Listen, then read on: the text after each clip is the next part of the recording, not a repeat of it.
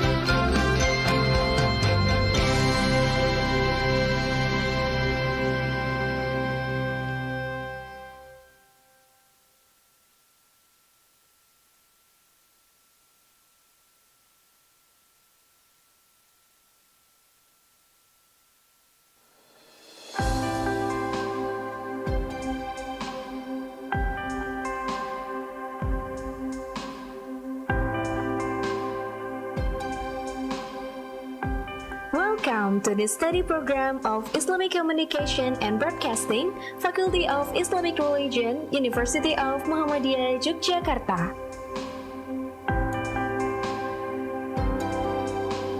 The Islamic Communication and Broadcasting major is a further development of the Tabligh Muhammadiyah Academy, which was established on November 18, 1958.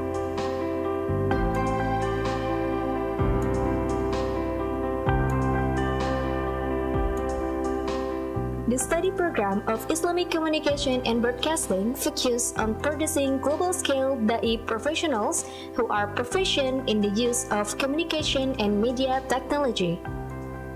Among the professions that the alumni can pursue are broadcasters, journalists, trainers, entrepreneurs, counselors, and researchers.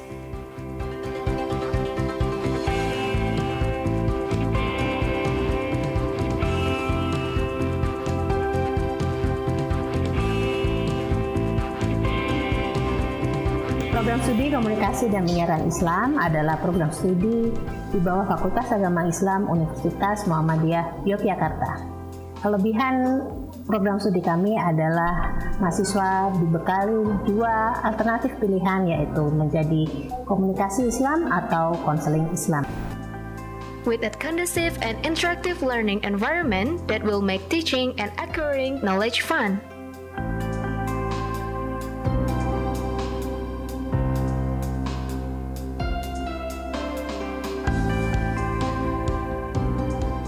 Islamic Communication and Broadcasting program has a special laboratory and a place to support the application of student materials into applied learning.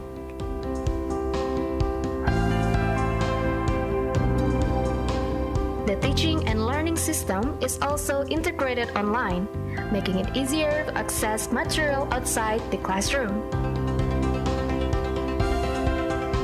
Professionals practice in accordance with major is one of the supporting activities to enhance the applied knowledge in the professional world of work.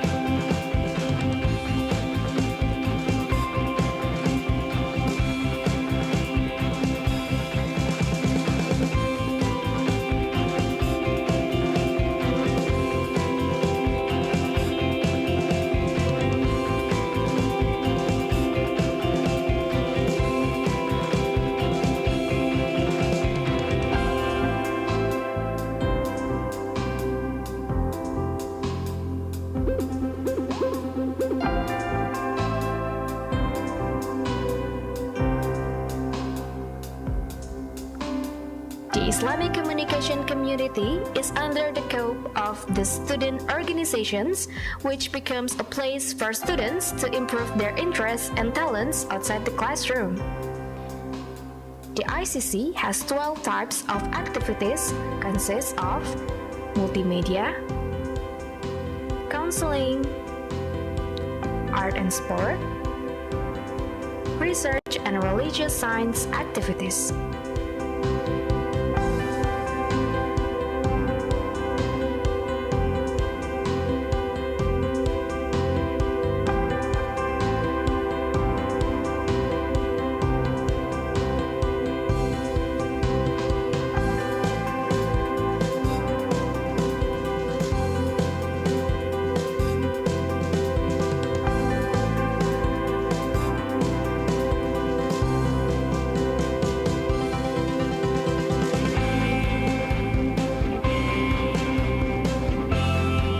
Islamic Communication and Broadcasting teaching and learning activities are under the supervision of teachers with diverse alma mater and have good credibility in their fields.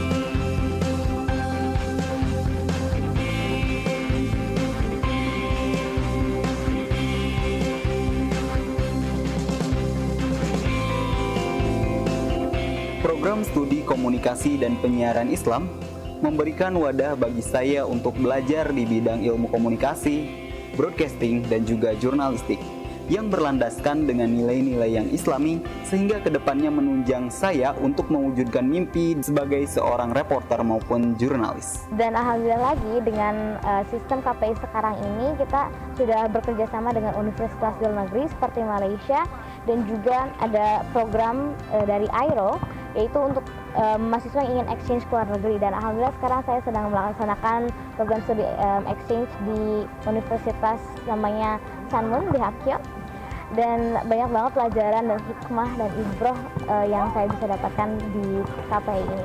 Jadi come here and join us. The program collaborates with international universities in order to have student exchange programs become possible that will allow students to experience. Nama saya Rosidaya binti Razali. Saya merupakan pelajar tahun 4 komunikasi broadcasting daripada Universiti Sains Islam Malaysia. Saya ke universiti ini, Universiti Muhammadiyah Yogyakarta, adalah untuk program pertukaran pelajar. Jadi bagi saya program ini sangatlah memberi makna dan memberi impak yang besar kepada kami pelajar-pelajar yang dipilih ke universiti ini, dan sangat-sangat terima kasih kepada Universiti Muhammadiyah Yogyakarta kerana memberi peluang kepada kami untuk ke sini. Terima kasih.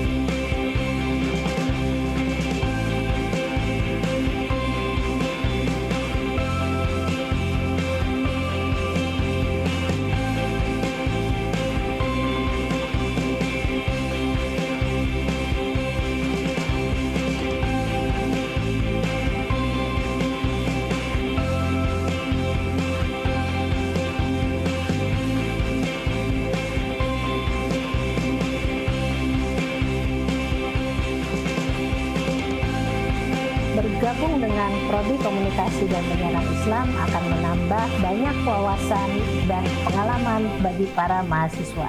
Mahasiswa tidak hanya dibekali oleh ilmu-ilmu komunikasi dan konseling, tapi juga berlandaskan dengan nilai-nilai Islam yang aplikatif di masyarakat.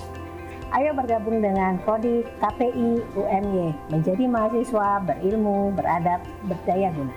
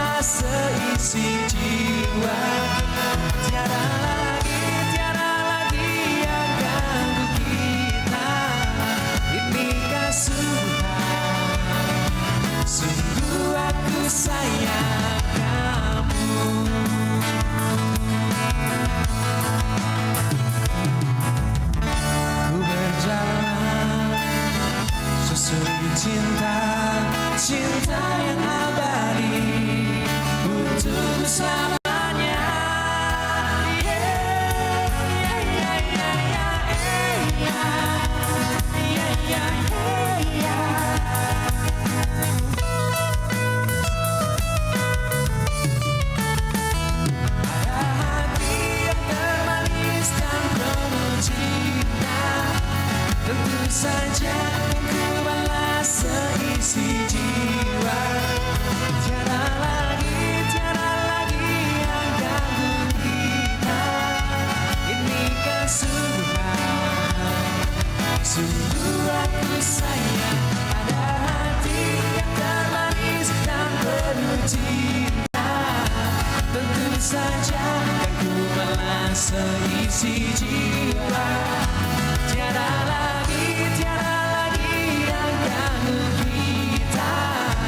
Ini kesungguhan, sungguh aku sayang.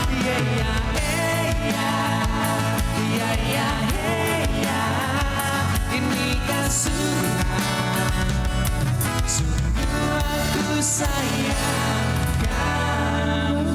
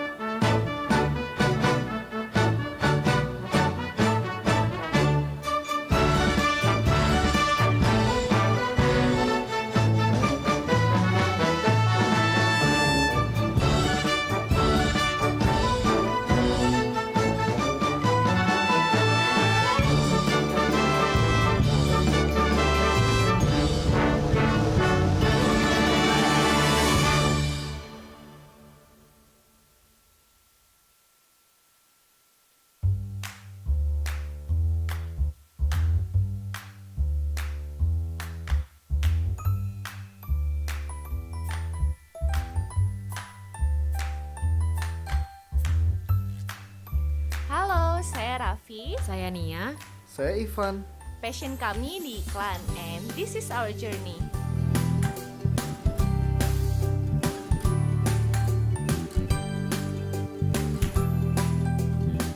Bagi kami, membuat iklan adalah proses yang menyenangkan, mulai dari membedah brief,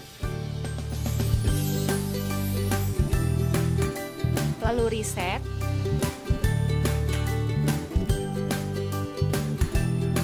brainstorming, pre-production meeting,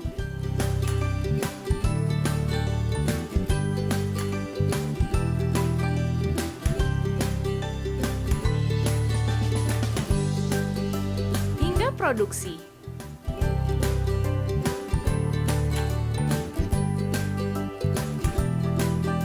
Sama seperti membuat iklan, kuliah di komunikasi UMY itu menyenangkan.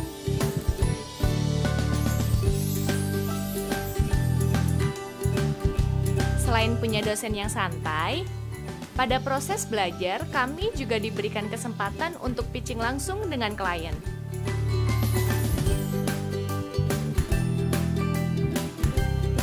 Tahun lalu, kami berhasil mendapatkan beberapa award dari berbagai festival iklan.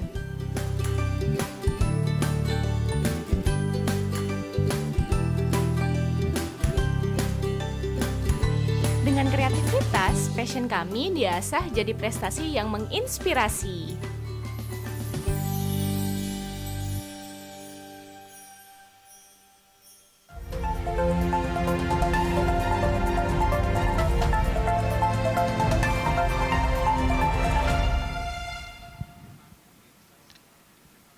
Distinguished guests, ladies and gentlemen, now we are going to join the NIMS International Conference on Law and Society IClass 2020.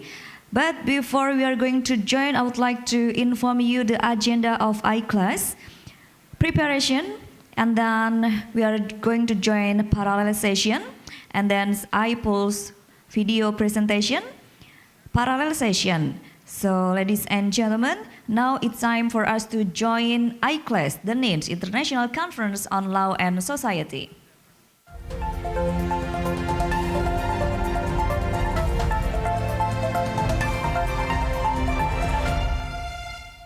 This responsibility is particularly significant, especially with the emergence of the informations and knowledge society, where value adding is mainly generated by the productions and the disseminations of the knowledge.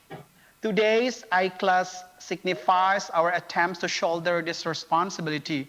I'm confident to say that this program will be a giant leap for all of us to open other pathways of cooperations. I'm also convinced that through strengthening our collaborations, we can learn from each other and continue learning. As far as I'm concerned, is a valuable ingredient to develop our universities.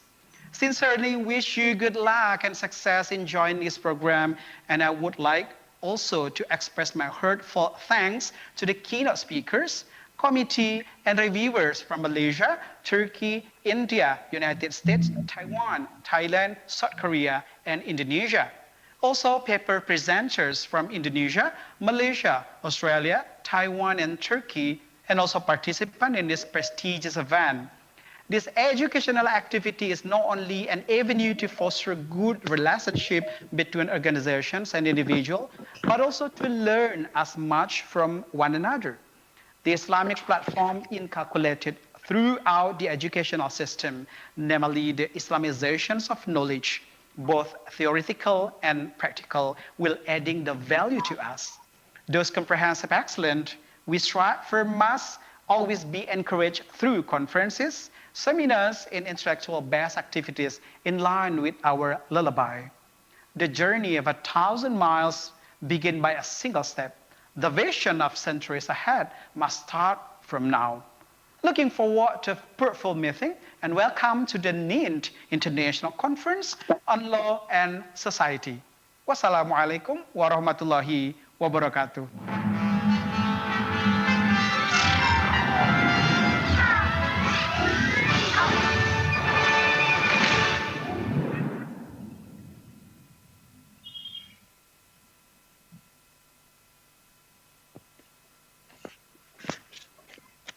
Thank you very much, Bapak Yordan Gunawan, as the chairman of IClass, for the remarks.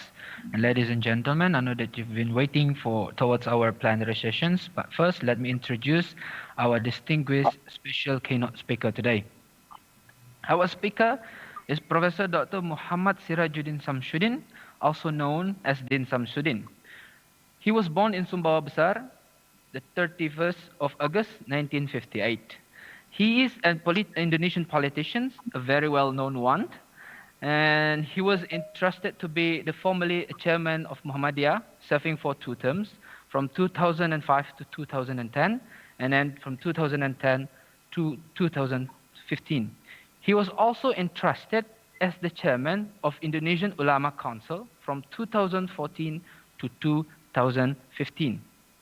In international stage, Professor Din Samsudin also has a lot of experiences, especially on expressing the urgency of peaceful relations between the religious adherents in all over the globe. And also, he involved and experienced in many international forums such as World Peace Forum, Asian Committee on Religions for Peace, World Islamic People's Leadership, Strategic Alliance Russia-based Islamic World, UK Indonesia Islamic Advisory Group.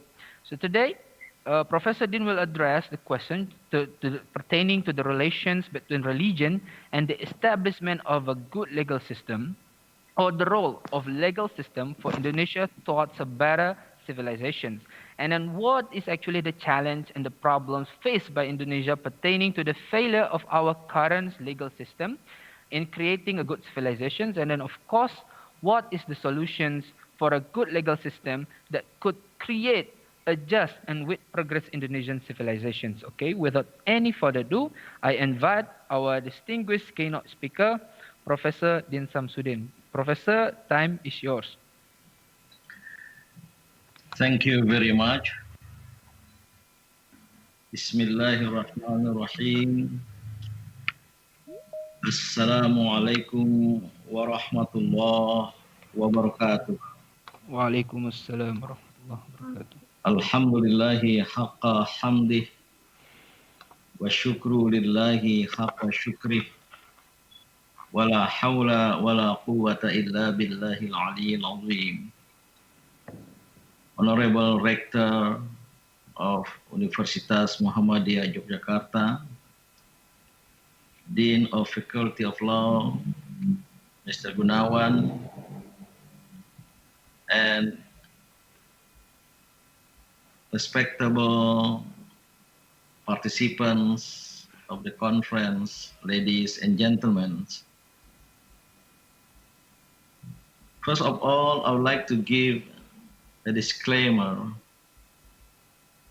First, that I'm not a student of law. I didn't go to school of law, and law is not my field of interest. Mine is political science and international relations. And the second, it's too broad to talk about religion, legal, and civilization. And that will allow me to limit my talk on the role of religion in development with particular cases of legal system. Ladies and gentlemen, I would like at the beginning to give a philosophical foundation of the Islamic legal system, which is indeed the metaphysical foundation of Islamic sciences.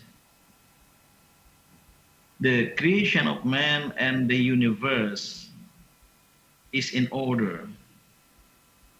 This creational order rendered a cosmology of creation which stipulated that the Creator is above all creatures. He is aligned from the creatures, and the creatures with him are not alike. Yet he is close to all creatures and He is the source and the destiny of all of them. This unique relational position of the Creator to His createdness, embedded in the term of Aziz al-Azma, that the great change of being, that is the being so, the being so, that is being so, because of the Creator Spirit streaming down into the created as divine order.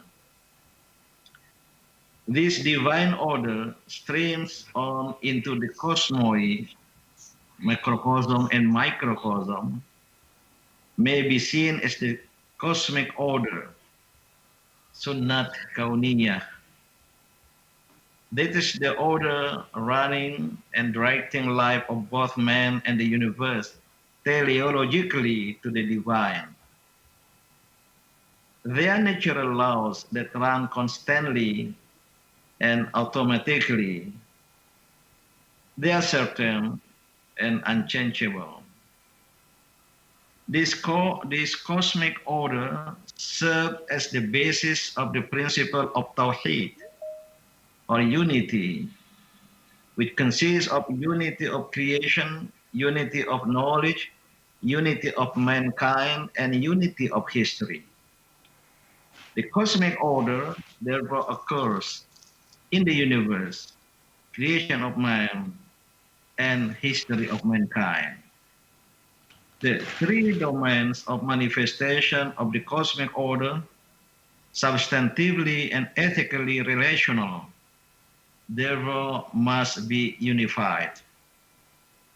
The cosmic order in creation brings about principles of hierarchy, fairness, and harmony. This trilogy of creation, coinciding with the trilogy of existence, God, man, and the universe, has created harmonious fairness in the hierarchy of beings, particularly between man and the universe, and among human beings in their creation of history, of culture, and of civilization. So I come to the issue of legal.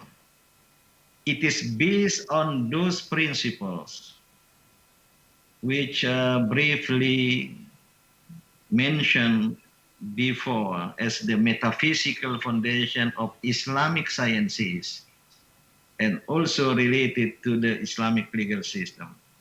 And it is based on those principles, in my opinion, the Islamic legal system is developed. It is common said, the Islamic legal system or the Sharia has its main purposes, or maqasid al-Sharia, namely protection of faith, protection of life, protection of mind, protection of lineage, of progeny, and protection of property. Based on those purposes of Islamic legal system, maqasid al-Sharia, the Islamic legal system is developed, aimed at the establishment, this is the social imaginary of Islam, aimed at the establishment of a developed, just, prosperous, and peaceful society based on moral and ethical values, or as mentioned in the Holy Quran as baldatun thayyibatun wa rabbun ghafur. Therefore, a legal system has an important role in the development of a society, no doubt. In this regard, religion may perform its role either in developing a formally religious legal system, al-ahkam ad-diniyah, or an ethical, religiously inspired legal system. So the legal system inspired by ethical religious values. So depend on us whether to bring about a formalistic, legalistic approach to legal system, or to the substantivistic approach to legal system. Well, like in the second part of my presentation, talking a little bit on development. So, Mr. Moderator and organizer, I'm not going to talk about religion, legal, and culture of civilization. It's too broad, but to limit it to the development, to the issue of development, religion, legal, and development. Development, which has since the second half of the 20th century become an ideological orientation of the world, has its own meaning and transformed to be developmentalism. As an ism, developmentalism is indeed a subsystem of the world system. The world system that has led human civilization is based on liberalism, so that it has paved the way for liberalization in economy, politics, and culture. The globalized world has shown and resulted from economic, political, and cultural liberalization. There are four main ideas that are integrated behind the theory of developmentalism. First, there is the notion that the performance of a nation's economy is the central source of legitimacy that a regime may claim. Rather than subscribing to the notion, for example, that the ability to make and enforce laws give a state power.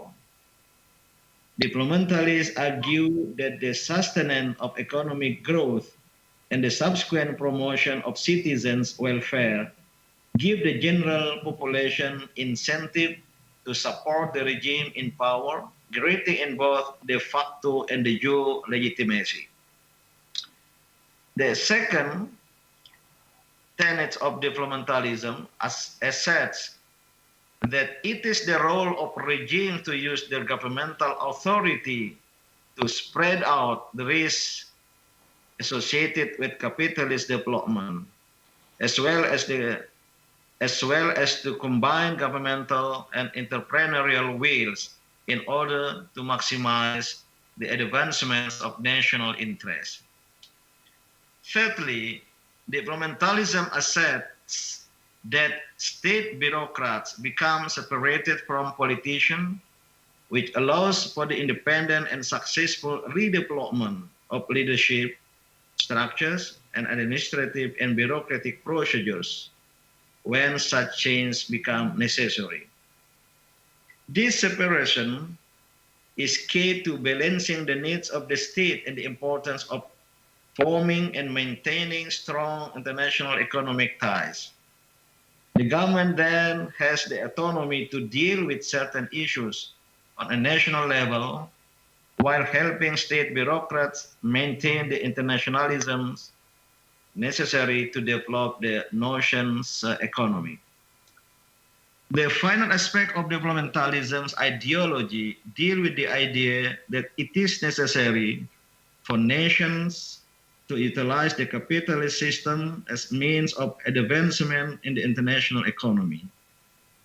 Privileged position in capitalist system arise from active responses to external affairs in order to obtain the external resources with which to gain larger amounts of economic autonomy.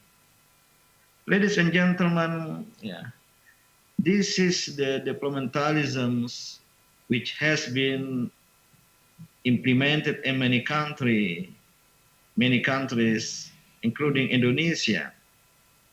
In the Indonesian context, the national development which is conducted at the early independence is indeed a progressive process to create a better condition that on the past and to pursue a better future. That is the dynamic of culture and civilization in which the nation needs to go through to become the best nation among other nations. This process of development is a progressive process. Hence, it needs the process to humanize human being. This is based on the principle that human beings are the subject of life and the will together continue to development of their own. Hence, they create a cycle of dynamic development towards sustainable development with meaning.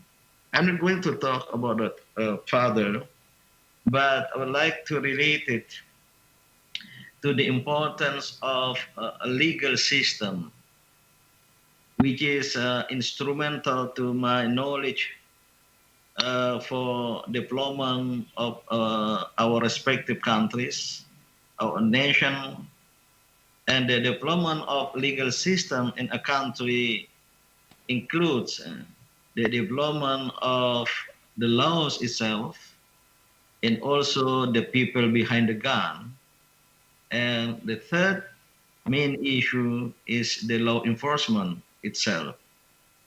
And then what is the role of religion in this regard? One of the most important roles of religion is to help ensure the success of development project at various levels.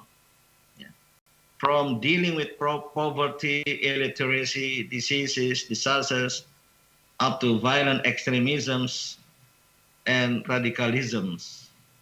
Religion can serve as a source of powerful legitimation required for any development program to work effectively. By involving religious teachings, leaders, institutions, and organizations, many development programs have achieved greater success. With religious ethical values instilling and flourishing rapidly, we can be more certain of the potential success of every program of national development. On the one hand, this shows the extent to which religion is deeply entrenched in societies and the potential religion has to help resolve human contemporary problems. On the other hand, this inspires us the way by which we can live out the meaning of religion as a blessing, a mercy for all people, and the role we can better give to religion in our contemporary life. In this contemporary era, we can see how people found religion as a meaningful teaching and values that is facilitative in succeeding development agenda.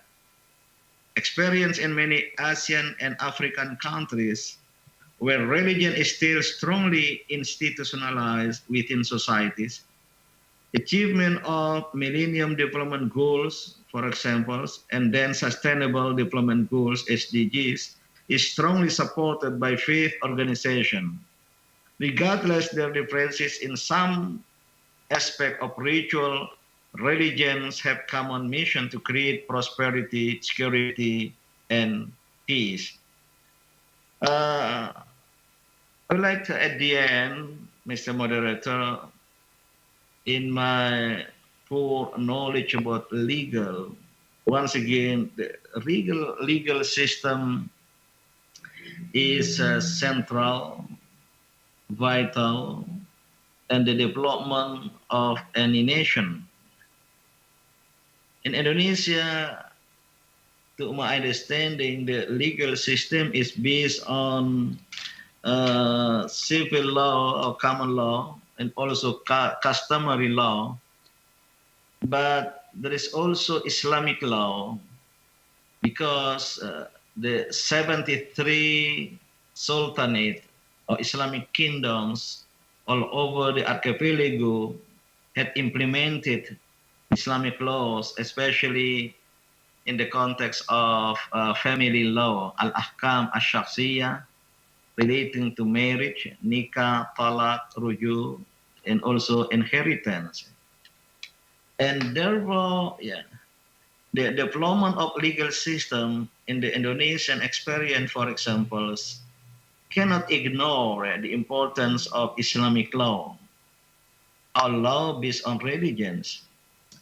This is, in my opinion, that there are two approaches to development of a legal system in a country like Indonesia, which Islamic law, customary law, which is also based on religious values, had been implemented since long time ago.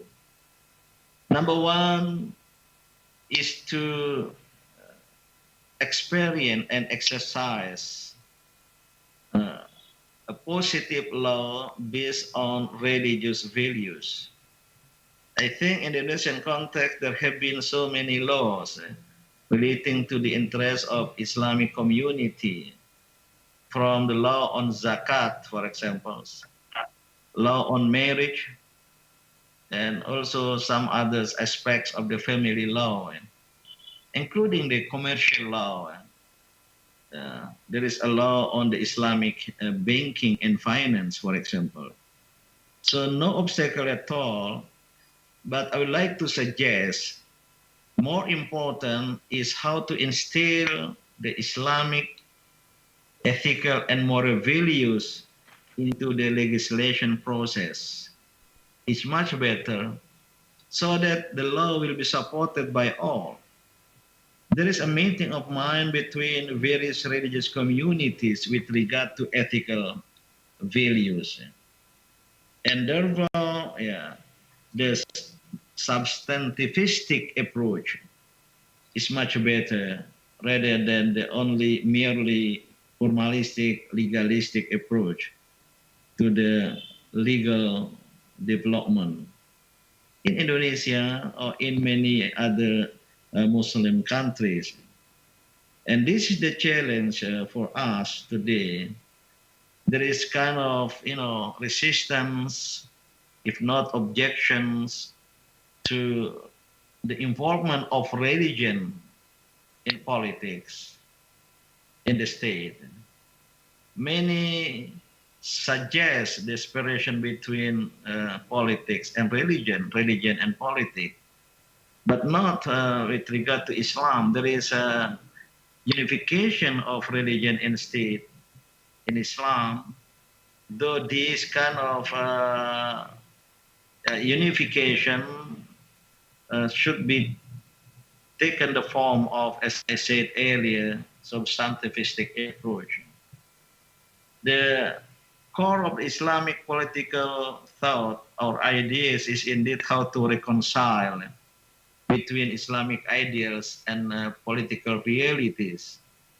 And therefore, for the Muslims in Islamic organization, continue their struggle, because the Indonesian government, which is based on the 5 principle Pancasila and the 1945 Constitution, Undang-Undang Dasar 1945, which is indeed full of Islamic values, and the position is the middle path, which are similar to the Islamic Wasatiyah Islam. And therefore Muhammadiyah in the last General Assembly or Muqtamar in the year 2015 in Makassar, confirm and assert that the Pancasila state is Darul Ahdi wa Shahada, a body of consensus and a body of testimony. And the imperative of this is how to bring about Islamic ethical and moral values into national life, not necessarily in the form of legalistic, formalistic. Thank you, Mr. Moderator. I really thank the organizer and give high appreciation to the organizers of this International Conference on Law and Society, Universitas Muhammadiyah, Yogyakarta, one of the Center of Educational Excellence within Muhammadiyah in Indonesia, and with its partners, many universities from abroad in Malaysia, in Turkey, and others. And really, this conference is very important, and I do hope the result will be productive one. Thank you. Assalamualaikum warahmatullahi wabarakatuh. Waalaikumsalam.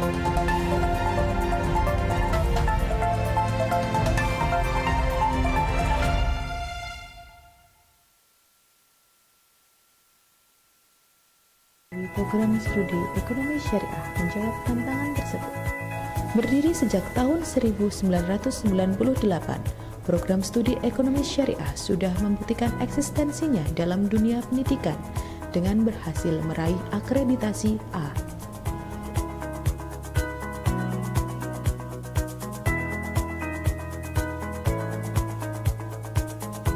Program studi ekonomi syariah mempunyai visi menjadi program studi terdepan dan mencerahkan di bidang ekonomi dan perbankan Islam berlandaskan semangat ijtihad dan profesionalisme bertaraf nasional dan internasional tahun 2025.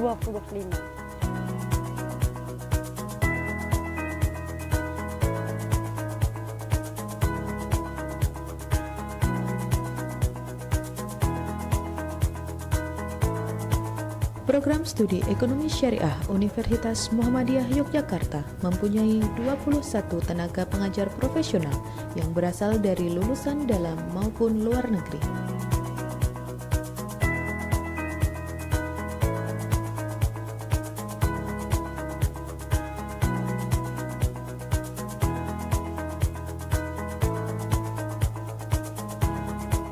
Melalui staf pengajar terbaik dan profesional, kami mempunyai komitmen untuk menghasilkan lulusan yang mempunyai kompetensi unggul dalam bidang ekonomi Islam dan manajemen perbankan syariah.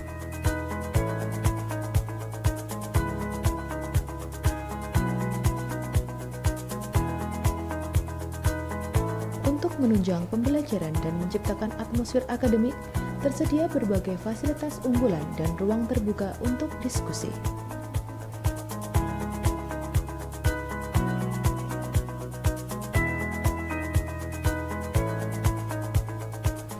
Untuk mencapai visi tersebut, kami lakukan beberapa terobosan yang berfokus pada 1.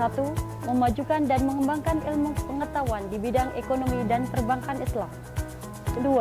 Membangun sikap promutu di bidang penelitian, pendidikan, pengajaran, dan pengabdian masyarakat. 3. Memberikan dan mengembangkan pelayanan profesional, baik secara internal maupun eksternal.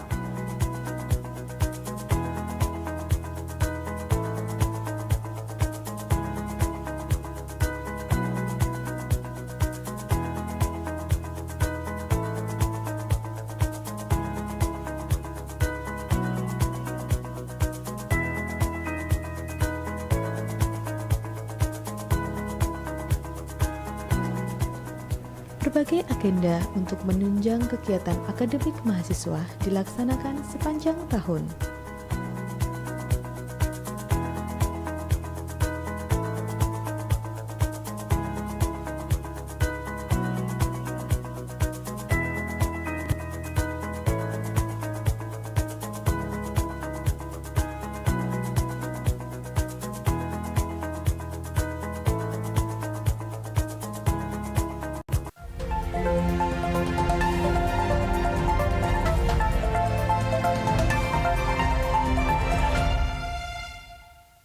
Ladies, gentlemen, now is the time for us to listen and see the presentation from the main speaker. But before that, I would like to introduce the speaker first, Prof. Dr. John Deere Liu, the chairman of National Central University in Taiwan, Department of Business and Management. He holds his PhD degree in Economic and Engineering from Technical University Berlin in Germany. Before the joining to academic works, Prof. Leo worked several years in Infineon Technologies in Germany, as well as in Fraunhofer Institute, in the function of global production strategies and logistics. His research interest in Industry 4, industrial logistics, SAP-based management information system. He's published several papers in several journals in Entrepreneurs Information System. Since 2016, Prof. Leo was appointed Honorary Fellow of Munich University Applied Science, German. Then in 2018, Prof. Leo invited to give lecture for digital transformation and business strategy program in Hong Kong University Institute Chinese Business. Then now, dear Prof. Leo, time is yours.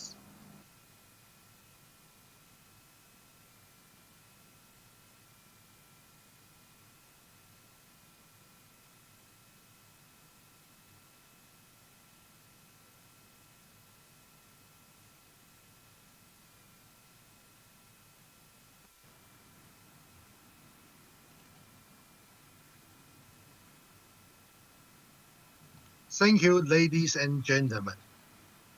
I am honored to have this opportunity to be the keynote speaker at the 6th International Conference on Accounting and Finance.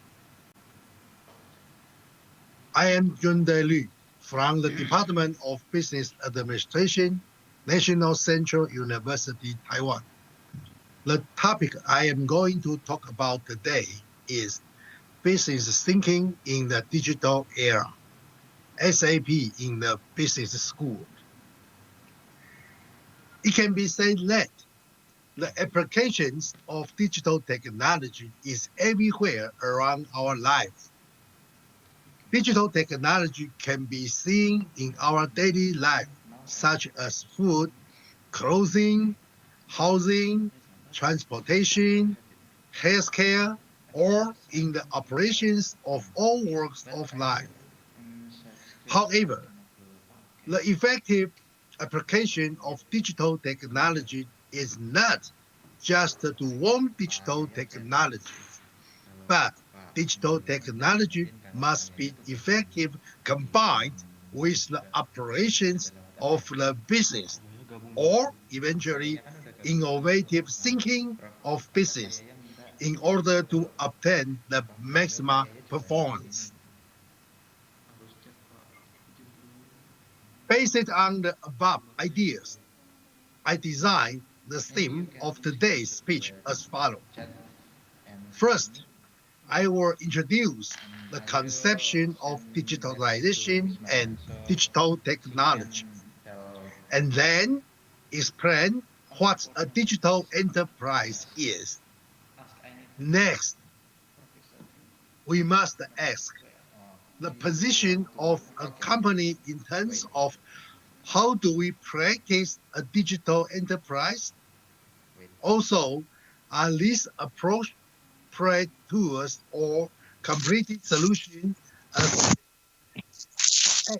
to successfully achieve a digital enterprise? In this paragraph, I will introduce Germany's benchmarking software company, the SAP software company. The solution is based on the concept of process-oriented and modularized business solutions. Finally, we want to go back and discuss the important way for an enterprise to realize the digitalization of the business. Finally, we open some questions for discussion.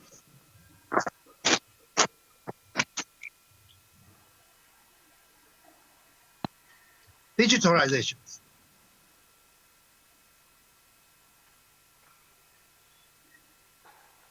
The most primary digitalization concept of digitalization actually comes from calculations. We can get the ideas of this concept from the traditional Chinese abacus, the calculating machines. In the calculation tools of the abacus, we use the decimal system to store and calculate numbers. Yes, it's said that the Chinese calculator is the most original idea and tools for the concept of digitalization. At the same time as the traditional Chinese calculators, the German mathematician Leibniz also invents a mechanical calculator based on decimal arithmetic.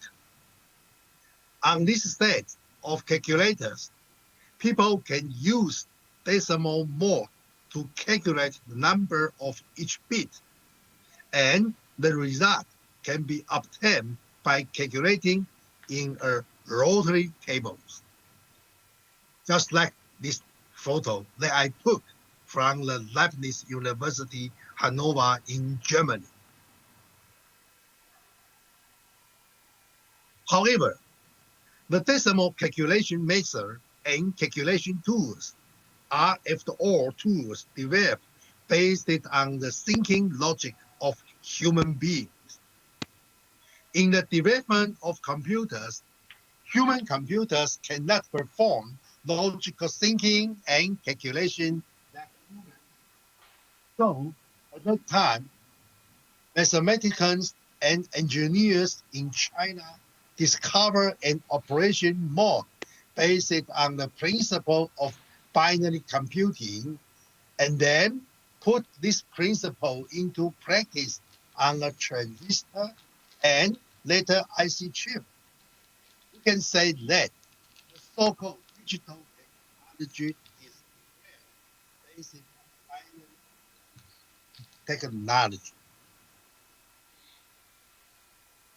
This technology was later widely used, especially when humans can practice binary computing through the development of silicon wafer semiconductor components.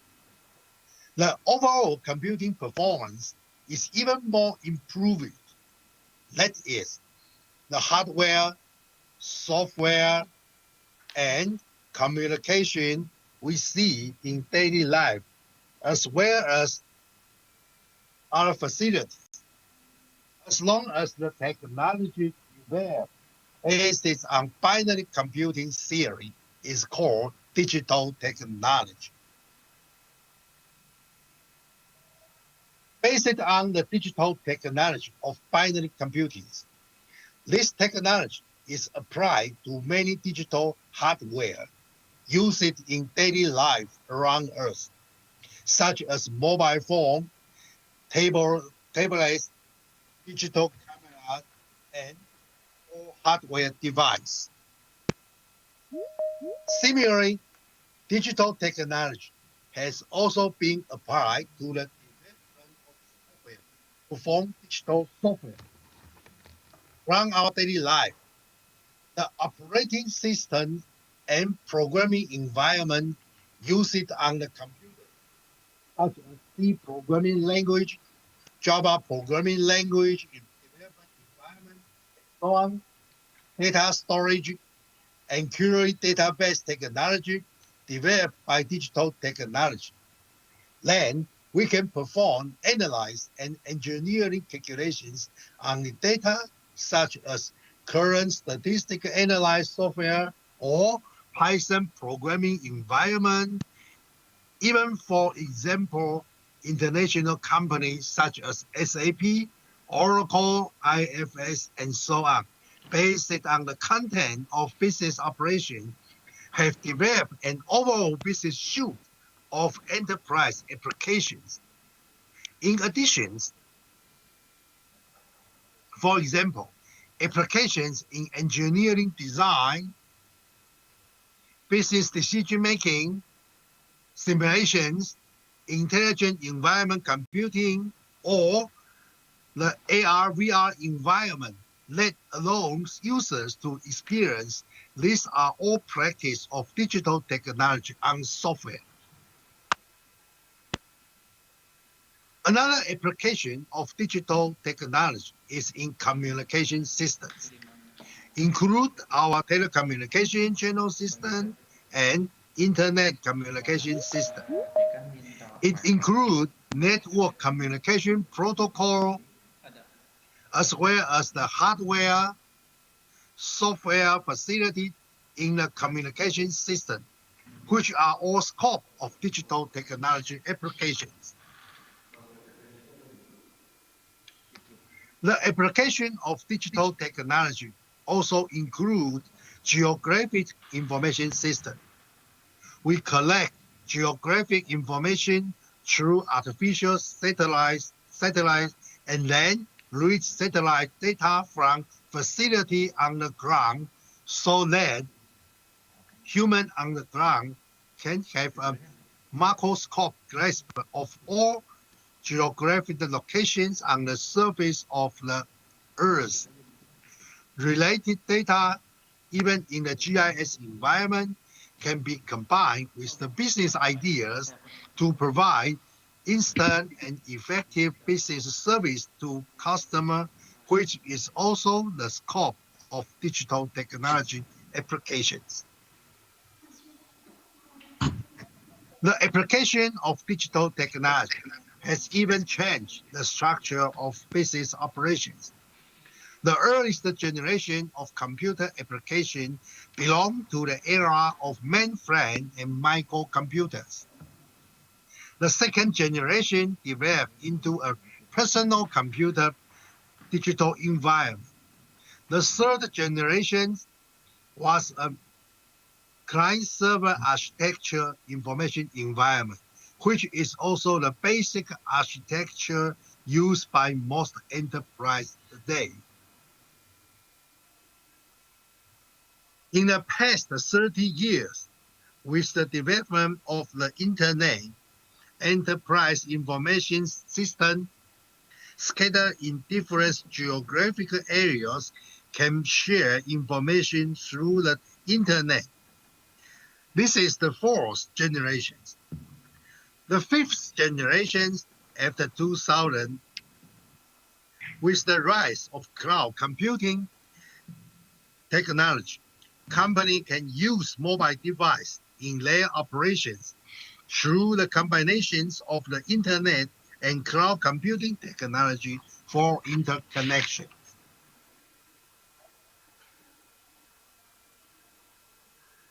The rise of cloud computing environment has also formed another service model. Users of digital technology or enterprise may not necessarily construct their own digital environment. That is, users may not be owners. They can use demand-on computing. The way of computing is to obtain the computing resource they need under the IaaS, PaaS, or SaaS mode provided by the cloud computing service provider. This architecture is a very advantageous information infrastructure for small and medium-sized enterprise today. In recent years, digital technology has advanced to intelligent one, and is widely used in various business activity and human life. For example, intelligent robots, intelligent service robot, intelligent industrial robot, unmanned vehicle, drone, 3D printing, and so on. Due to the invention and application of this digital technology, the type of industry and business has been widely changed. The application of digital technology has even developed the technology of the Internet of Things. Combining chip with data collection and even intelligent computing capability with physical objects makes it possible to use computer terminal, mobile phone, refrigerator, household appliances in our daily life, medical equipment, home information system, and even automobiles, logistics, bicycle, cars, and other equipment can form an environment where everything can be interconnected through the chip technology. This type has also caused major change in industrial and commercial activity in recent years. Digital business. To put it simply, a digital business means that we combine digital technology with the operations of the company. Among them, there are two possibilities. One is to apply digital technology to the daily business process of the company. The other one is to use digital technology to realize a new business thinking. Here, I would like to use this diagram to express these two concepts. The first model is that we have a new business idea. We have a new business thinking. These new business innovation ideas can be a new business model or a new business process. With this new business model and business process, we then look for everywhere for available technology to support the realization of these business innovation models. This technology can be based on information and communication technology or more advanced technology, for example, the artificial intelligence technologies. Another aspect is to have advanced technology advanced. Firstly, this technology may be a new information and communication technology or some advanced artificial intelligence technology. When this new technology occurs, business could start from the technology as a starting point and start to thinking whether there can be new innovative business model based on this technology or new business process based on these new technologies. Here, I would like to use one video to show you the concept.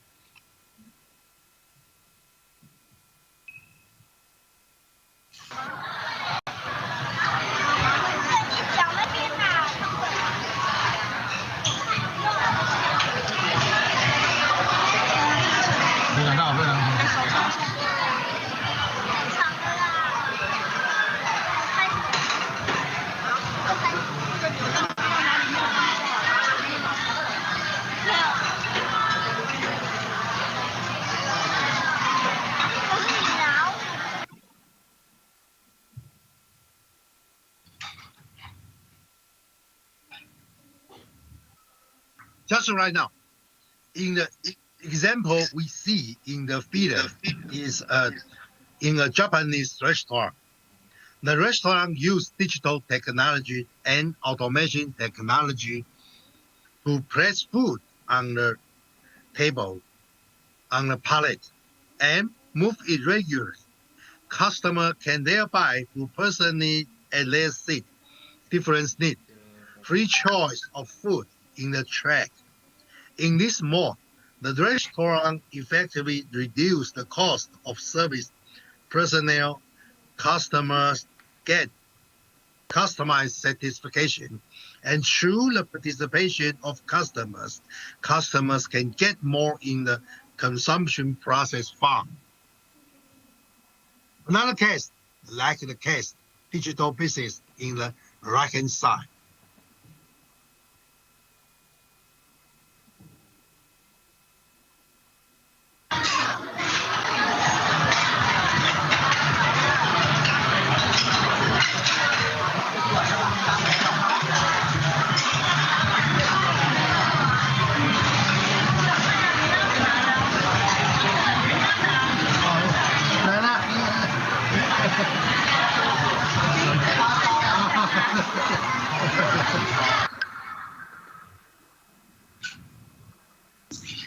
Okay, you see in the second example, in the video you can see that the case.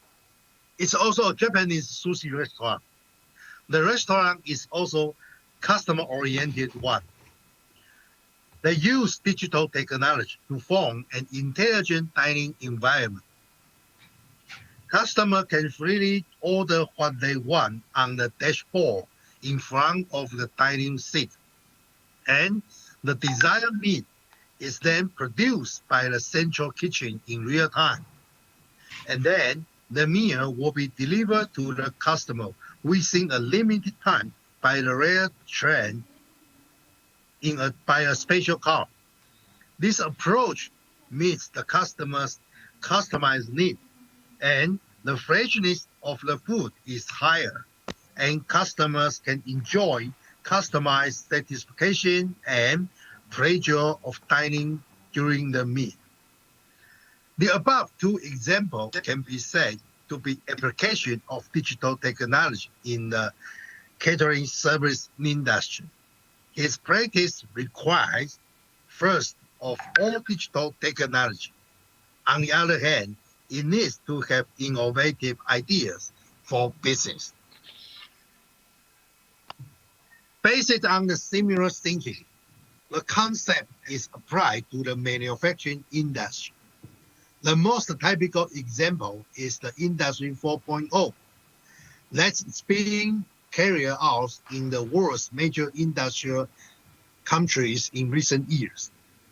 Starting from Germany's Bosch company, the manufacturing industry is trying to use intelligent technology and digital technology applied in an industrial manufacturing environment, which form a working environment where people and intelligent machines collaboration work together.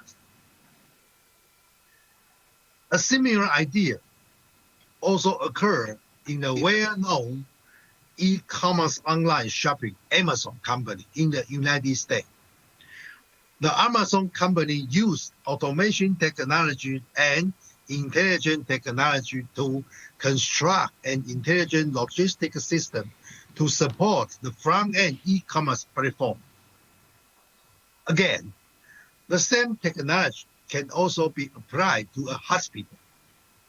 The case you are seeing is the case of a real hospital in Taiwan. In this example, the hospital used a digital software system to collect and to control the medical process flow and configure medical resource in order to obtain the overall improved medical efficiency. Still, the same technology can also be applied to the retailing industry. The picture you are seeing are also real cases in Taiwan. Two convenience stores use smart device to try to transform a traditional retailing store that must be serviced by a dedicated person into an amended store.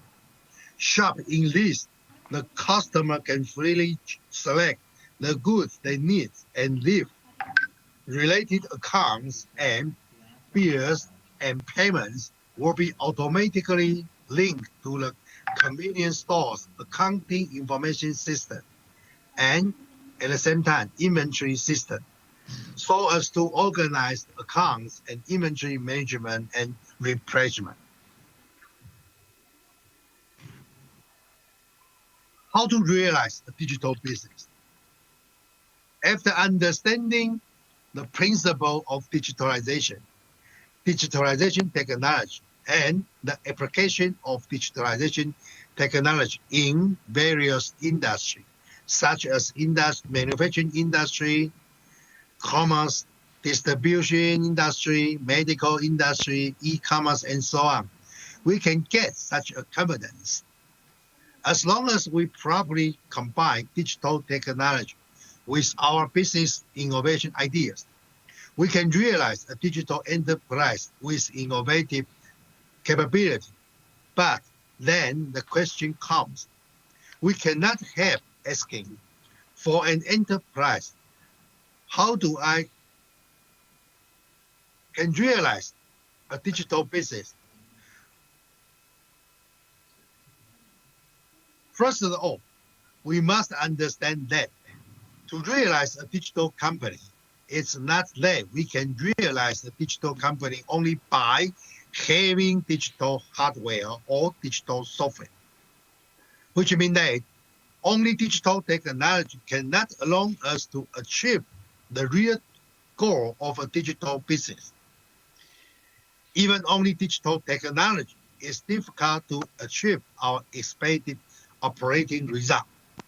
Such related research has been well demonstrated and studied by empirical methods in many well-known international academic journals in the world.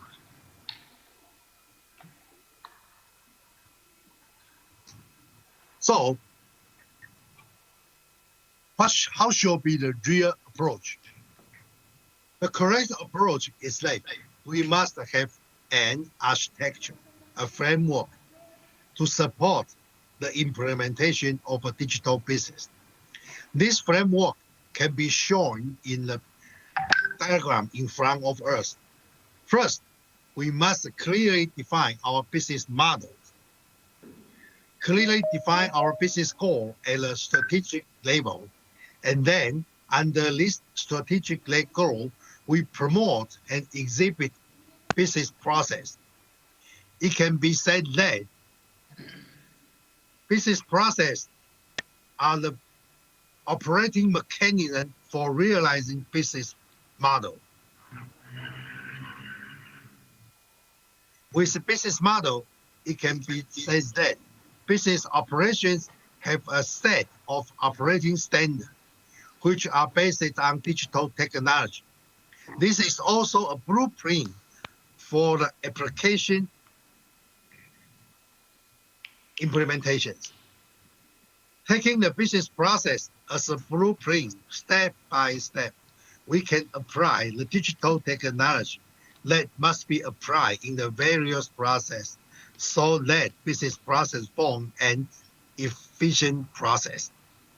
Furthermore, what cannot ignore is that when constructing business model or finding business process based on the business model and selecting suitable digital technology applications based on the business process, the organization must be fully considered, which means that the organizational behavior, the work behavior of the people in the environment and the user should be well considered. By this way, digital technology can be especially used as a tool for implementation of business model.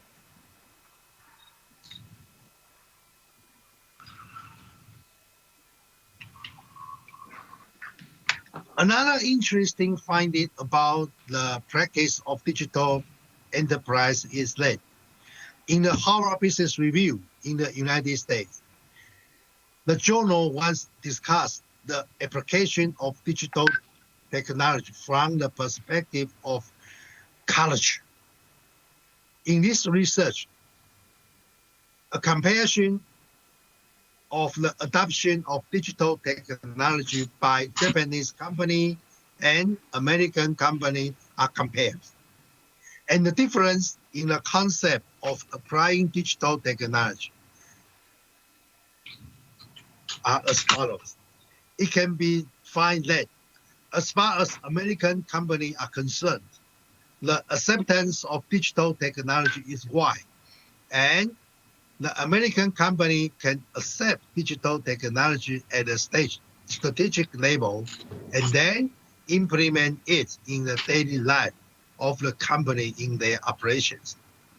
Digital technology is a powerful tool for the American company to create competitive advantage.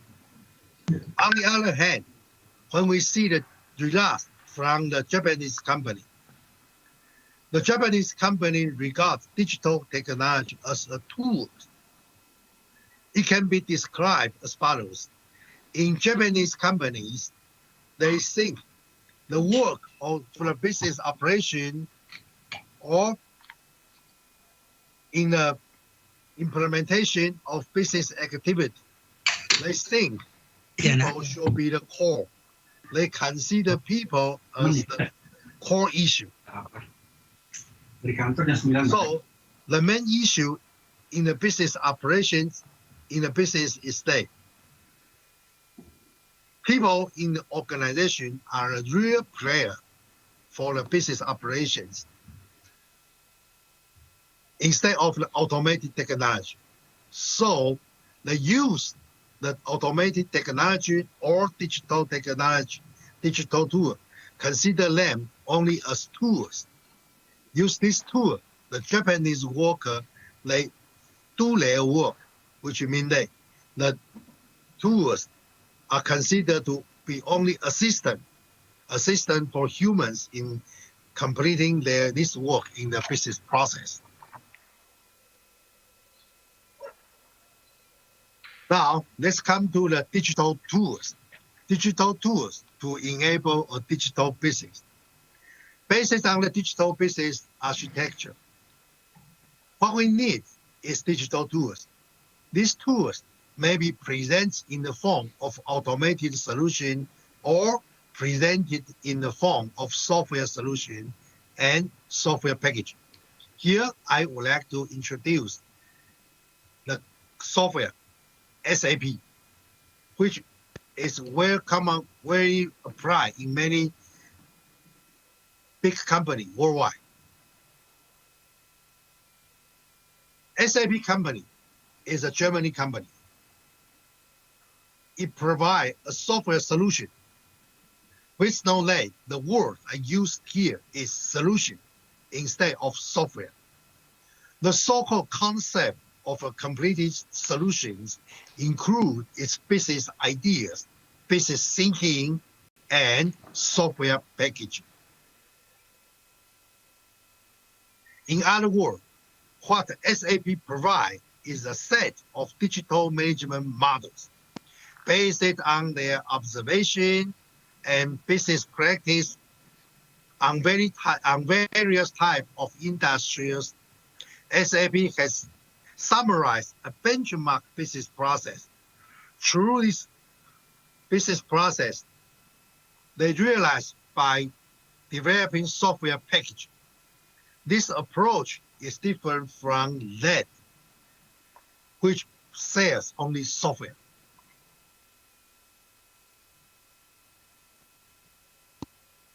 So, how is the SAP software solution design? In this diagram, you can see in the left-hand side that the business vision for the business operations include the human resource, financial management, accounting, operations, production management, sales, distribution, research and development, and so on. So the SAP can express this way of business process and summarize the optimized experience through many relevant benchmark enterprise cases. In other words, it can optimize the benchmarking process is to provide to the enterprise as a reference.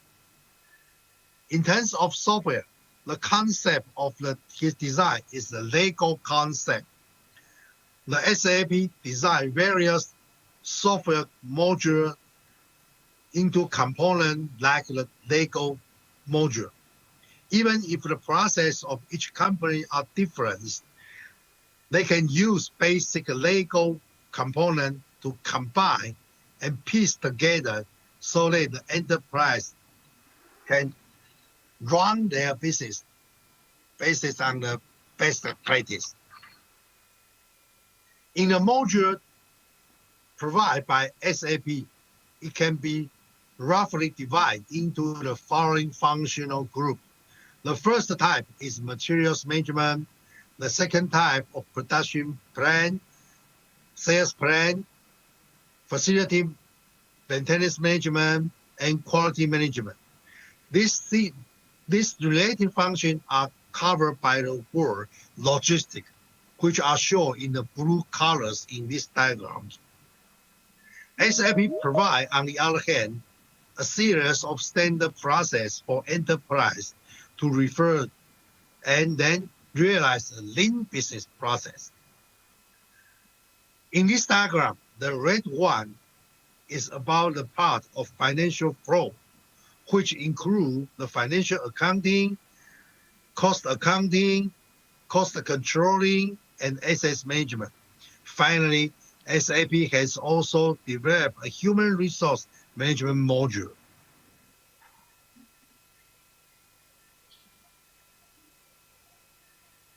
SAP has developed the various modules of the above-mentioned different function based on the business operation function. For various types of enterprise, the related operation process can find the data components in the corresponding functional module and then construct the digital data of the enterprise environments.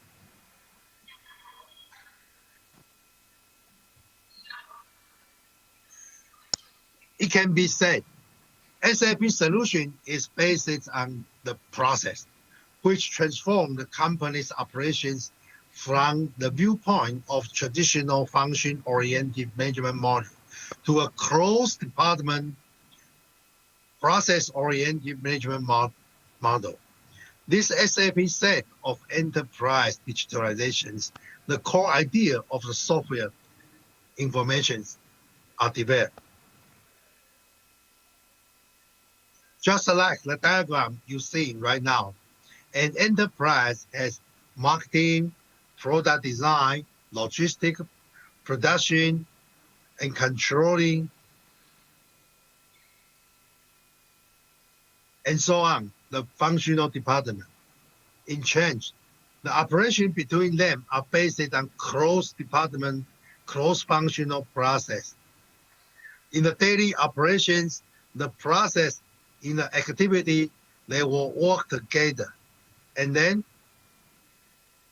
for the process, they across the different function department.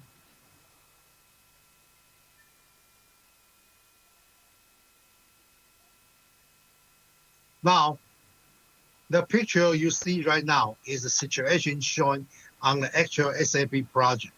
The piece point to be the same mouse is the process.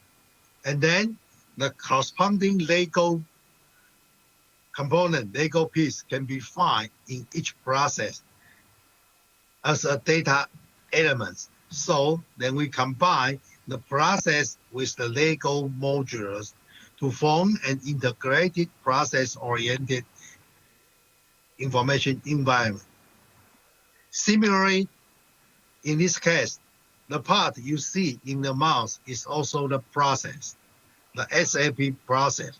Normally, they are realized by another software solution named Aries. Then the process will be connected to the relevant Lego data elements. And then the process will be combined with the information module, and the Lego module will provide users the information needed during the process when they execute the cross-functional process.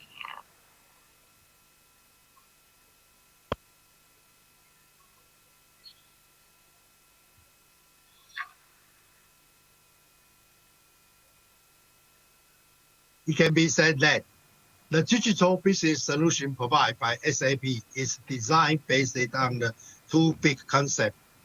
First one, the process-oriented, and second one, modularized software development. Generally speaking, materials management module, production planning module are often used in the enterprise. Sales and distribution module, this is the logic. Combined these three, they are named the logistic one. Then there is the financial flow part, which involves financial accounting and cost control module. The operations between functional module does not exist independently, but they can be linked to each other, which means they can work together in a cross-functional manner. Starting from the functional module, by this diagram, I will show you their operations in more detailed ways. Starting from the functional module, we can corresponding to the relevant process in the actual operations process. Through the sales and distribution module, we will carry out the order for domestic and overseas customers, as well as domestic customer, and then start the production and sales coordinations, named the production and distribution collaborations. The result of the production and sales distribution coordination drive the materials requirements. And based on the result, the materials management module can issue the purchasing order. When the suppliers for the critical materials, general materials, or any other packaging material, they receive the order. They prepare the materials and then deliver the materials to the case company. The materials are storage in the warehouse. Then, when in the production process, they receive the job order. They issue the release, the mechanical of production logistics. They get the materials from the warehouse. They finish the production process, and then finally the finished product will be delivered to the warehouse. Then, when the time is coming, they ship the product to fulfill the orders. It's overall picture for process relationship between the modules. Here in this picture in front of you, you can see the more details of the SAP package in their operations. The materials management module, production planning module, the sales and distribution module, and all of the process related to the physical flow will be corresponding to the financial flow, in which the financial flow will be supported by the FI module and CO module. FIO module means financial accounting, CO module means cost controlling functions. For an enterprise to implement the construction of a digital enterprise, it must be firstly confirm the business model. And then we try to find out all of the related business process which are relevant to the business model. Then, based on the process, we try to find the suitable technology or required technology to support the business process. Again, when we find the business model, we optimize the business process, and then we building the digital environment. We must consider the organizational behavior. As far as digital software is concerned, normally the company can build their digital environment in the following sequence. Firstly, the company inspect their automated equipment, collect and integrate data using wire or wireless method. Then use a set software named MES, Manufacturing Execution System, to integrate all of the relevant information, and then the SAP software package will be built based on the MES as a digital software environment for internal operations in terms of materials, production, and sales, and finance. Based on it, the enterprise can expand their software infrastructure to the e-commerce or eventually to the e-procurement to form a supply chain management platform. Then, in the supply chain system, the company can also build, based on the data from the SAP Enterprise Information System, they integrate the APS system, Advanced Planning System, and Logistic Execution System to calculate the business plan. Thereby, they can also be integrated all over the process and process engines.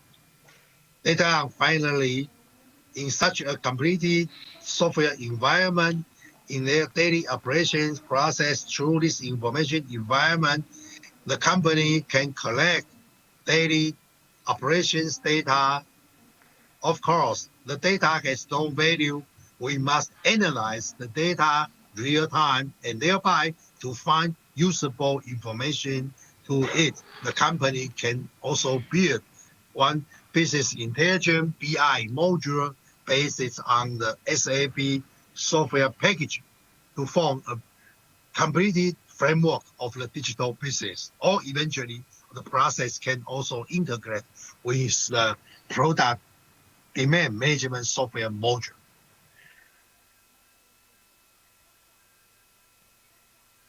Under the above environment, the latest version of SAP is the SAP S/4HANA, which is based on the big data environment.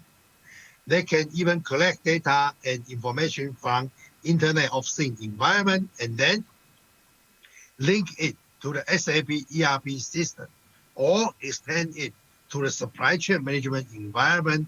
Thereby, the company can realize an intelligent industrial system in the context of Industry 4.0. Since various industries have their own characteristics under the above mentioned basic environment structure, SAP is more targeted at different industries, such as aerospace industry, automobile industry, banking industry, consumer industry, financial service industry, medical industry, and so on. They provide a variety of software solutions. They meet various industry types. So it can be said that the SAP digital software solution is quite complete for business application. Meanwhile, SAP implementation project is critical phase for the enterprise to build a digital environment. So how do we adopt such a system in the business school, in the university? At the Central University of Taiwan, we cooperate with the German company SAP to obtain the completed set of software. And in the design of the school curriculum, we design the curriculum in the business school, such like that. What you see in front of you is the structural diagram of the course in the School of Management in the National Central University, Taiwan.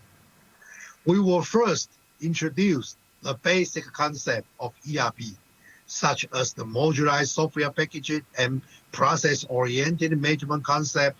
And then we introduce the basic application technology environment of SAP. In addition, the yellow box on your way is the ERP module, which contains the materials management module, production planning module, sales and distribution module, and taking into account also the finance and cost controlling. Taking into account technology and organization behavior, we provide the student the course business process management. Thereby, the student can use the right methodology and thereby has the right concept of the business process oriented to guide and to use the software packaging in an efficiency way. Furthermore, since all of the packaging adoption, we should consider also the organization behavior. So we have the course ERP implementation to introduce the right SAP implementation methodology, ASAP, in which the organization and change management issue are considered, and thereby the software implementation can be realized not only in the technical perspective, but also in the organizational behavior perspective. Finally, I would like to say something about the way to business digitalization.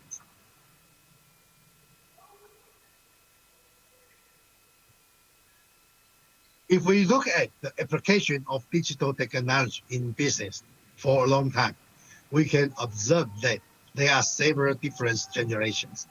The first generation is a function-oriented information system. Each department develop their own information system they need. It also provides information requirement for limit function of various departments. For example, accounting information system, financial information system, sales and marketing system, and manufacturing information system. The second generation began to have the concept of management information system, MIS. Under this framework, we begin to have the concept of systems and integration for the application of digital technology in enterprise. First, the enterprise integrates all the data by the database. Then, on a common database, various departments of the enterprise can develop different functional software, such as accounting software, financial software, production software, human resource software, and so on. This software also can be integrated with the database system. Even though the functions are different, they use the same data source. In the third generation, it can be said that the concept of process has been introduced into the enterprise. The operations of the enterprise is now concentrates on functional department, but on process as the core, which connect the operations of the enterprise in a cross-functional department manner. Furthermore, the application of information technology is also only a tool, but must start from the business model of the enterprise, define the required business process from the business model, and then construct the software of the information and the automated environment from the business process to form a so-called completed total solution. The concept of information solution, named the business total solution. Under this concept and framework, the application of digital technology has come to the concept of process-oriented and modularized design. That is, the concept of Lego is introduced into enterprise. The current state and the future generation can be said to be an intelligent generation. Digital technology has developed to the intelligent stage. Through intelligent components, we can be anywhere and everything can be connected and apply business data anytime and anywhere.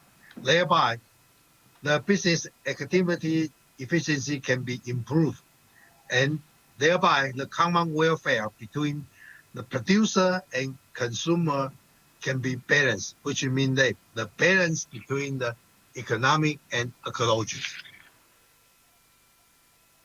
The application of digital technology in enterprise can be summarized as this diagram. In this diagram, we see that in the past, IT is only a tool. It's an automated tool. Later on, IT are considered can be integrated with business operations. Now, the new thinking is that information technology, they can create or eventually they can support new business model. They can create value. And the next generation or the issue they are working on is that IT has intelligence. IT can realize intelligence. So when we would like to use IT exactly, therefore, the realization of a digital enterprise is no longer just a technical issue. It must also consider management issue and the issue of digital technology selection. The two ways must work together, move forward in the same way, synchronized.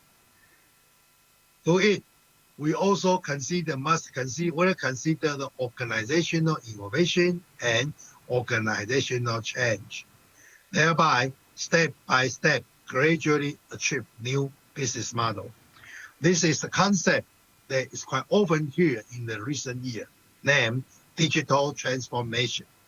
It can be said that the digitalization of an enterprise is not overnight. It's a journey. It's a long process. It must be started from the management side and the technical side, two viewpoints. they should work at the same time. Then the two dimensions work together and synchronize, move in and move, and gradually transform the business to the expected business goal in the future. Finally, I want to point out a question. In the era when digital technology is widely used, there has been such a discussion in human society. Whether human work will be replaced by automated technology, similarly, in the future intelligent environment process,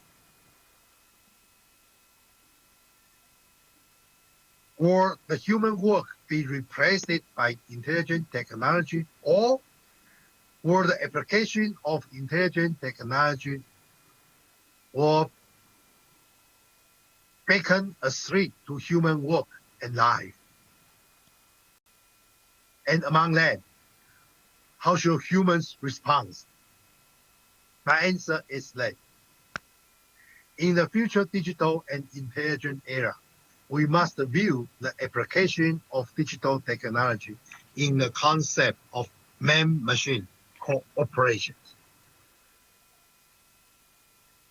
I want to use this picture to summarize today's speech. In the digital era, we must have new business thinking. The application of digital technology and the practice of digital enterprise are not just the engineering aspect of technology introduction, but also business activity. They must be properly considered at the same time, taking people as the starting point, balancing the people, digital technology, and business organization. Thereby, we can use technology for humans, and that technology creates greater well-being for human beings. So, the above is the content of my speech today. Here is my personal profile. I hope this content, business thinking in the digital era, SAP in the business school, can make some contribution to your work. Thank you very much.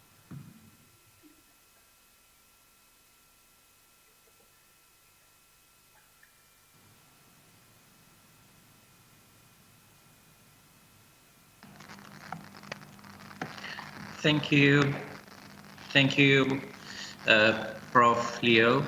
Your presentation, it was very interesting and enlightened us excellently today. Now I am sure the audience already prepared some question to be delivered for Prof. Leo. Then let's have some discussion, and to utilize our time, I will read the question for you. Okay. Here we have a question from Dr. Rosina. Dear Prof, thank you very much for your wonderful sharing. In relation to the industry fourth, how do you think the relevance of accounting program in university or even accounting industry?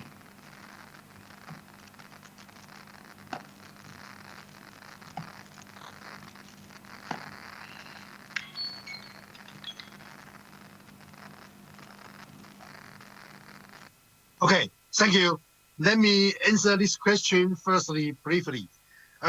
Basically, regarding the Industry 4.0, it's so they use the smart device named the IoT, Internet of Things, or the cyber physical system, and then they embed this chip to all of the equipment, machines, robots, or work in process to the whole industrial production process. And how will be their influence to the accountings?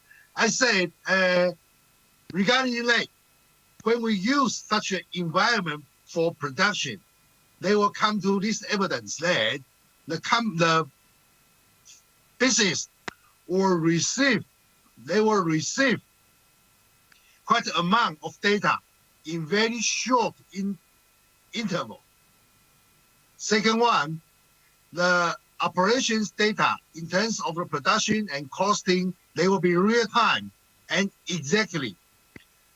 So my answer is that regarding to they will have no influence to the accounting system. But since we have so much data, we can use this data to a very detailed and good analyze for the financial performance for the production system. It's my answer.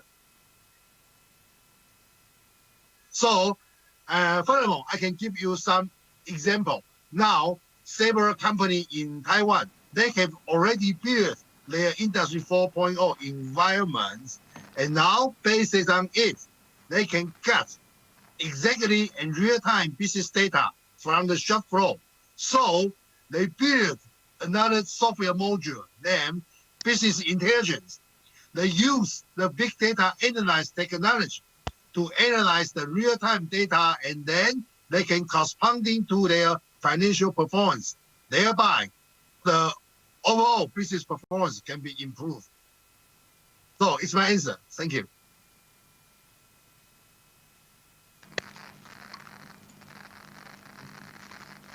Okay, continuously with the second question, also from Sam, Dr. Rosina.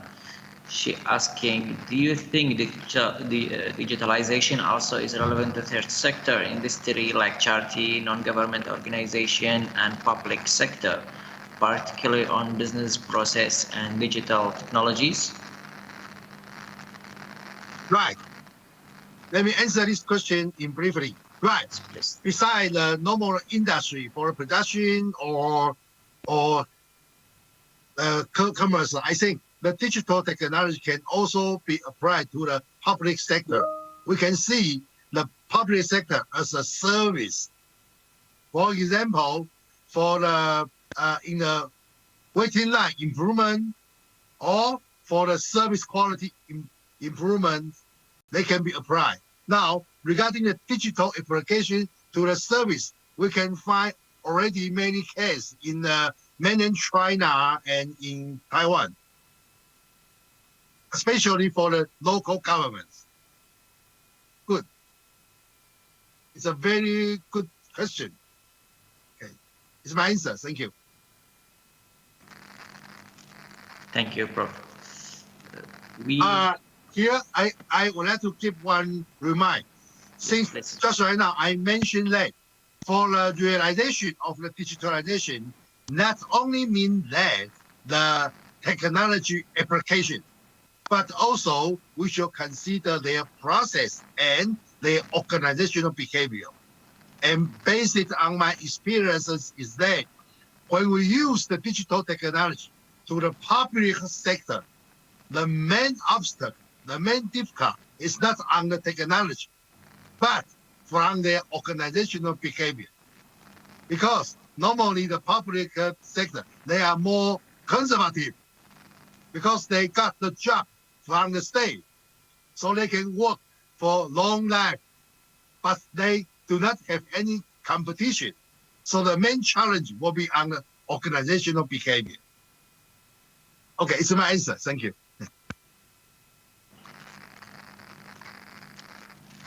Thank you. Thank you.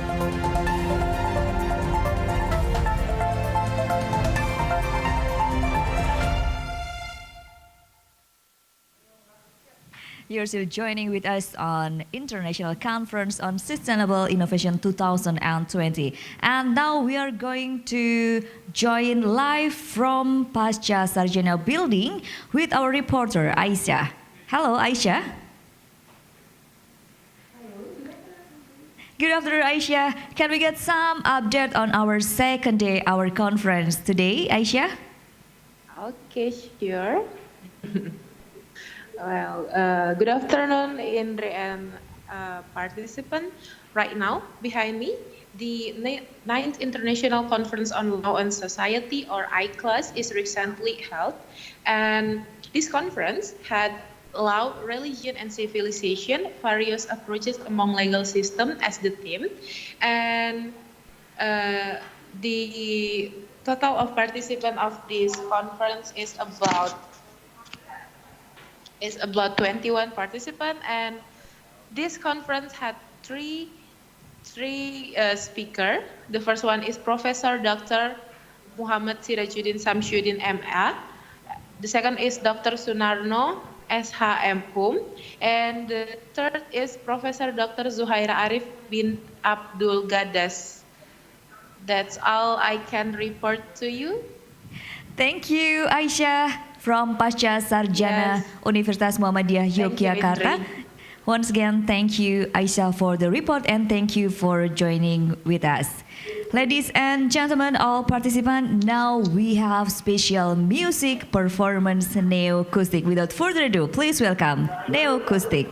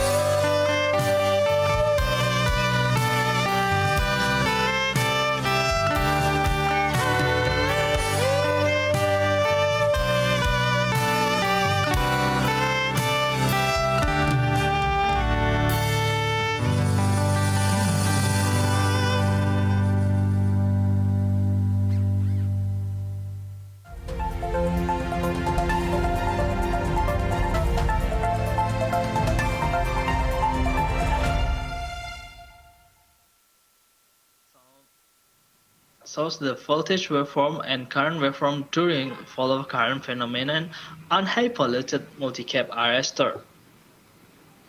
From the waveform, the minimum fixed voltage drop approximately 2.81 kV is required to trigger follow current. And then short circuit test result is shown in the table 1. Impact of short circuit test to multi-cap arrestor in various grounding type. The multi-cap arrestor tested in the solid and 12 ohm grounded system has tendency to burn during follow current event. If the voltage distribution in the multi-cap arrestor is linear, the minimum voltage drop of a multi-cap arrestor that has to be maintained is about 11.24 kV. Simulation results. By changing the distance of fault to the substation, the minimum distance that still produces the energy causing multi-cap arrestor burn is obtained. The minimum energy used as a reference refers to the short circuit test section. Figure 7 shows voltage and current waveform when fault happen in the network with solid grounded system and grounded by 12 ohm. Simulation results shown in Table 2. Table 2 shows the voltage and current generated through the simulation by using several various distances from 1 to 15 kilometers. According to the simulation results in Table 2, the minimum distance to install multi-cap arrestor is about 7.5 km away from the substation. Based on the field data, it was known that the protection relays used in the distribution network were OCR and GFR. The OCRs and GFR setting parameters are TMS 0.15 second and 0.13 second pickup, or setting current IS is 480 ampere and 200 ampere. The working time of the relay calculation was done by the equation 1, where IR is the ratio of the measured current to the setting current given to the OCR or the GFR. It is known that relays have not picked up because the time duration in Table 3 is still below the working time of the GFR. Therefore, when multi-cap arrestor failed to cut the follow current off, short circuit current keeps flowing through the multi-cap, which resulted in burning the arrestor housing. Table 3 saw the simulation results. So the conclusions are: the results of simulation on several types of grounding system compared with the result of laboratory tests indicated that the installation of multi-cap arrestor at a certain distance from the substation has a potential capability to cut off the follow current. The specifications, performance, and installation requirements of medium voltage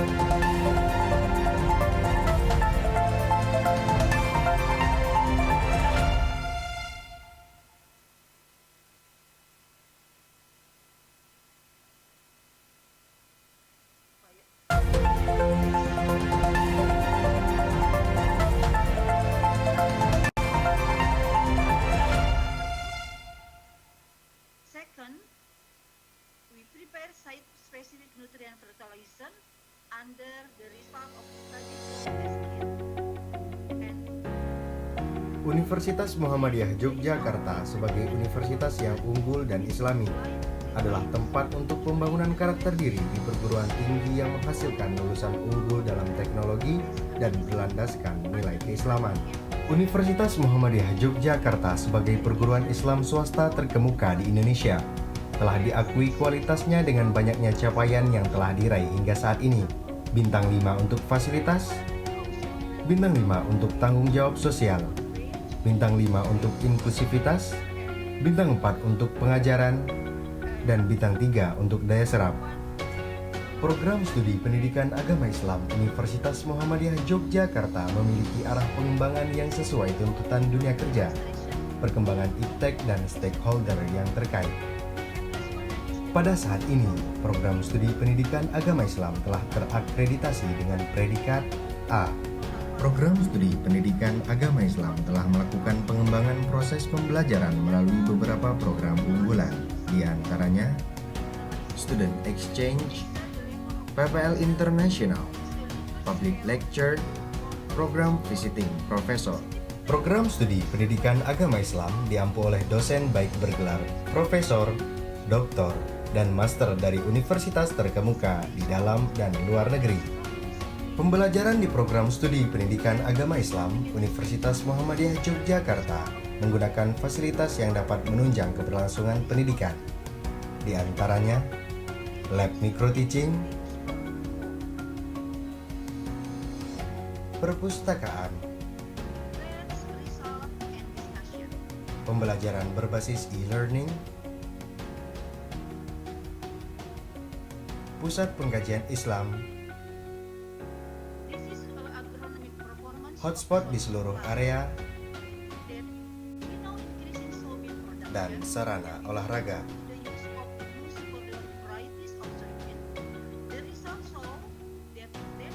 Dengan pengalaman dalam bidang pendidikan lebih dari 25 tahun, Prodi PAI saat ini telah menjadi kebanggaan Indonesia dengan memperoleh akreditasi predikat A. Prodi PAI sangat konsen pada bidang penelitian, pendidikan, dengan mengkombinasikan nilai-nilai keislaman dengan nilai-nilai kontemporer.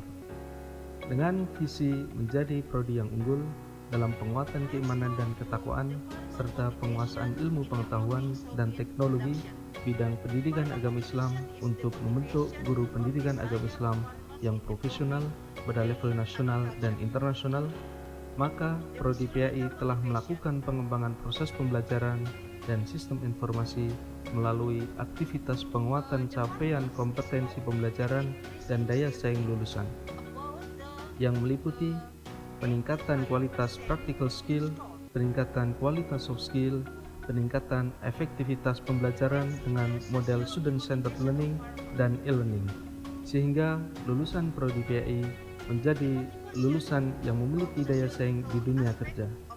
Saat ini, Prodi PAI telah menjalin kerjasama baik di dalam dan di luar negeri. Dengan perkembangan saat ini, Prodi PAI menjadi tempat yang tepat bagi Anda yang tertarik menjadi guru PAI yang profesional di Indonesia. PAI UMY, Excellent, Integrity, and Professional.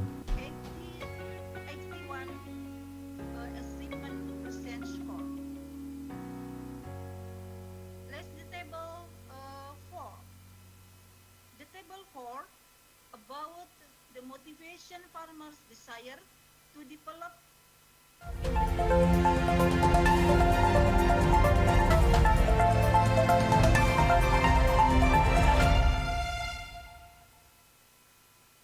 we try to become more leaner and leaner, and those things now mean that they have become pain points because we can no longer get the precursor elements or the ingredients that we need to make products.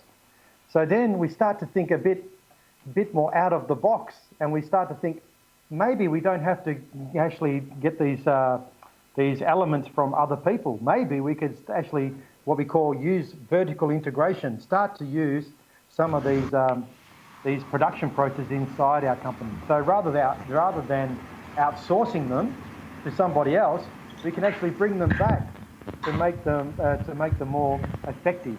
And what do I mean by that in terms of effective and efficiency? I'll give you an example. You are at the airport.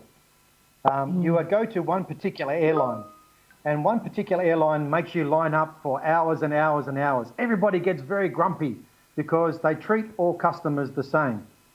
Whereas that's called efficiency. So we try to use as least amount of people as possible to do the job. Whereas another airline, I won't mention their name, but they use a different methodology. They use effectiveness. And what do I mean by that? They use people called floor walkers. They are going around the line to see if there are older people in the line, if they are children in the line, and they move them from the main line into another line. So therefore, they have specialist people that are very good with dealing with older people and families. And so therefore, the line actually moves through quicker because the younger people go through the normal line, and the people that would normally take up more time for the check-in agent go to a specialist operator. So when we talk about innovation, it doesn't have to be a whole new set of technology. It can actually just be looking at the problem from a different view.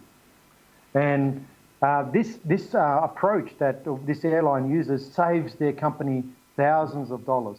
So it actually becomes efficient as well because they don't have to wait for 2 hours waiting in line. They actually get their people checked in an hour instead of 2 hours. So that means then they can use that resource somewhere else inside the airport. Whereas if I have a big line for 3 hours, the flight is delayed, this costs money on the tarmac. Then it's delayed at the other end. This means it takes longer to dispatch the aircraft from the other end. So then it creates a whole new cycle of problems in the supply chain. Because if we are too delayed, then the cabin crew and the pilots no longer are in time. So therefore, we have to get a new crew to get the next plane. So it becomes very, very complex. So I really love your question because if we look at our pain points, we can come up with really imaginative solutions. And I think the best way you can do that is actually use a methodology called design thinking. I don't know if anybody is familiar with this, but it's a model that comes out of Stanford University and a company called IDEO. And we start to think about problems in a multidisciplinary way, in an interdisciplinary way. We don't just look at through our lens. So, for example, I have a lens that I look at through, but my colleagues on this conference may look at it totally differently. So we have to make sure we keep our mind open to all of the solutions. Don't just shut down solutions straight away. We start to actually expand our horizons and say, oh, that's an interesting way to do that. And one example of that, that pain point, for example, is at Stanford University. I don't know if you're familiar with what they call a heart shunt. So when you have a blocked artery, they use a little mechanism to open up your arteries. The reason that got designed is because an engineer was watching surgeons do the operation. And he looked at the problem and he said, this is crazy. I can come up with a solution that's much better than what they have designed. So they went back into their laboratory and they redesigned the whole product. And now it's used all over the world as an innovative breakthrough. So we have to start thinking in a multidisciplinary way. We just can't say that supply chain is for supply chain people. It's everybody's job. So we look at the pain point, we get as many eyes on the problem as we can. So we get everyone to look at the problem quickly. The other thing that's good about design thinking is let's not try to make the solution perfect. We just want to prototype it and test it quickly. Test quickly and fail quickly. What happens in universities, we aim for perfection because our reputation's on the line. We make everything perfect. But in an innovative world, we have to make sure that we test and prototype quickly, fail quick. But that's something that is crazy for university people because we get tested, we have assignment marks, we have the amount of people that review our articles and all that. It's actually different to thinking how we are taught in a university sector. This is why the Silicon Valley and those things can get products to market much, much quicker because they are prepared to fail first. Fail quick, prototype quick. I maybe went too long to answer your question, but hopefully that helps a little bit. Okay, thank you, Mr. Adam. But like Universitas Muhammadiyah Yogyakarta, now we can implement e-learning with My Class. The name is My Class. This is innovate in Muhammadiyah Yogyakarta, but some requirements and human it's not being to able operate with Yes. My Class, my e-learning software. This like a pain point for our organization. Thank Yes. you for your explains about that. Thank you. Well, it's an interesting question that we can probably share some research about, is that how do we learn better from e-learning? Because in lots of times e-learning is what we call asynchronistic, it's one way. But when we are teaching, it should be two-way. So it's totally different to our normal thinking. But one thing we can do as lecturers is actually say, let's think of it from the student's perspective. Create what we call student-centered learning and invite them in the process of designing our courses so they can actually be involved in the process. What works well for younger people is different to like old people like me with grey hair. We are different, you know, because we have different experiences. So we have to get our students to be a part of the design. And that's what we call co-design. So maybe you can have some small focus groups and things like that where you involve your students inside the design of your programs so you can improve them. This is very scary because we are the professor, we have all the knowledge, and we have to give some of that knowledge away and share some of that to get back. So it can be very scary. I say it's not an easy thing to do, to give up our control. But in e-learning, I think we have to actually maybe take a step back and look at more student-centered approaches, particularly in the COVID-19 environment, because students are so stressful, you know, with e-learning, so stressful. Yeah. Even at my university, they're very stressful because they can't ask questions in a way that they normally do. So, for example, many times after you give a lecture, the students will come up and wait for everyone to leave, and then they say, "Oh, Mr. Adam, can you help me with this?" They don't want other students to know that they don't understand the concept. But in an online learning environment, it's very difficult because everyone's watching, and you don't want to sound like you don't know or you're an idiot. So we have to come up with new ways and approaches to make our learning more student-centered. But I love that question. Yeah, thank you. Okay, thank you, Mr. Adam. Okay, thank you, Bu Ika. Thank you, Pak Adam.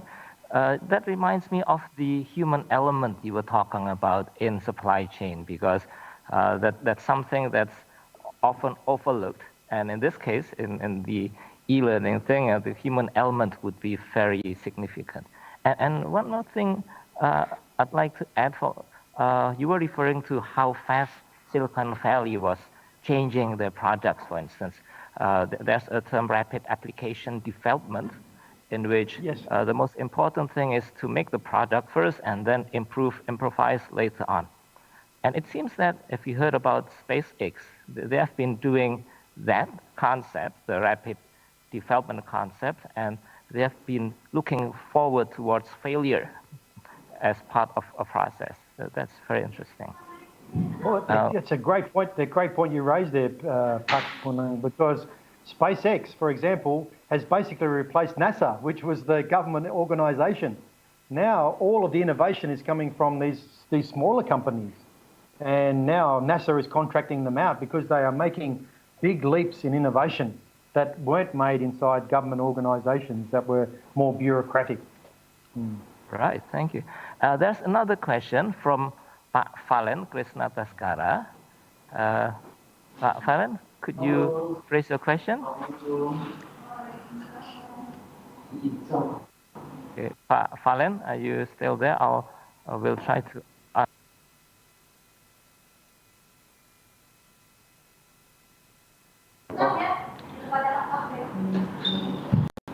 Oh, Valen writing in chat box, Mr. Punang.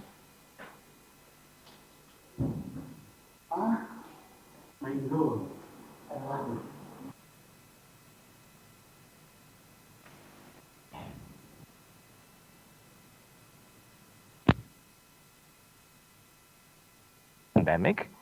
And then the second one is which challenges in the industry like FMCG with cost reduction at processing, transportation, delivery, time, etc.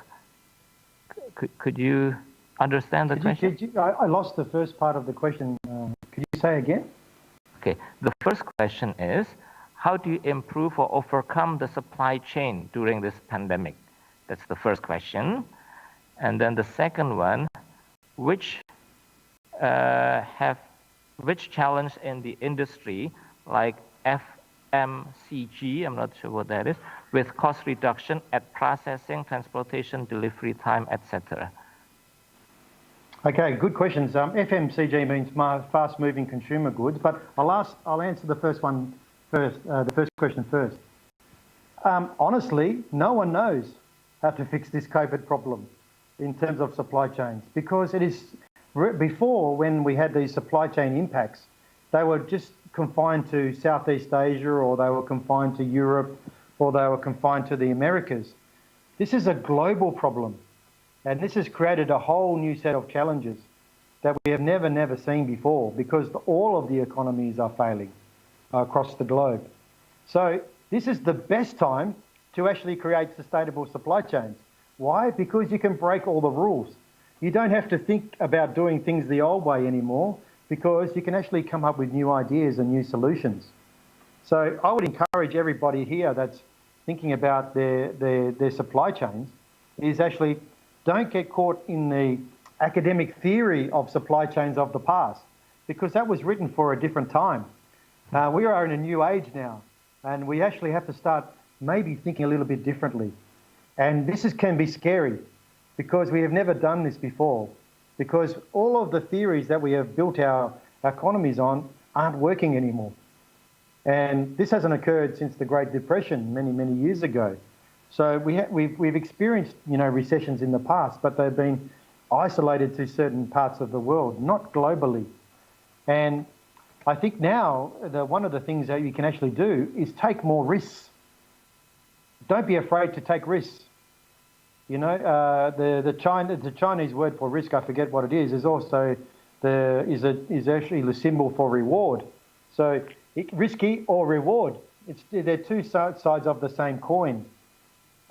Yes, you have to be prepared to take risks, but this is where you can actually start thinking differently. Don't think in silos. I encourage you, don't think in silos. Everybody here that's on this call, I would encourage you to challenge your way of researching. I would encourage accountants to talk to engineers, and engineers to talk to medical people, and start thinking about solutions in a much different way. Yeah. And the second one was on fast-moving consumer goods, I think. Yeah. That's an interesting question. As our economies become, how do I say this, more modernised, we rely more and more on supermarkets. And because we rely more and more on supermarkets, all of our food is concentrated into one or two providers. So I can give you an example in Australia. 2 of our supermarkets control pretty much 100% of the market. I think it's around 70%. There's a smaller supermarkets that have about 30%. So when we are talking about fast-moving consumer goods in Australia, these 2 supermarkets wield a lot of power in the relationship, This means that they can go bypass all of the wholesalers and distributors and go straight to the producer, and then they can force them to lower their price. And this is a big problem in supply chains. Why? Because if you force the supplier to go too cheap, they cannot sustain their business anymore. And this has happened in Australia, particularly for milk products. The supermarkets have gone all the way upstream, right to the farms themselves, and going direct to the farmer to purchase milk, and then branding it in their own house brand. But it's pushed the price down per litre of milk to an unsustainable level. So that means farmers are leaving milk production because they just cannot afford to farm anymore. So I think when we talk about having a human element, we have to actually make sure that our supply chains are long-term sustainable. That means you have to give a fair price to your people upstream. You can't be, how do I say this? You can't make supply chain people upstream price takers. That is not fair, and that's not reasonable. You cannot say, I have so much power that you have to accept this price. Because at the very nature of all of these supply chains are people. And people have families, they have mortgages, and they have families to feed and commitments. They have, they want to buy electricity, and they want to make sure their kids go to school. So we have to be more fairer in the supply chain. And I think that's one consideration that I love to investigate in my own research, is particularly the human rights that are in supply chains. Because we are seeing so much more exploitation in supply chains now, because we are always trying to get the cheapest price. But we also have to think about our brothers and sisters that maybe will just be surviving, just barely surviving, because they are producing things piecemeal at very, very low prices. So I think this is where ethical supply chains can play a big role. And the only way we can do this, in answer to the question, is that as consumers, we have to force the supermarkets on making sure that they have more ethical practices. And if they have more ethical practices, that means they source in a fair way, rather than trying to exploit people.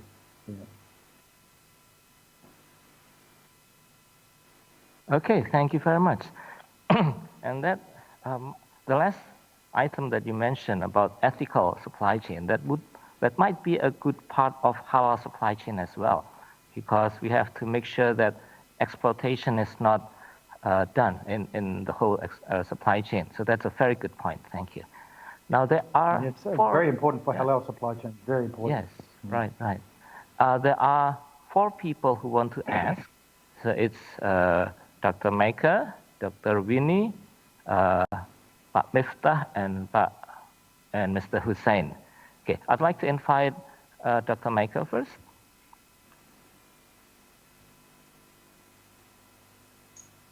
Thank you, Pak Munang. If you want to give opportunity to Pak Hussein, it's okay. Hussein is our doctoral student or what student? Hussein. Okay, then. Okay, so then I'd like to invite Mr. Hussein first before Maker. Okay. Yeah. Okay, thank you so much. Yeah, please, Pak Hussein. Thank you so much, Mr. Moderator, and all participants for the opportunity. And also I thanks Prof. Adam from Australia for his intensive information and also his knowledge and good experience that we have here. My question is directly going to Prof. Adam.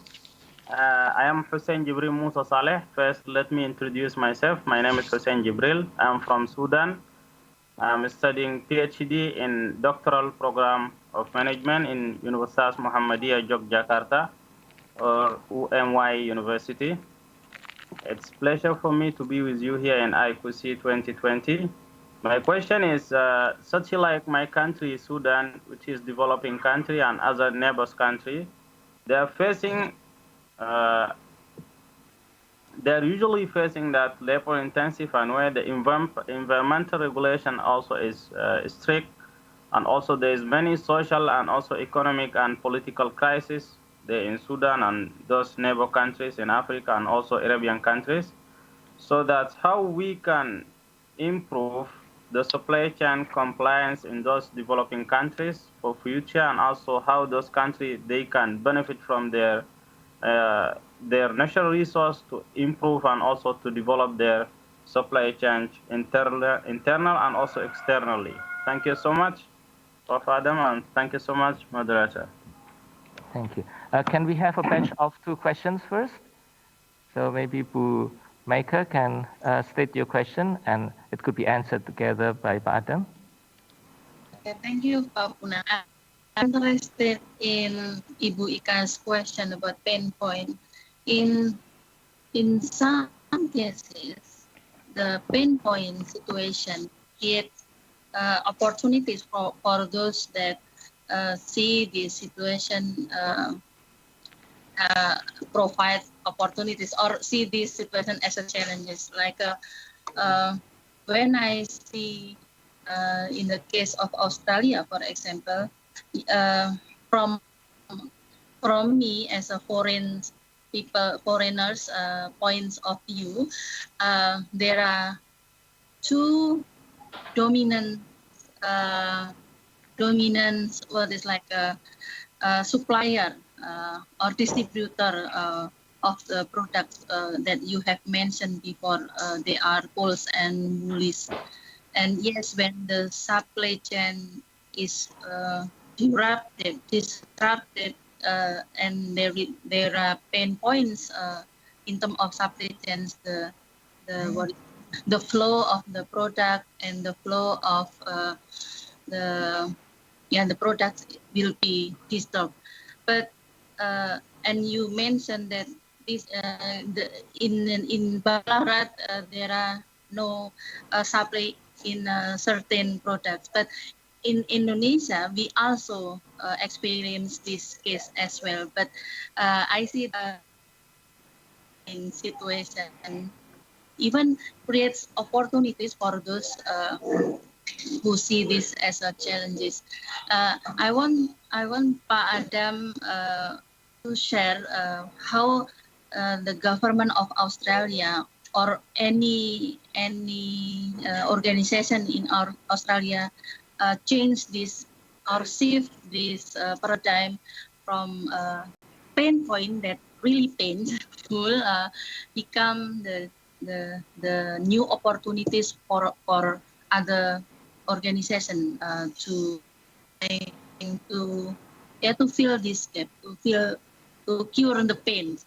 For example, we have now a lot of new SMEs that see this opportunity and they now become the new enterprises that fill this situation. What do you think, Pak Adam? Thank you.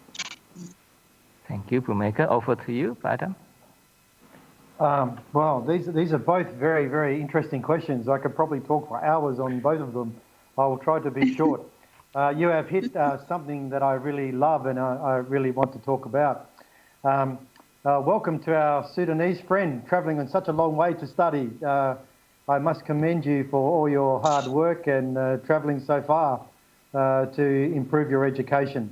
I think actually you can answer this question together, funnily, when you say this. Often when we talk about supply chains, we are just talking about consumption. We don't talk about further upstream. And what has happened, and particularly in Australia, is that because of the pandemic, people have been sourcing their products from all different types of places. And online platforms have now changed the way people are consuming. So because you don't have those costs involved in terms of opening up bricks and mortar shop, you can actually create your virtual shop very, very, very easily and very quickly. And if you are good at using social media and creating some traffic to your site, you can actually become very innovative and actually do some very good business. And there are so many companies in Australia that are shaping the supply chains in a different way. For example, there are people in regional Australia that were basically just sending their produce to market. Now they are making jams and chutney and different types of food and selling them online to local communities. And I think this answers the gentleman's question from Sudan, is that to make economies work, you need to make sure that you get as much value adding at the source. And what do I mean by value adding at the source? Often in Australia, we send our raw materials overseas, like iron ore, and then it comes back as steel or cars, and then we pay big premiums for all of these things. What I would encourage to do, particularly those emerging economies where they don't have challenges with cost of wages and employment costs, is actually use that as a competitive advantage to do more value adding closer to the source. So for example, in Africa, this means that, for example, if I'm producing flowers, making sure that you package the flowers as well in Africa before they are exported. Don't leave the packaging to somebody else. You can package them in Africa. That creates a whole new segment. You should also be thinking about, okay, what other things can I use flowers for? We have to start thinking in different ways. Can they be turned into natural perfumes? Can they be turned into cleaning products? And this is what is happening in Australia. There are people all over that are now creating soaps and hand cleansers, and they are making their own masks with 3D printers, a whole range of things, because there is demand for their product, but they can't get their product. So people are prepared to pay a little bit more to get that product in a timely fashion. So I would encourage people to start thinking a bit more, how do I say this, outside of the box. Don't just think of yourself as a raw producer. Don't be a price taker. Think about how I can add value long before the consumer gets the product. So that might mean, for example, how can I dry freeze a product right from when I catch the fishery? So we have a processing plant right next to where we catch the fish. Or, for example, like they did in Scotland, they smoked fish. So they were getting very, very poor prices for their salmon. So one of the wives of one of the fishermen said, "We can't survive on the price of this fish. It's too cheap. We are not even getting the cost of our fuel, our diesel fuel, back. We can't afford to pay our labour." So she said, "What can we do?" "Oh, there are lots of people in Europe that like smoked salmon." So instead of selling the raw product, she established a cooperative that actually made smoked salmon right next door to where they fished. And now this has become a big sustainable employer in the region. And then they can actually charge more for their product, which means that they can afford to employ more people locally. So when I talk about putting more value add upstream in the supply chain, I'm talking about how can we add value? Don't give the product away for a cheap price. How can we think innovatively to turn that product into something of higher value? And that higher value means we can sustain more people locally. Because what often happens is, even in Australia, we will send products overseas, they will be made into products and then they come back at 10 times the price. But we could actually think a little bit more creatively and actually do that value adding closer to the community. And I think that's something that the pandemic has shown Australia, is that maybe we would stop thinking about just being raw material suppliers and selling everything in bulk. We should actually start thinking about how can we add value more in Australia, because the jobs have diminished, they're gone. So we have to create new jobs and new ways of making business. So I encourage people in Indonesia. For example, I love Indonesian food. You cannot get good, authentic Indonesian food in Australia. Maybe marketing your product to Australia is a new way of looking at this. The other thing I would think about, and this comes into a halal supply chain, is that Indonesia is the most populous Muslim country in the world. There is $3 trillion in halal products that can be accessed in every year in consumption. So why wouldn't you use your competitive advantage, your understanding of halal, to actually make products closer to the source that are halal certified? and then sell those to markets that we sell to, like the Middle East and Malaysia and other places, and actually start creating some of those markets yourself. So I think there's a big missed opportunity there for particularly people in Indonesia, is that you should also think about what are some of your competitive advantages. And your competitive advantages is that you are the largest the largest Islamic country in the world. Not only can you supply internally, but you can also use that influence to actually sell your products overseas. And you are providing products that people want and need, particularly for those Middle Eastern countries that cannot produce certain foods because of their environment. So I would encourage you to actually start thinking about the halal market, for example, as a $3 trillion consumer market, which is also growing for non-Muslims, because non-Muslims want to know where their products are coming from. They want to know that it's traceable. And if they know that it's halal certified, they know that it's wholesome and it's clean and it's hygienic and all of those things. So don't just think about selling to the Muslim community, think about selling to halal to non-Muslims, because non-Muslims in Australia are more and more buying halal products because they know that there are protections inside the certification system. They can trust it. When they see that label, they can trust it. And that's very important for consumers. So I would encourage you to start thinking about how do we get our communities together to start thinking about how do we work together to create value upstream in the supply chain. This will give you so many more opportunities, not only domestically, but all over the globe. Okay, thank you. Adam, did that answer your question, Bumeka and Pak Hussein? No, thank you very much, Pak Adam, for sharing a very good point. Yeah, I'm sorry. I like to talk a lot, so sometimes I go. Please stop me if I talk too much. Thank you so much. Thank you so much, Prof. Adam. Thank you, and good luck with your studies. I hope it goes well and you graduate soon. Thank you so much. Thank you so much, brother. Okay, and there are two more questions from Dr. Winnie Satyanugroho and Pak Miftah. The first from Pak Winnie. Hi, thank you.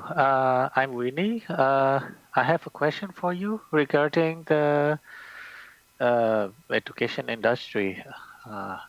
After the COVID-19, they changed a lot in the behavior of the student and the practitioner, also the way they buy the product of the education.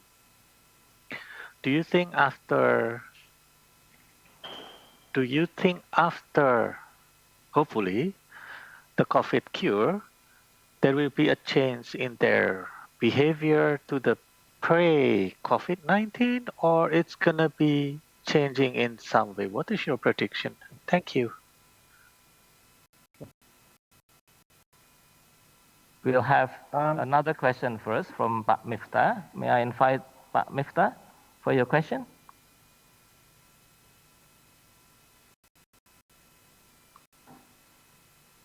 Okay, if not, then you can answer the first question here. Okay. Thank you very much for the question. It's a really interesting one. How do I say this? I will be objective. In Australia, qualifications are very, very expensive relative to the cost of a normal student, especially if you come from a poorer family or a working class family. And we have just passed legislation that makes access to courses more expensive. So this is going to create a new challenge for Australia, for particularly working class and poorer families to get access to education in a way that is affordable. As a human being and somebody who loves education, I would hope that education will return back to normality. But in Australia, I don't think this is going to happen. I think there'll be a new trend. I think, particularly in Australia, I'm not too sure with yourself in Indonesia, because you have a much younger population than Australia has. We have a more mature population, but we will see more micro credentials in Australia. So we will see more smaller qualifications run by universities, So people can move from one industry to another industry very quickly. So for example, if I'm maybe an accountant, I can do some micro-credentials in supply chain and move my work from an accountant job to an analyst job inside the supply chain. So we envisage more micro-credentials coming to Australia. But I think the one fundamental thing that has been lost in Western education is that what is a university or a college established for? And I think this is a fundamental question that we have to look at as educators. Our fundamental duty is to share and develop, share information, share knowledge, and develop our students. That's our job. When we see our students achieve great success, this is a reflection on us as teachers and educators. So I think one thing I would love to see more of in the future is that we actually start focusing more on student-centered teaching.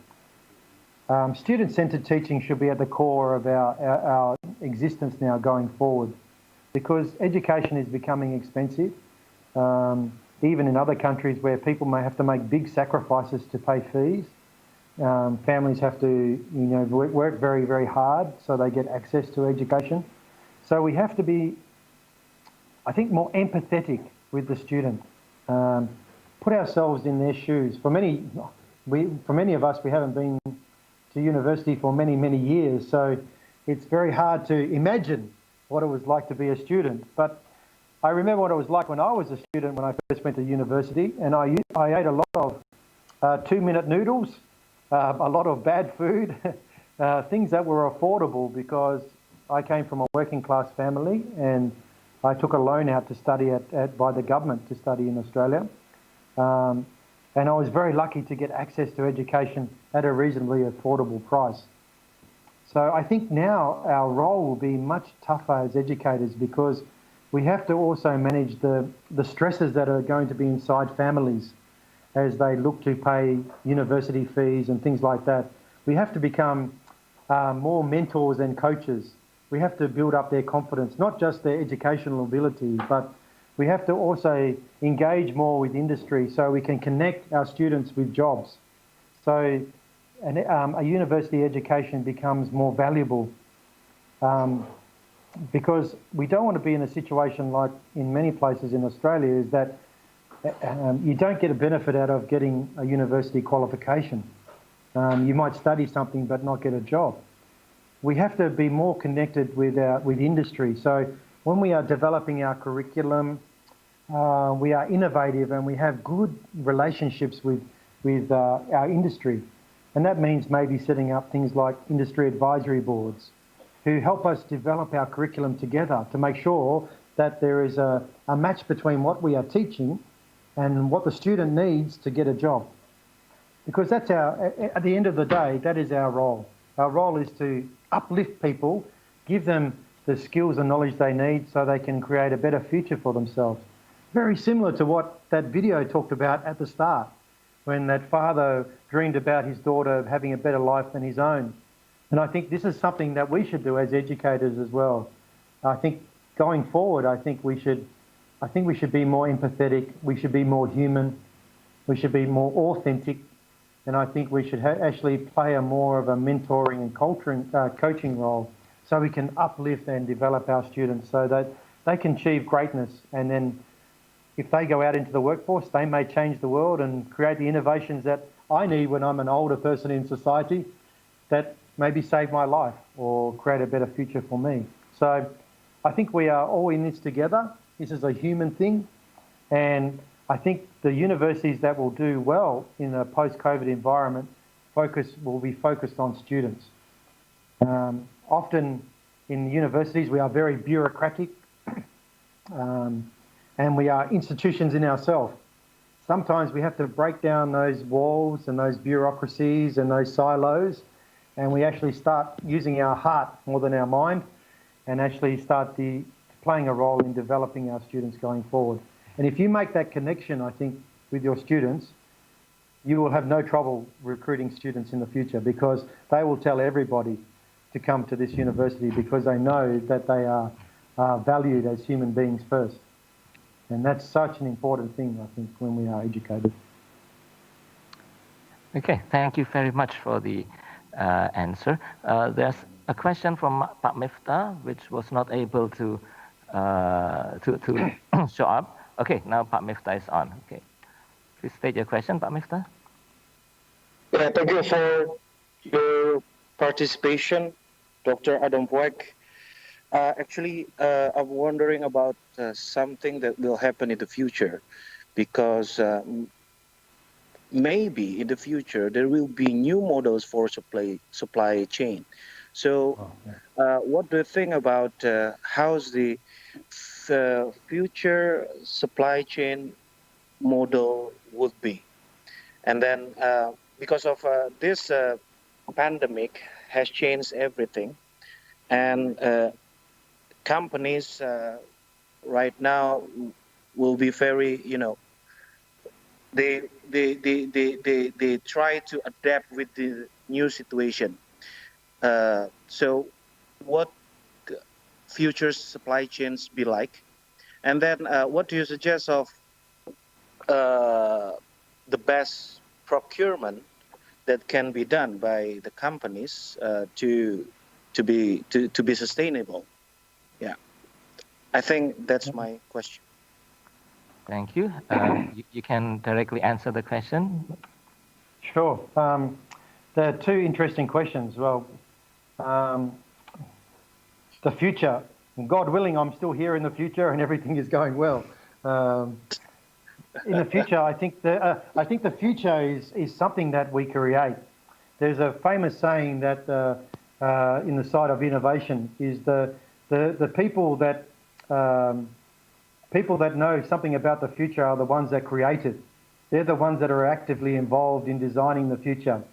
I think to have the biggest impact, we have to make sure that we are involved in the solution. We can no longer stand back and watch someone else do something. We have to make sure that we actually actively participate in the design of the new solution. And I think this is where there's an old saying in Australia, the world is ruled by those people who turn up. So we have to turn up. We have to get involved actively involved in this process. If we want our future to look differently, we have to share that. And we can use that very, very powerfully within social media, because social media can actually influence many, many companies in their practices. We have seen it in Australia, particularly around, for example, the use of palm oil, sugar in chocolate. One of our chocolate manufacturers was using palm oil, and one of the stakeholders talked about the fact that the orangutan environment is being decimated because of palm sugar. So people stopped buying chocolate from this company. And because they stopped buying chocolate, the company said, oh, no, that's not good. We're going to be out of business. We're not going to use palm sugar anymore. So I think in answer to what would the future look like, I would encourage you to participate more strongly in the future. That means you become more active in the future. And how do you do that?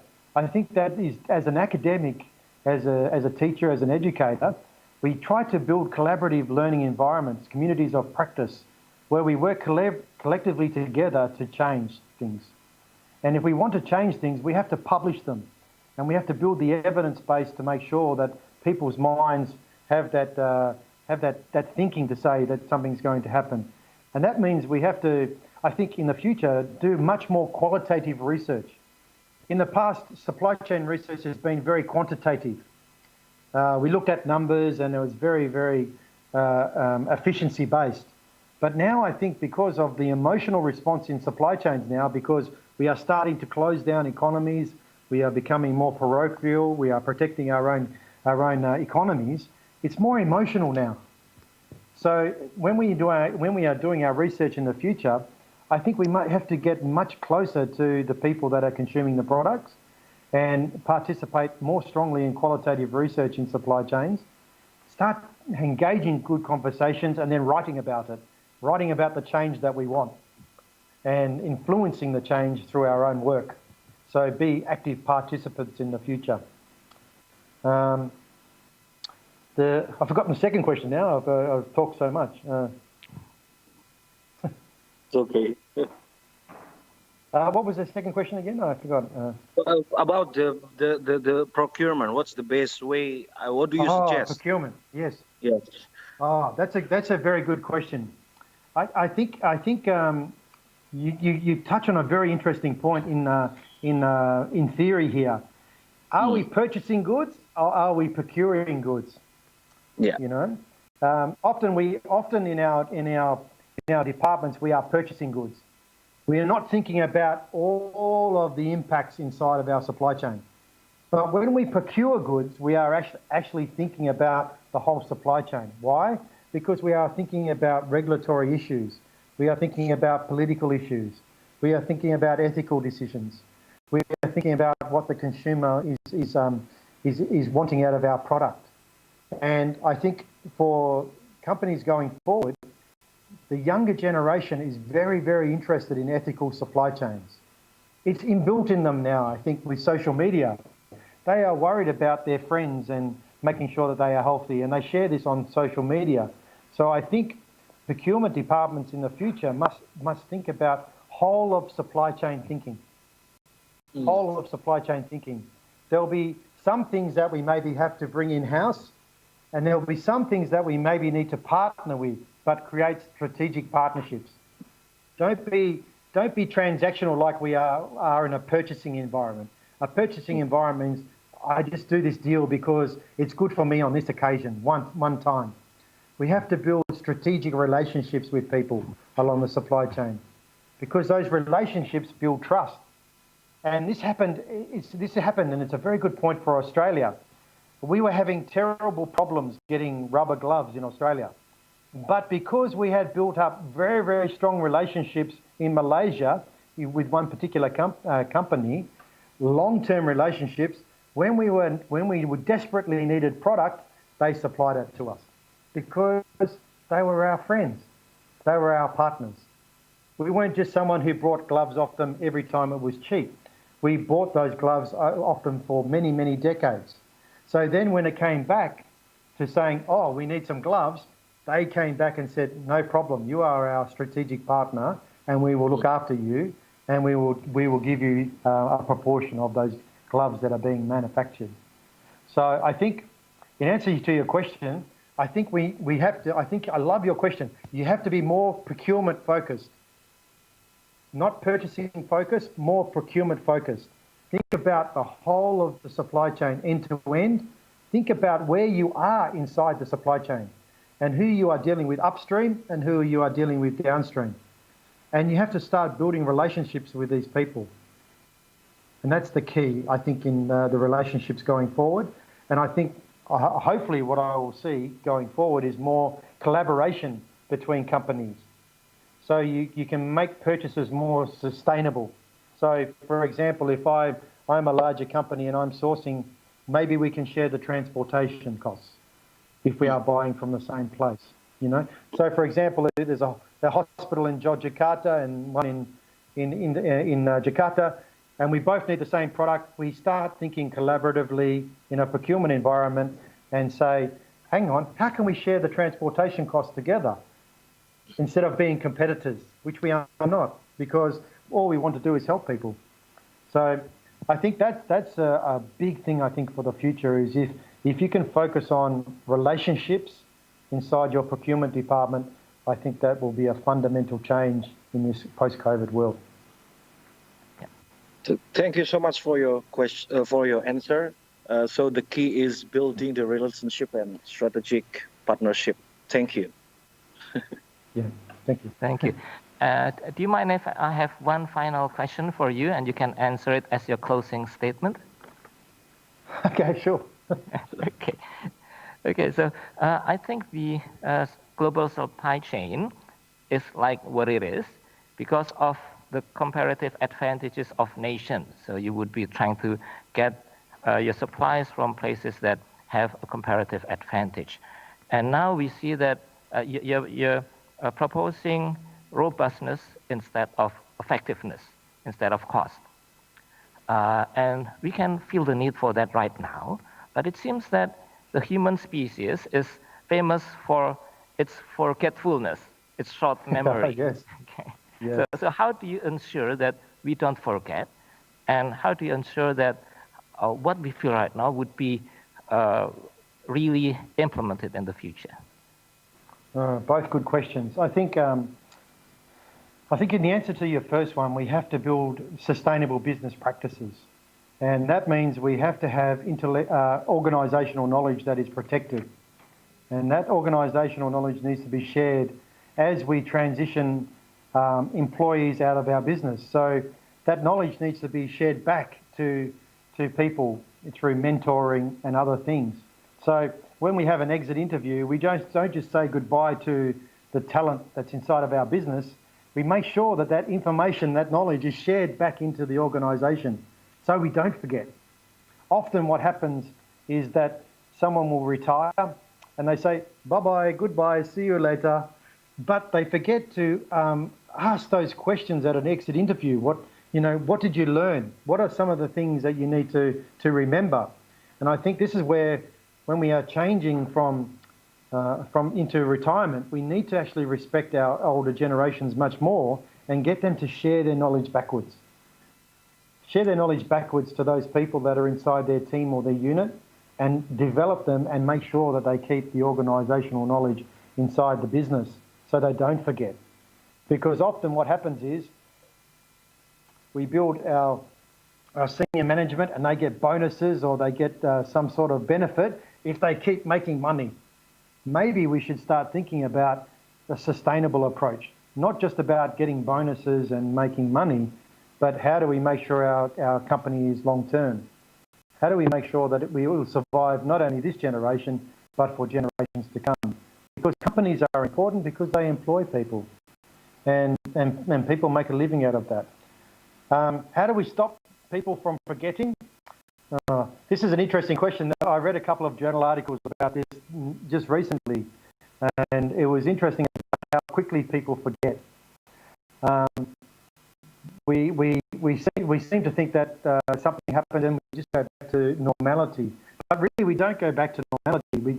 We have changed. We have changed. We're in a new normal. We just don't see it because we have changed along the way. It's actually when I think we push back on change that it becomes a problem. And I think the way we can do that is actually encourage incremental change. Often what happens in companies in Australia, they will do big change management programs and they will change this, the department will change, the title will change, there'll be lots of redundancies, someone will move from here to there. Maybe we should actually look into change in a more incremental fashion and actually look at the psychology of the human in a much more depth. Because if we are stretched in our change, it becomes very stressful. And when we are stressed, we actually do the complete opposite of what we are told to do because we get scared. So maybe we should be looking at just little bits of incremental change, little bits at a time. Challenge incremental. And there's an academic out of Harvard University that talks about this incremental change. And he talks about a number of theories that he talks about, the theories of things to do and other things. But it's an incremental change, I think that will be much easier to implement than saying, okay, today we are becoming a totally online university from one day to the next, because maybe next month the students will be back on campus again. Maybe we find a vaccine. What we should be doing is actually start to think about how we can blend our learning more in that approach, so that we actually combine some traditional, the classical, and some of the new together, the blended environment. So I would encourage you to think more about what we call incremental change and incremental innovation. That means people actually don't understand that they are changing. It just happens in little bits.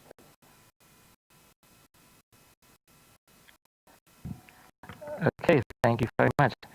So yeah, I do hope we can implement those small changes and we can really start building a better supply chain in the future. about that. It was a very great discussion, and we learned a lot. And I hope this is just the first time we meet, and we'll be meeting more with Mr. Adam Kwok in the future, hopefully in the near future. And don't forget to pass by or visit us when things get normal, the new normal again, and you can travel to Indonesia again.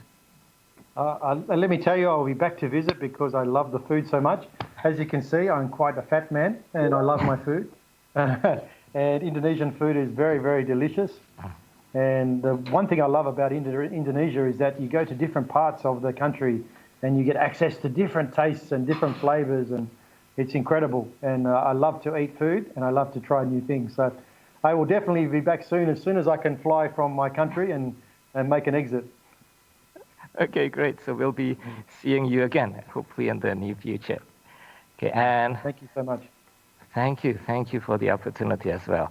Okay, and we have learned much. I'm not going to recap what we have discussed, but basically we have to make sure that our supply chain in the future would be robust, not just focusing on efficiency, but robustness also about the human aspects, about the non-exploitative nature of supply chain and so on. So lots of that we have been also talking about.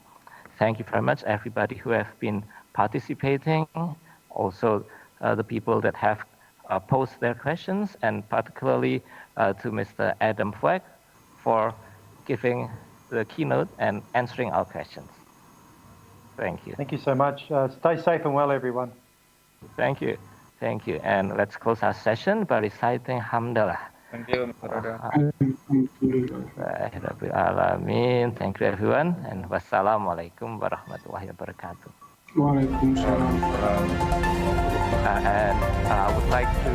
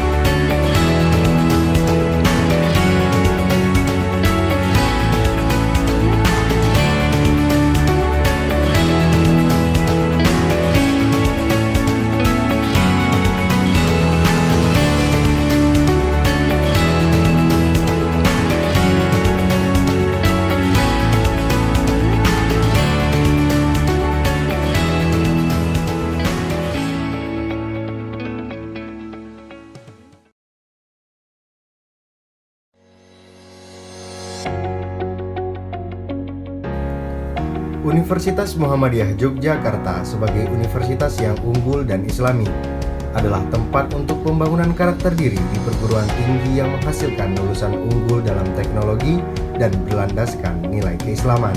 Universitas Muhammadiyah Yogyakarta sebagai perguruan Islam swasta terkemuka di Indonesia telah diakui kualitasnya dengan banyaknya capaian yang telah diraih hingga saat ini.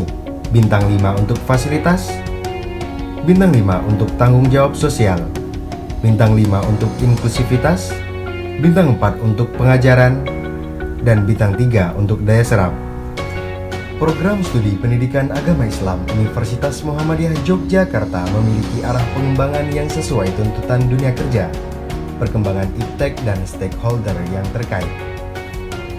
Pada saat ini, program studi pendidikan agama Islam telah terakreditasi dengan predikat A.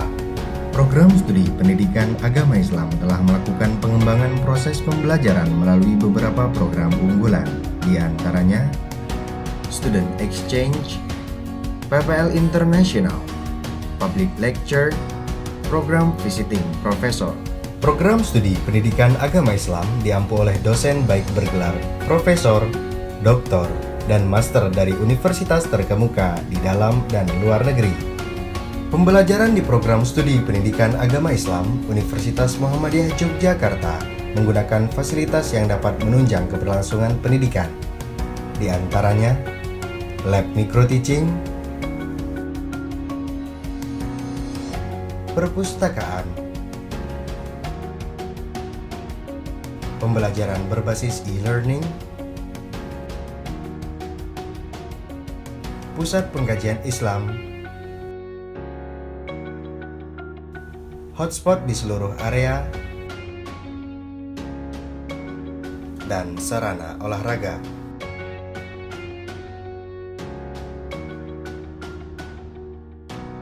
Dengan pengalaman dalam bidang pendidikan lebih dari 25 tahun, Prodi PAI saat ini telah menjadi kebanggaan Indonesia dengan memperoleh akreditasi predikat A. Prodi PAI sangat konsen pada bidang penelitian pendidikan dengan mengkombinasikan nilai-nilai keislaman dengan nilai-nilai kontemporer. Dengan visi menjadi prodi yang unggul dalam penguatan keimanan dan ketakwaan serta penguasaan ilmu pengetahuan dan teknologi bidang pendidikan agama Islam untuk membentuk guru pendidikan agama Islam yang profesional pada level nasional dan internasional, maka Prodi PAI telah melakukan pengembangan proses pembelajaran dan sistem informasi melalui aktivitas penguatan capaian kompetensi pembelajaran dan daya saing lulusan yang meliputi peningkatan kualitas practical skill, peningkatan kualitas soft skill, peningkatan efektivitas pembelajaran dengan model student-centered learning dan e-learning, sehingga lulusan Prodi PAI menjadi lulusan yang memiliki daya saing di dunia kerja. Saat ini, Prodi PAI telah menjalin kerjasama baik di dalam dan di luar negeri. Dengan perkembangan saat ini, Prodi PAI menjadi tempat yang tepat bagi Anda yang tertarik menjadi guru PAI yang profesional di Indonesia. PAI UMY, Excellent, Integrity, and Professional.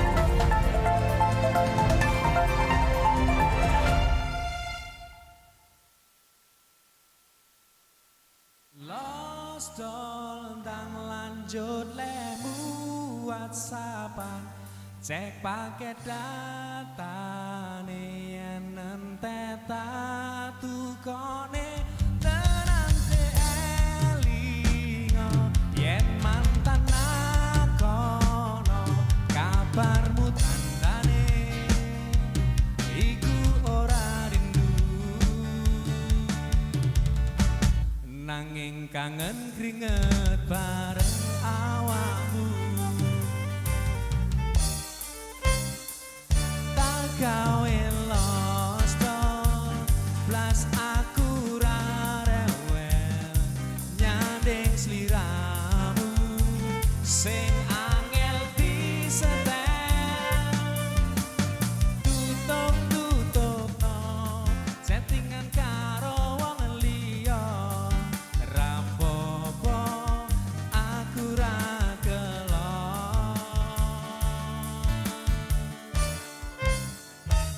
mbok tutup-tutupi nomere mbok ganti firasat hati angel diapusi senajan mbok ganti tukang elas bakal sayur lan tukang gas diteni bakale ngerti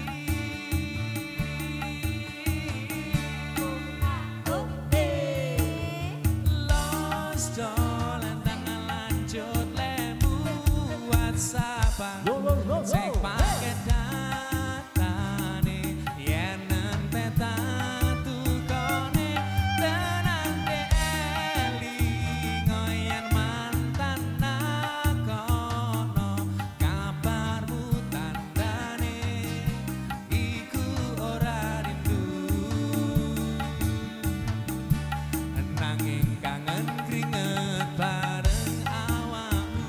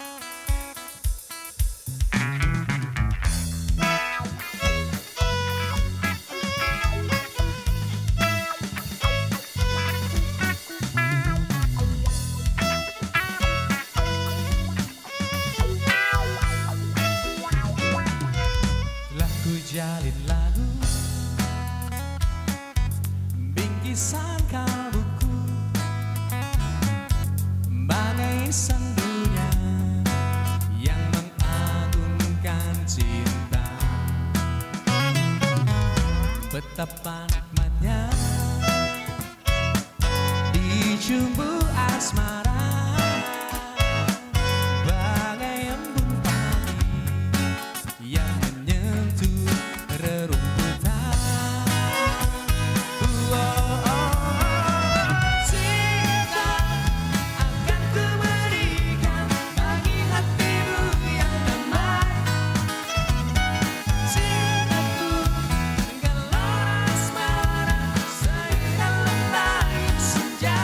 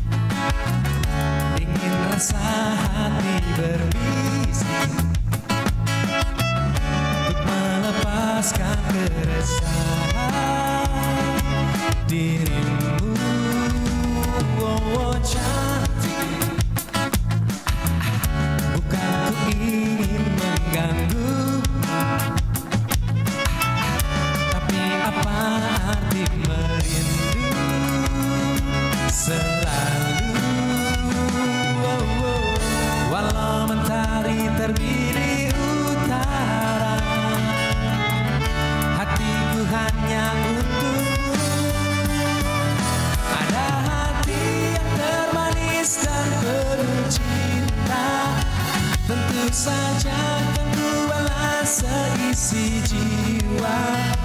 Tiada lagi yang ganggu kita. Inikah sudah, sungguh aku sayang kamu.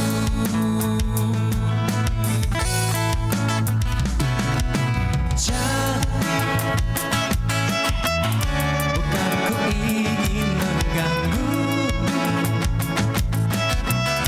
tapi apa arti merindu selalu. Walau mentari terbit di utara, hatiku hanya untukmu. Come on guys, ada hati yang termanis dan penuh cinta. Tentu saja kan ku balas seisi jiwa. Tiada lagi yang ganggu kita. Inikah sungguh aku sayang kamu.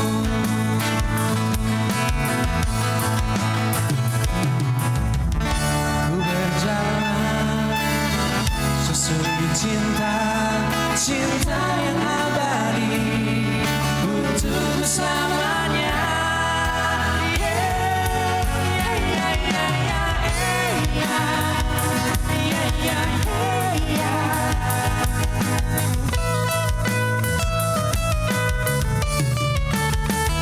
Ada hati yang termanis dan penuh cinta.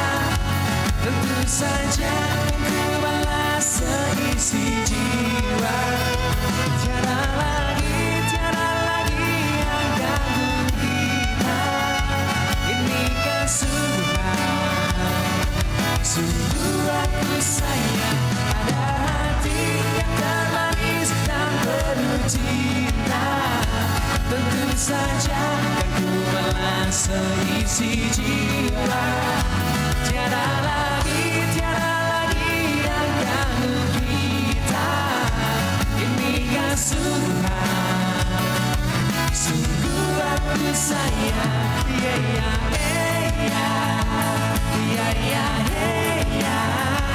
Inikah sungguh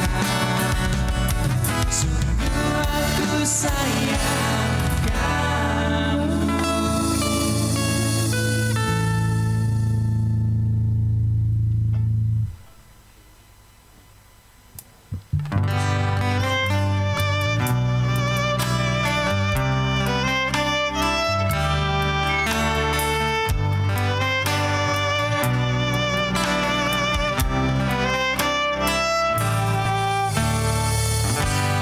Tomorrow never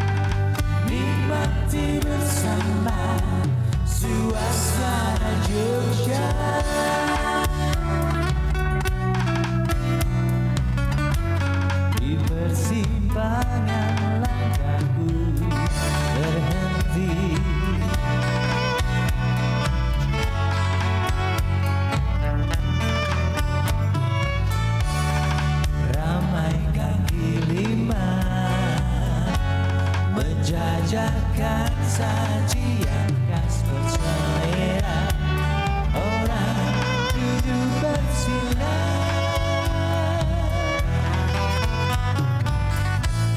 Musisi jalanan mulai beraksi, seiring lagu kehilanganmu,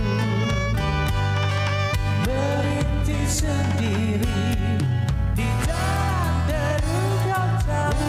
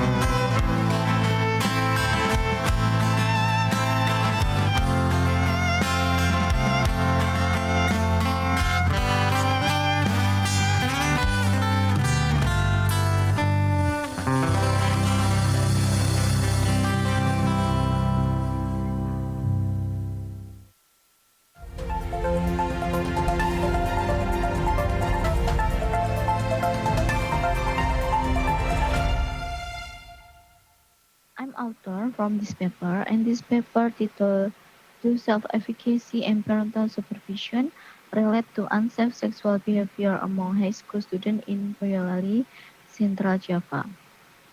So let's get started. Adolescents tend to have a great curiosity without consideration. Attention and supervision are needed to prevent adolescents from committing any problem in reproductive health and sexuality. Perception about reproductive health and wrong sexuality can result in risky sexual behavior. Data from Central Statistics Agency in Indonesia indicate that 54% of female and 46% of female adolescents have committed sexual intercourse on behalf of loving each other. The number of cases of adolescents in Boyolali district who experience pregnancy premieres as many as 228 cases, STA as many as 18 cases, suffer from HIV as much 4 cases, and the average age was 10 to 18 years.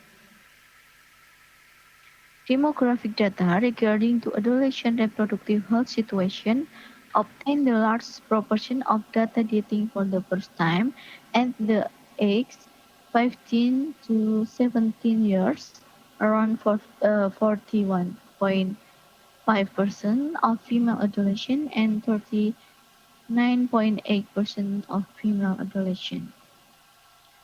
Data shows 7,700 girls under 15 years give birth at years, and around 3.9 million girls aged 15 to 19 years undergo unsafe abortion.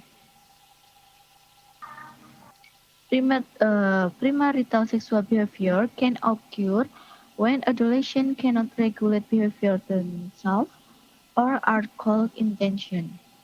The intention will try to bring up behavior that is premarital sexual behavior. A study showed the self-efficacy contribute to the intention of premarital sexual behavior in adolescents. Adolescents who have high self-efficacy can control premarital sexual behavior. Support from parents for the ability of self-own by adolescents can increase their confidence not engage in premarital sexual behavior. Okay, methodology. The research method used cross-sectional study, population with 25 high school or vocational high school in Boyolali with 8,712 students. Sample with cluster random sampling with 200 students. Subject criteria: adolescent, boys and girls, unmarried, age range of 15 to 19 years, attending high school or vocational high school in Boyolali, domicile in Boyolali, having a boyfriend or girlfriend, and then willing to participate in research. Dependent variable, risky sexual behavior in high school student, and then independent variable, self-efficacy and parental supervision. The research instrument was a questionnaire with closed question to measure self-efficacy to 9 questions and parental supervision in high school students of 8 questions. Uniform analysis was used to determine the frequency, distribution, and percentage of characteristics of research subject. And then before that analysis was performed to examine the relationship between the skill, sexual behavior, and independent variable using the chi-square test, logistic regression, and then odds ratio calculation with confidence level of p-value less than 0.05595% with SPSS 23. Categories and distribution of research subject. Gender 66% for female, and then age more than 16 years for 81%, and then religion 84% with Muslim. Residents 87.5 with full parents, and paternal education with 54.5 more than high school student. Maternal education level for more than high school student. And then independent variable, low self-efficacy 61%, and then high self-efficacy 39%. And then parental supervision low 55%, with high parental supervision 45%.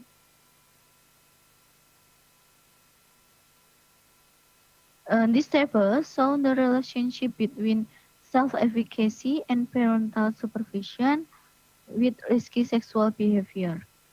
Adolescents with strong self-efficacy have 0.33 times lower risk of sexual behavior compared with adolescents with weak self-efficacy.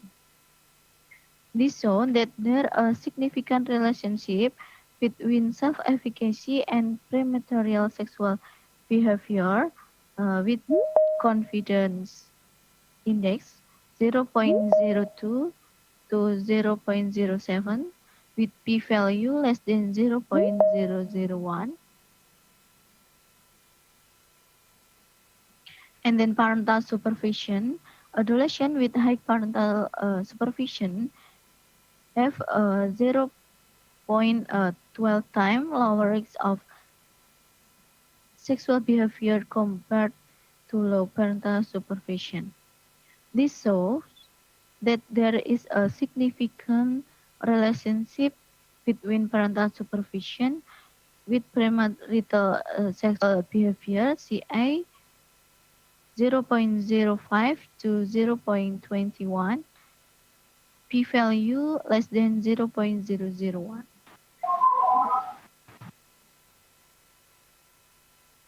Effect of self-efficacy with risk sexual behavior. This study shown that there is a significant influence between self-efficacy and premarital sexual behavior. Adolescents with low self-efficacy are more likely to engage in risky sexual behavior. This in line with the research which that the self-efficacy affect premarital sexual behavior, where the higher the student efficacy, the more in reduced premarital sexual behavior. Effect of parental control or parental supervision with risk sexual behavior. The study show there is a significant influence between parental supervision with premarital sexual behavior.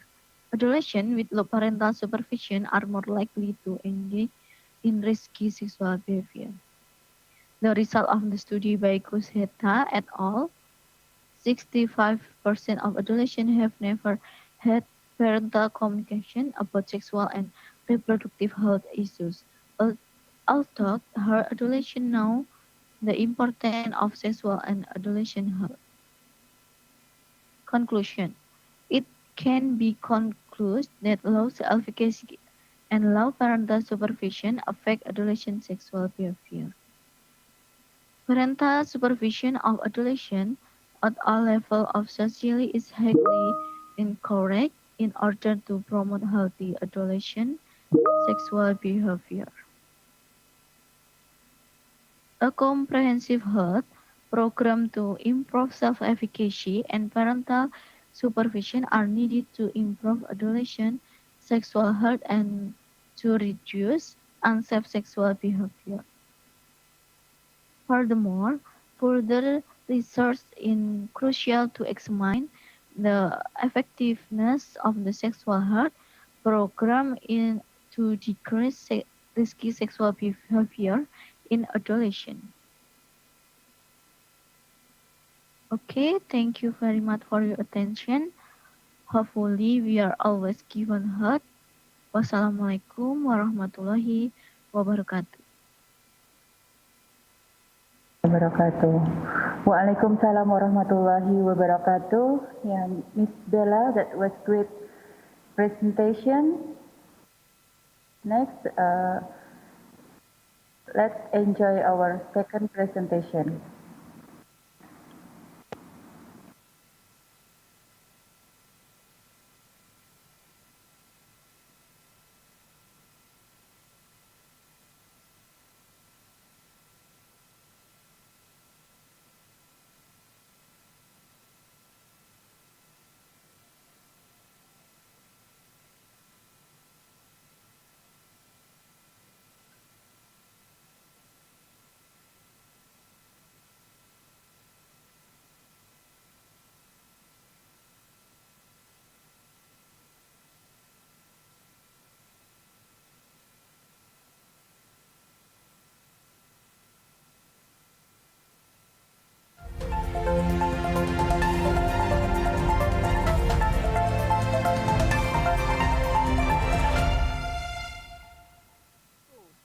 This can be done by providing rewards and recognition for archives who are able to achieve annual performance target. Limitation and future research based on the result of research indication. It can be seen that the weakness of this study is the low value of the original sample of estimated coworker support, so that the coworker support is unable to have a significant effect in improving performance. Research agenda. So it is necessary to conduct future research on the causal relationship between coworker support and human research performance in other research organization and with a wider population and sample. Conclusion. Based on the analysis and discussed in this study, we can conclude that the higher coworker support and self-efficacy will improve emotional stability. Coworker support does not have significant effect of HR performance, but self-efficacy and emotional stability has significant effect in improving performance. Coworker has significant positive effect on emotional stability means that the higher coworker support will increase emotional stability.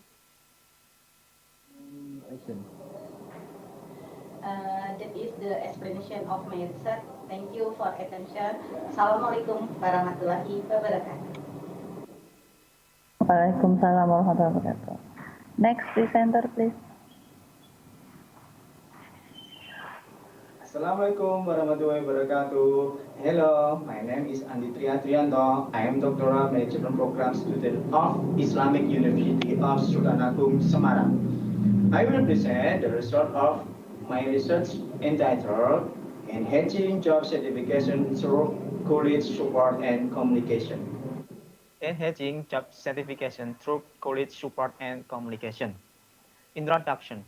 Governments are required to have capable, skilled, and dynamic human resources.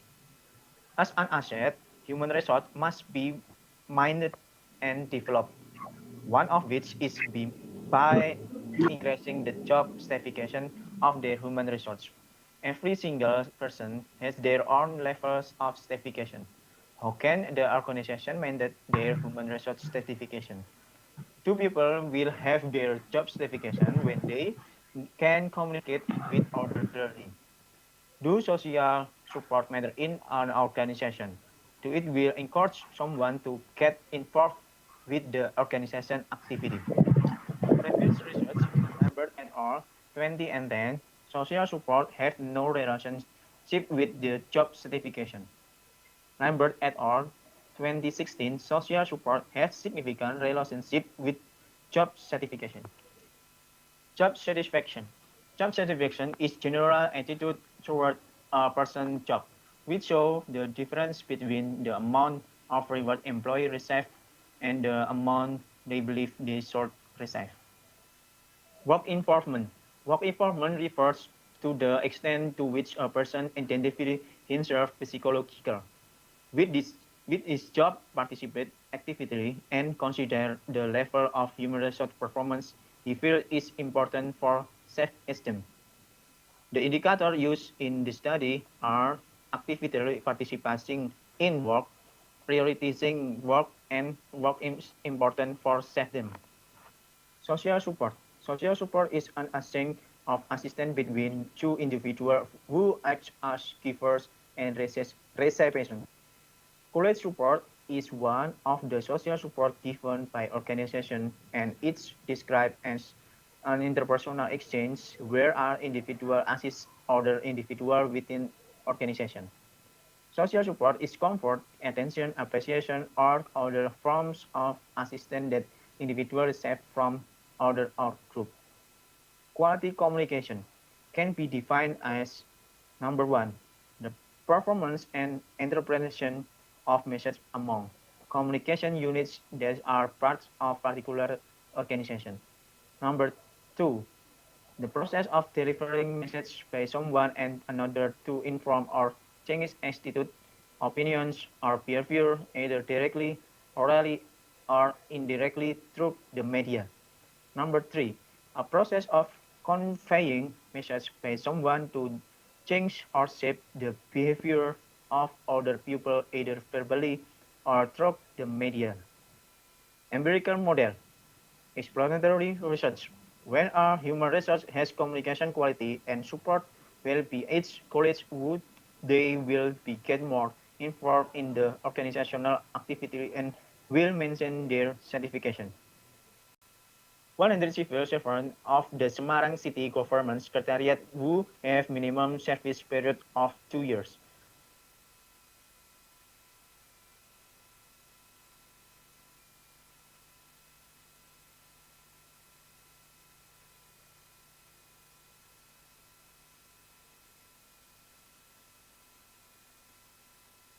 Hypothesis number one, social support towards job certification.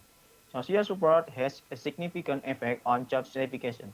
It means that the more a person gets social support, the higher his job certification. This social support can come from different resources, such as spouse or loved one, family, friend, co-workers, or member of an organization. With social support from various sources, individuals will feel confident that they are loved and increases value and become part of the social network in the work environment. Social support refers to comfort, care, self-esteem, or a form of assistance that individuals receive from other people or groups. Hypothesis number two, social support on work involvement. Social support does not have significant effect on work involvement. This indicates that although the perception of human resource towards social support provided by colleagues is very good, it's not able to make human resource more actively participate in work. The ease of administrative management offset by human resource is not able to encourage human resource to actively participate in work and prioritize work. And third, support given the very high organization is unable to increase the meaning of work for self-esteem. The study contradicts the result of research by which states that peer support affect human resource work improvement, social support does not only have positive effect on influencing the incidence of unexcited effect. Hypothesis number 3, communication quality on job certification. The quality of communication has a significant effect on job certification. It means that here the quality of communication that exists in the organization. The higher the job certification of its human resource will be. The quality of communication has significant effect on work environment. The more qualified communication will make the information well received and well understood by the people in organization. Good communication process will make the relationship warmer and more engaged. Hypothesis number 4, job improvement on job certification. Job improvement does not have significant effect on job certification. It means that the more human resource involved in organizational activity will not affect their human resource job certification. Employees with a high level of work improvement records and pay attention to the work they do, but it does not affect human resource certification. With their work high improvement, human resource will actively participate in the work, but this doesn't increase human resource in certification with the physical and non-physical environment in the regional secretariat of the Semarang city government. Conclusion. Based on hypothesis testing, social support has a significant effect on job certification. However, social support doesn't have a significant effect on job improvement. The quality of communication has a significant effect on job certification. The quality communication also has a significant effect on job improvement. Job improvement doesn't have significant effect on job certification. Limitation. The R-square value for low job improvement is only 46.5%. So there are still 53.5% supporting factor for our job improvement that are not included in the model. So it's necessary to conduct further research on the causal relationship between social support and work improvement in other large organizations. Implication. To increase employee certification, it's necessary to improve the quality of communication, social support, and work improvement. Okay. The quality of communication can be improved through the behavior of sharing information. Organizations must often hold discussion forums so that information exchange behavior can run optimally. Organizations must increase the participation in human resource in every activity of the organization. Organization must increase organizational support for its social human resource needs. The organization must further still job practice in its human resource by increasing organizational performance so that the human resource in it feel proud and satisfied to be part of the organization. That is the explanation of my research. Thank you for attention and see you. Bye-bye.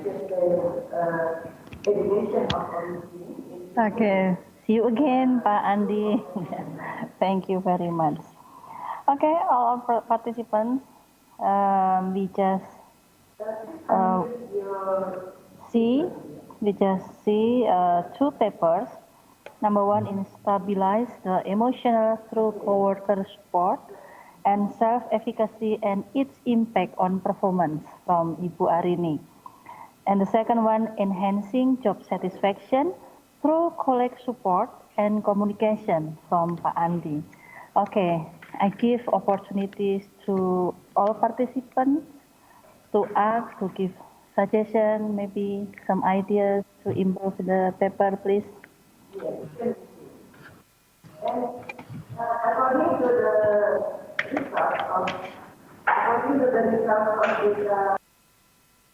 Bumeka. Puyani. Bumeka. Yes, please. Yeah, Bumeka. Yes, please.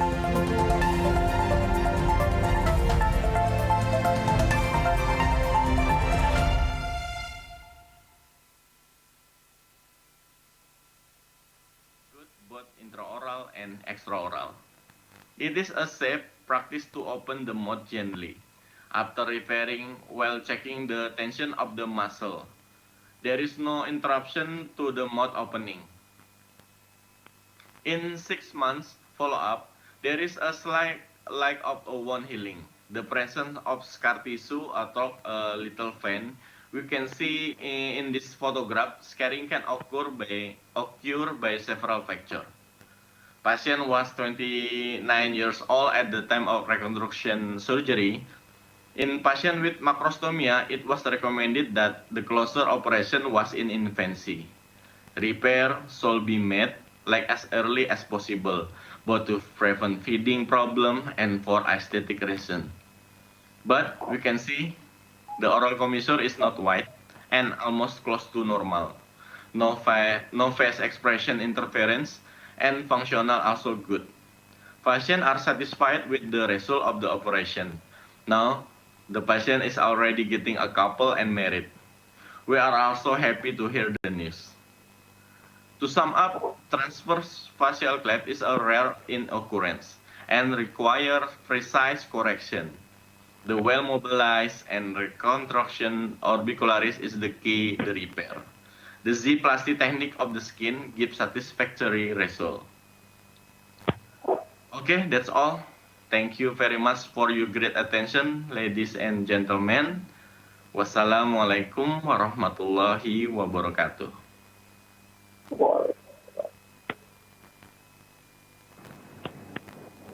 Thank you very much for Dr. Robi Romadoni for the presentation. That is very clear presentation.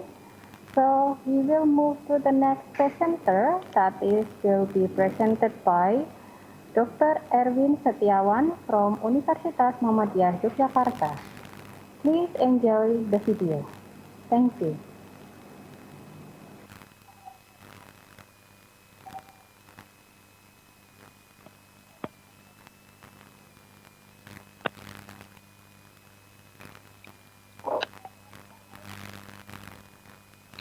Assalamualaikum warahmatullahi wabarakatuh. Welcome to Dream ICoSI. Firstly, I would like to introduce myself. My name is Erwin Setiawan. I'm from Dentomaxillofacial Radiology Department, School of Dentistry, Faculty of Medicine and Health Sciences, Universitas Muhammadiyah, Yogyakarta.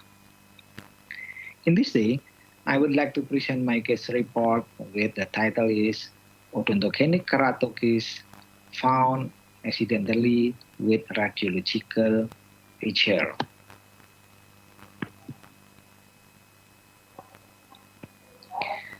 As we know that odontogenic keratosis or OKC was previously classified into a case type. In 2005, WHO reclassified into the odontogenic tumor category under the name keratokistic odontogenic tumor, or KOT, or KCOT.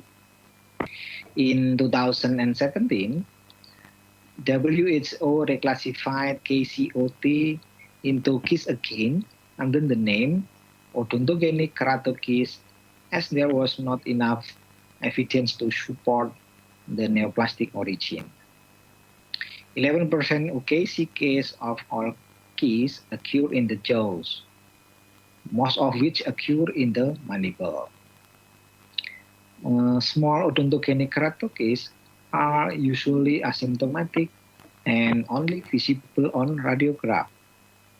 In larger lesions, it usually causes pain, swelling, and fistula.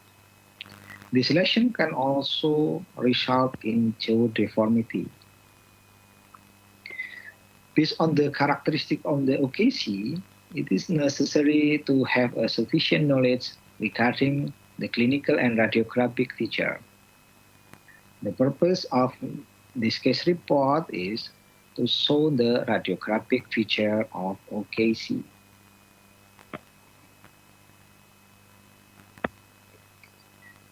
My case is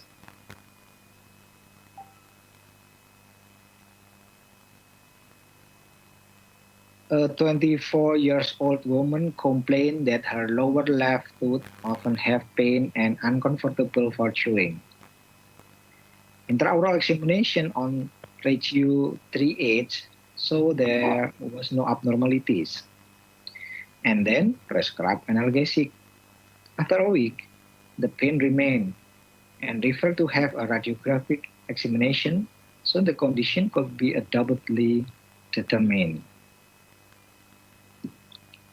And this panoramic radiograph. Based on the panoramic radiograph, there was a radiolution lesion in the apical region of teeth 37 and 3H. The lesion was unilocular with an anteroposterior diameter approximately 3 cm. It was a well-defined border that looked a bit sclerotic corticated as a curved edge. The mandibular canal was pushed inferiorly. The histopathological examination showed the squamous epithelial complex on the wall of the lesion.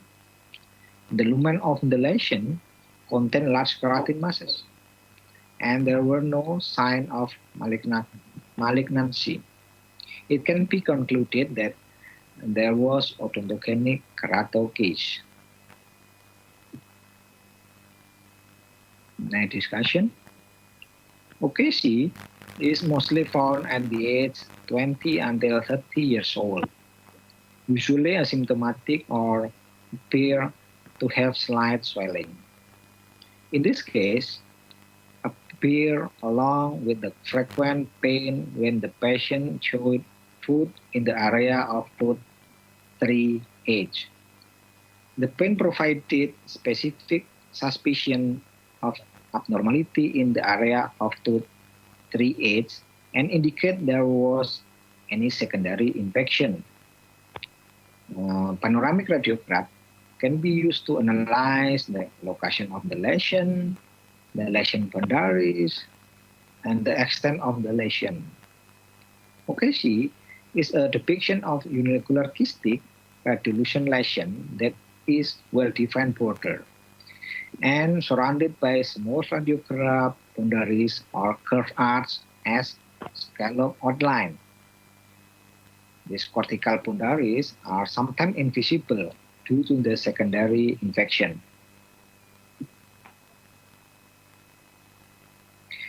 Radiolution in the lesion because there was any resorption in the trabecular bone.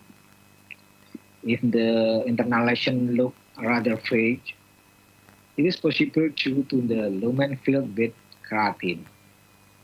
Clinically, the lesion can be identified when it gets larger and extends the cortical layer. And the differential diagnosis of OKC includes ameloblastoma, as both have a similar depiction. Ameloblastoma also has a scallop margin, but the expansion of the ameloblastoma is faster than the OKC. OKC have more radiolution than ameloblastoma on the CT image. Ameloblastoma mostly also have effect in root resorption of the involved tooth, while it rarely occurs in the OKC case. And the conclusion are, a small odontogenic keratosis are usually asymptomatic and identified incidentally by routine radiograph examination. And the second, more detailed knowledge about OKC radiograph is required to identify the lesion earlier. And then there are my references. Okay. This is the end of my presentation. Stay healthy and have a nice day. Thank you. Assalamualaikum warahmatullahi wabarakatuh.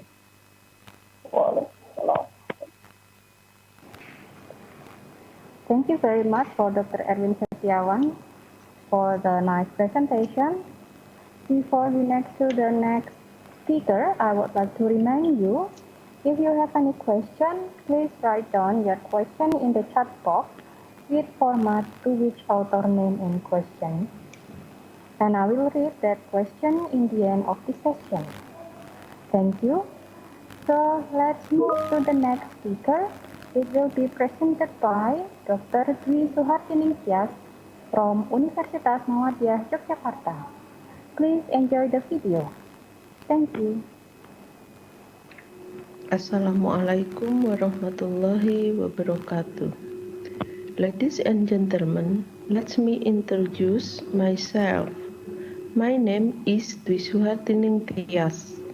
I am a lecturer in the School of Dentistry, Faculty of Medicine and Health Sciences, Universitas Muhammadiyah, Yogyakarta. Today, I will present my case presentation with the title Steroid Inhaler Therapy in Asthma Patient and Oral Manifestations Similar to Median Rhomboid Glossitis. One of the oral manifestations in the use of a steroid inhaler in an asthma patient is median rhomboid glossitis. Median rhomboid glossitis or central papillary atrophy is a benign condition on the tongue, asymptomatic, and characterized by atrophy of filiform papilla on the dorsal surface of the tongue. The prevalence of MRG is around 0.01 until 1% of the population. The clinical appearance of the lesion varies. They may be raised, fissured, or lobed, and sometimes show a darker color. There is also a flat, dark pink, bald, or atrophic appearance on the median dorsal of the tongue with a white coating on the outer side. The first picture is the clinical appearance of MRG with fissure and dark pink.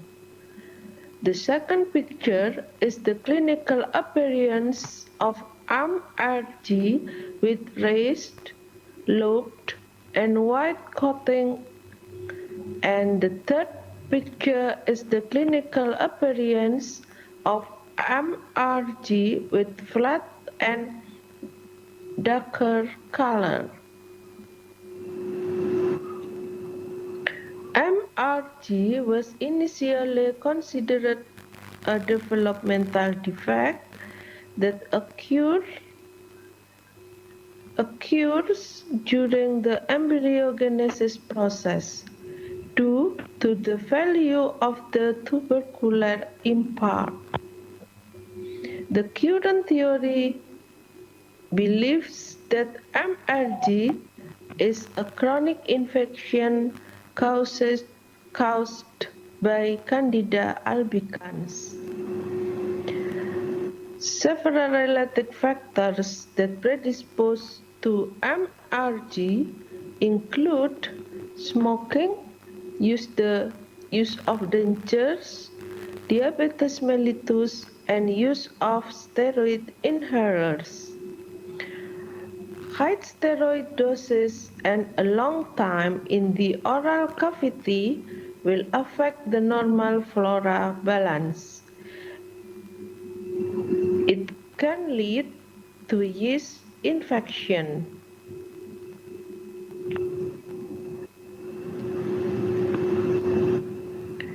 A 27-year-old female came to academic dental hospital, complained on the discomfort on the tongue because it looks whiter, and the center of the tongue is reddish.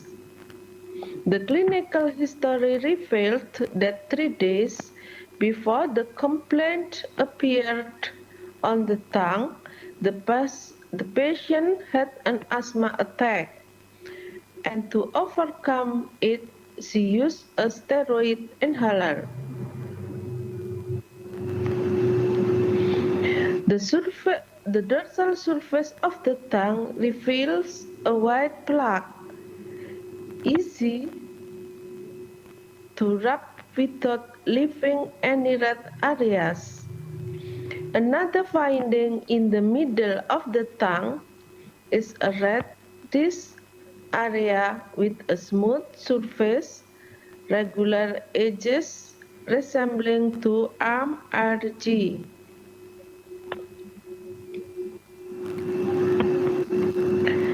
The treatment that have been given are introduction to brush the tongue using a tongue scraper. Administer the mouthwash containing povidone iodine 1% and control 1 week later. At this visit, the patient felt that her tongue was much more comfortable and the white color around the red area had started to thin, although the red area was still visible. 1 month after the second visit, the patient felt that her tongue was getting better. Intraoral examination of the area of redness in the median dorsal tongue was persistent, with a smooth, irregular edge with a slightly yellowish white surrounding area and was thinner than the second visit.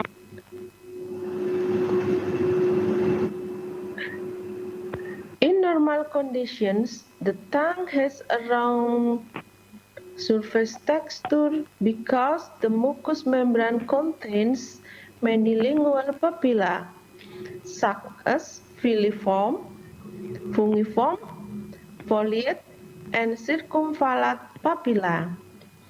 Changes in the surface texture of the tongue, especially on lingual papilla, can occur due to various etiologies.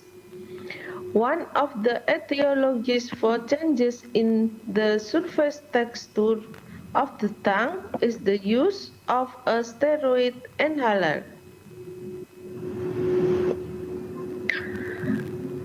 An inhaled steroid is a commonly used treatment in respiratory diseases such as asthma. The long-term use of inhaled steroids can alter the normal flora in the oral cavity and result in overgrowth of Candida sp. MRG caused by Candida sp is not confirmed because of no laboratory examination. The conclusion of this case, a steroid inhaler for the treatment of asthma can be associated with several on the tongue, such as coated tongue and MRG. Confirmation of MRG by mycological examination is needed to ensure the presence of fungal colonization. In this case, although the appearance of the red lesion on the dorsal tongue resembles MRG, the diagnosis of MRG can be confirmed because the mycological examination has not been carried out.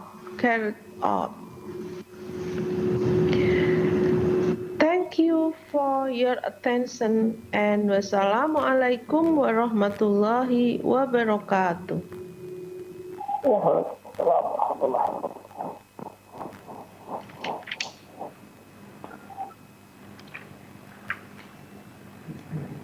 Thank you very much for the presentation from Dr. Gigi Dwi Suhardiningsih. The next presenter will be present by Dr. Dwi Rekcan Maulana. He is a clinical student in Universitas Muhammadiyah, Yogyakarta. So please enjoy the video. Thank you.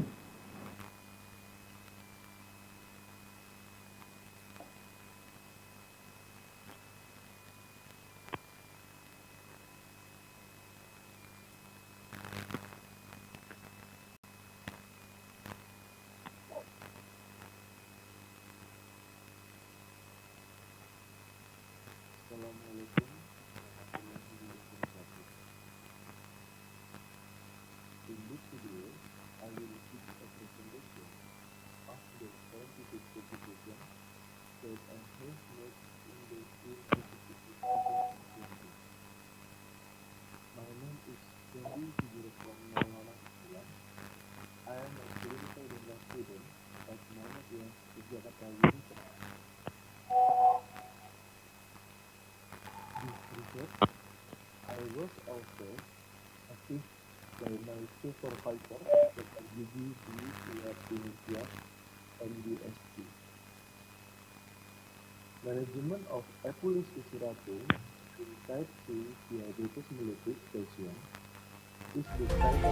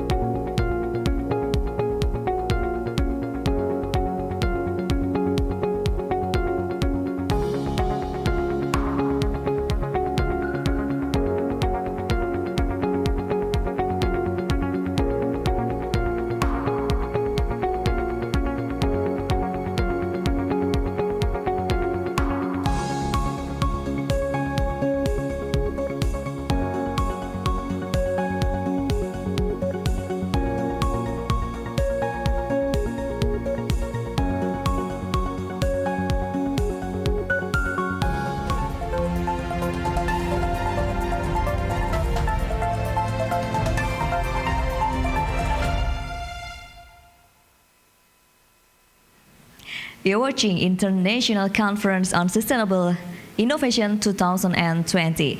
Ladies and gentlemen, now I would like to present to you our next agenda for International Language and Education Conference from Faculty of Language Education Universitas Muhammadiyah Yogyakarta. Now we have plenary session. So, ladies and gentlemen, let us join International Language and Education Conference.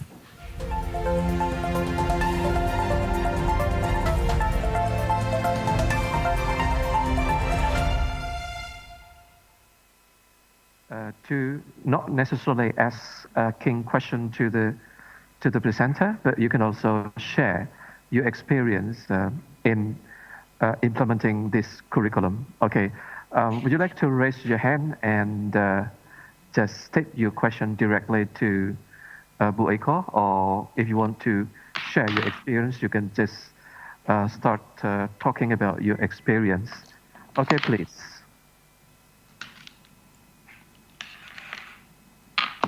Okay, will be asking or sharing the experience.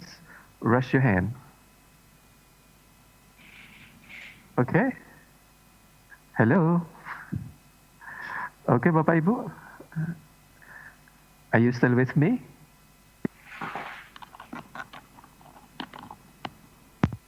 Okay. Hello, Bapak Ibu. Hello, can you, okay, can you listen to me, Bapak Ibu? Yes, sir. Okay. All right. Would you like to, if you have a question or some experiences in designing the curriculum of Campus Merdeka? Okay, we have a question. Please, Ibu. Ibu Puput, ya, please. Ibu Puput Arfiandani, okay. The name is familiar, okay, to me actually. Bu Puput Arfiandani, okay. Okay, Bu Puput, you can start asking question or sharing your experience, please. Right. So, thank you very much, Pak Indro. My name is Puput Arfiandani, and I'm from Universitas Muhammadiyah Yogyakarta. I have one question regarding to Bu Eko's presentation just now. I'm not really familiar with MBKM policy as of now, but I'm just wondering, because I'm not within those who can design the policy. So as a teacher educator, I'm just wondering about what are the things that we can do as teacher educator that regarding to the MBKM philosophy that we could implement in our own classroom practices. So while waiting for the policy to be fully implemented, I'm just wondering, like, what are the things that we can do as of now to kind of introduce or bring the spirits of MBKM policy into our own classroom practices. Thank you. Okay, we are going to give opportunity to Bu Eko to answer the question directly, and then after that we are also giving another opportunity for the participants to ask question. Bu Eko, please, would you respond to her question? Thank you, Mr. Put, and thank you, Pak Endro, for the opportunity. As Pak Endro mentioned, I agree with him that actually this is a new policy, yeah, in Indonesia. And then if I try to use the terms in English, it's quite challenging, yeah, because I've already asked quite many people about the term of Campus Merdeka. What is actually the meaning of Campus Merdeka? What concept is actually Campus Merdeka? And then when I tried to check the references, I found that actually the concept behind Merdeka Belajar, well, some articles mention that Merdeka Belajar can be interpreted as freedom to learn, but I'm not sure with the Campus Merdeka. And when I check deeper about the concept, Actually, in some other countries, it has been implemented. Like in UK, in Australia, they have a certain term called as WIL, or work integrated learning. So the aim of the work integrated learning is eventually to enable students to gain their employability, meaning that they will have a set of qualities that are needed in the job field. And then go back to Ms. Puput's question. What should lecturers do in supporting the curriculum or the policy of Merdeka Belajar, Freedom to Learn, and Kampus Merdeka, yeah, or independent campus? So this is quite interesting question, and this is a kind of discussion. So what I'm going to mention is not something that is 100% correct, no. So this is still very open. Ms. Puput, what comes into my mind is that in order to facilitate students with the attainment of graduate employability, as a lecturer, we can not only facilitate the students, but we try to be the learning partner for the students. And the idea of the policy is that to make the students as the center of the learning. So in the past, probably we ever heard the term of teacher-centered learning, meaning that the teacher is the main actor in the classroom. And then it changes into teacher as the facilitator. Now it changes again. It's not only as the facilitator, but also as the learning partner for the student.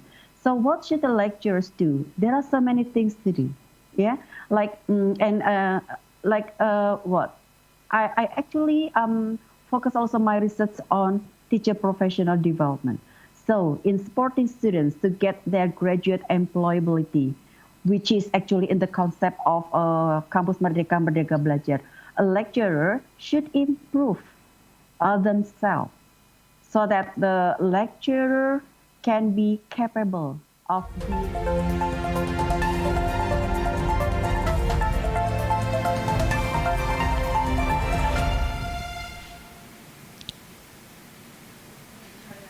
Second day International Conference on Sustainable Innovation 2020. We have a lot of agenda today, and to get more information about our agenda today, now we have Aisyah live from Pasca Sarjana Building, Universitas Muhammadiyah, Yogyakarta. Hello Aisyah.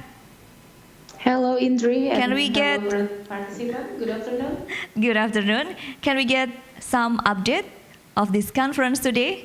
Second day today. Okay, sure.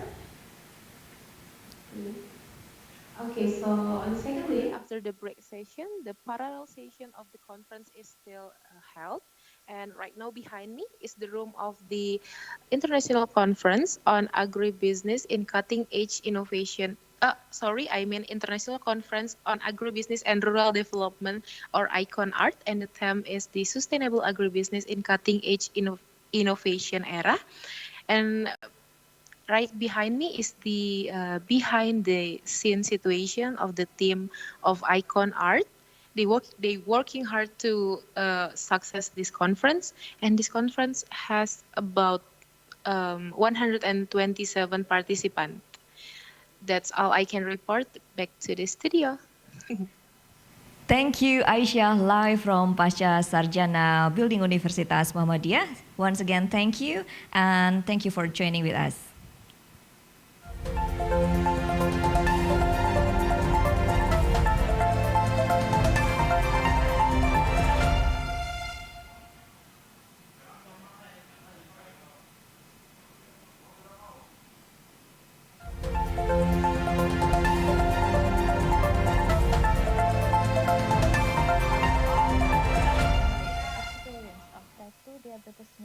Or Type 2DM management among cadres in Yogyakarta.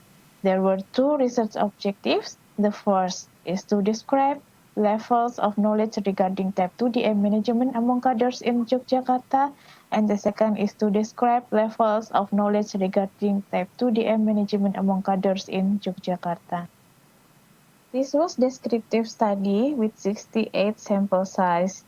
The sampling technique was convenient sampling, and the location were 5 puskesmas areas in Bantul district, consists of Kasihan 2, Jetis 1, Sedayu 1, Jetis 2, and Imogiri 2 puskesmas.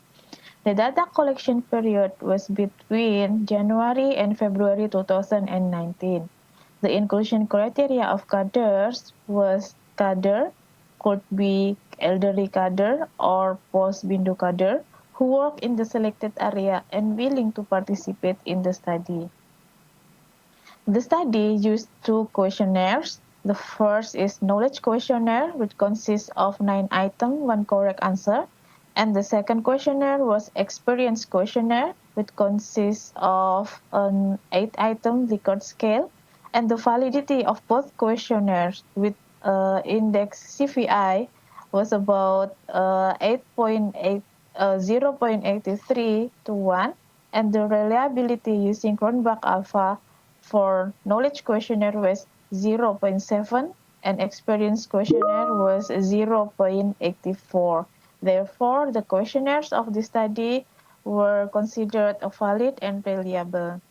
The study received the ethical approval from ethical committee from Faculty of Medicine and Health Sciences Universitas Muhammadiyah Yogyakarta. So now for the results and discussion.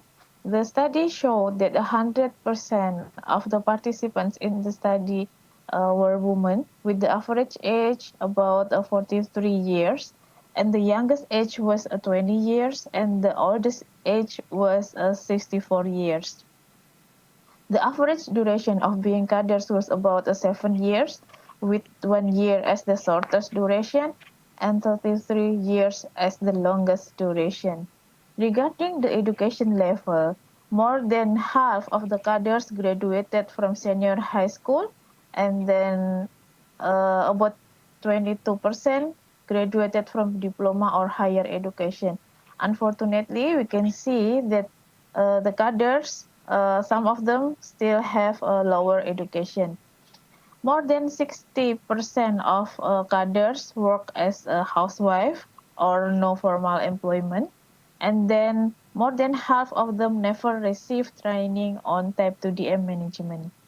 Based on the questionnaire to measure the level of knowledge and experience of cadre, the data showed that more than 60% of cadre have a moderate level of knowledge, and more than 64% cadre have inadequate experience regarding type 2 management. Cadres are those who not only selected or trained individuals from local community, but they must have available time and willingness to organize and run the Posbindu and Posyandu regularly. Therefore, from the demographic data, we can see that majority of the respondents were housewives or have no formal employment. Therefore, they have a flexible time and be able to organize and run a Posbindu regularly. Training of cadres are primarily the responsibility of the puskesmas where the cadres stay, based on the Ministry of Health of Republic of Indonesia.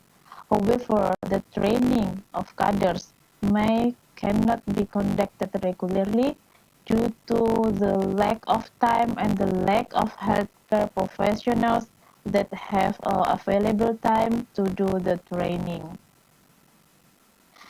Training on DM management can effectively increase cadres' knowledge. Therefore, training on DM management is very important to be delivered to cadres to improve their knowledge. Inadequacy of experience of the cadres may related to cadres' confidence. The study from Hastuti et al. 2019 showed that lack of confidence due to self-perception of insufficient knowledge and incompetence about chronic disease and Posbindu were considered barriers among Posbindu cadres. So this is the data description about knowledge of cadres on type 2DM, and description of experience of cadre on type 2DM. Majority of cadres can answer correctly on the out that the exercise only 1 or 2 times a week is already enough for people living with DM. Related to the experience, majority of cadres only perform occasional or often activities related to type 2DM management. For the routine activity, mostly they do education related to medication, and it's very rare for them to do blood glucose tests. In conclusion, the study showed that knowledge of cadres were at moderate level with inadequate experience. Cadres' position as a local community resources should be empowered to support diabetes self-management education among people with type 2DM. For the recommendation, Puskesmas and government should consider the importance of cadres' roles and develop effective strategies to escalate cadres' knowledge and experience, for example, by conducting training, encouragement, supervision, and provision of appropriate facilities. Further research is needed to explore barriers among post-Bindu cadres and examine the effects of empowerment program on cadres' knowledge and skill. This study was supported by a research grant from Universitas Muhammadiyah Yogyakarta. The researchers thanked to cadres and Puskesmas Kasihan 2, Jetis 1, Sedayu 1, Jetis 2, and Imogiri 2 for their supports and efforts to participate in this research. This is the reference for my study. Thank you very much for your attention.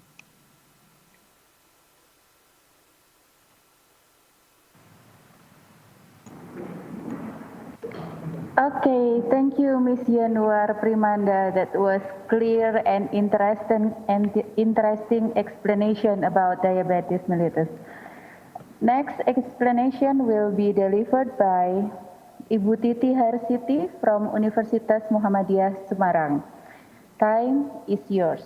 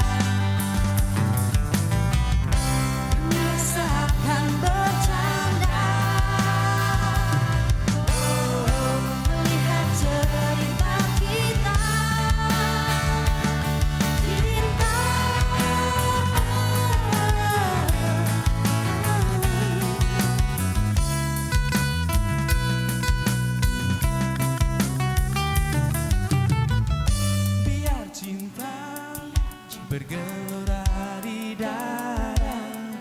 Biar cinta memadukan kita. Cerita cinta yang pertama ku rasa. Jangan pernah berakhir cerita cinta kita. Biar cinta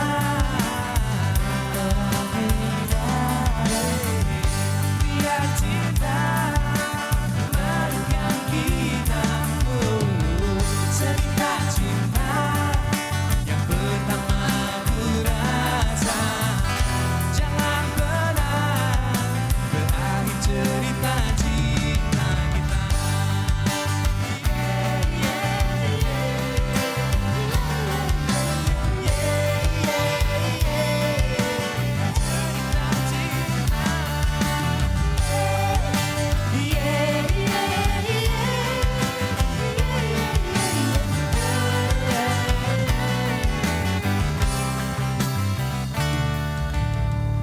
Jangan pernah berakhir cerita cinta kita.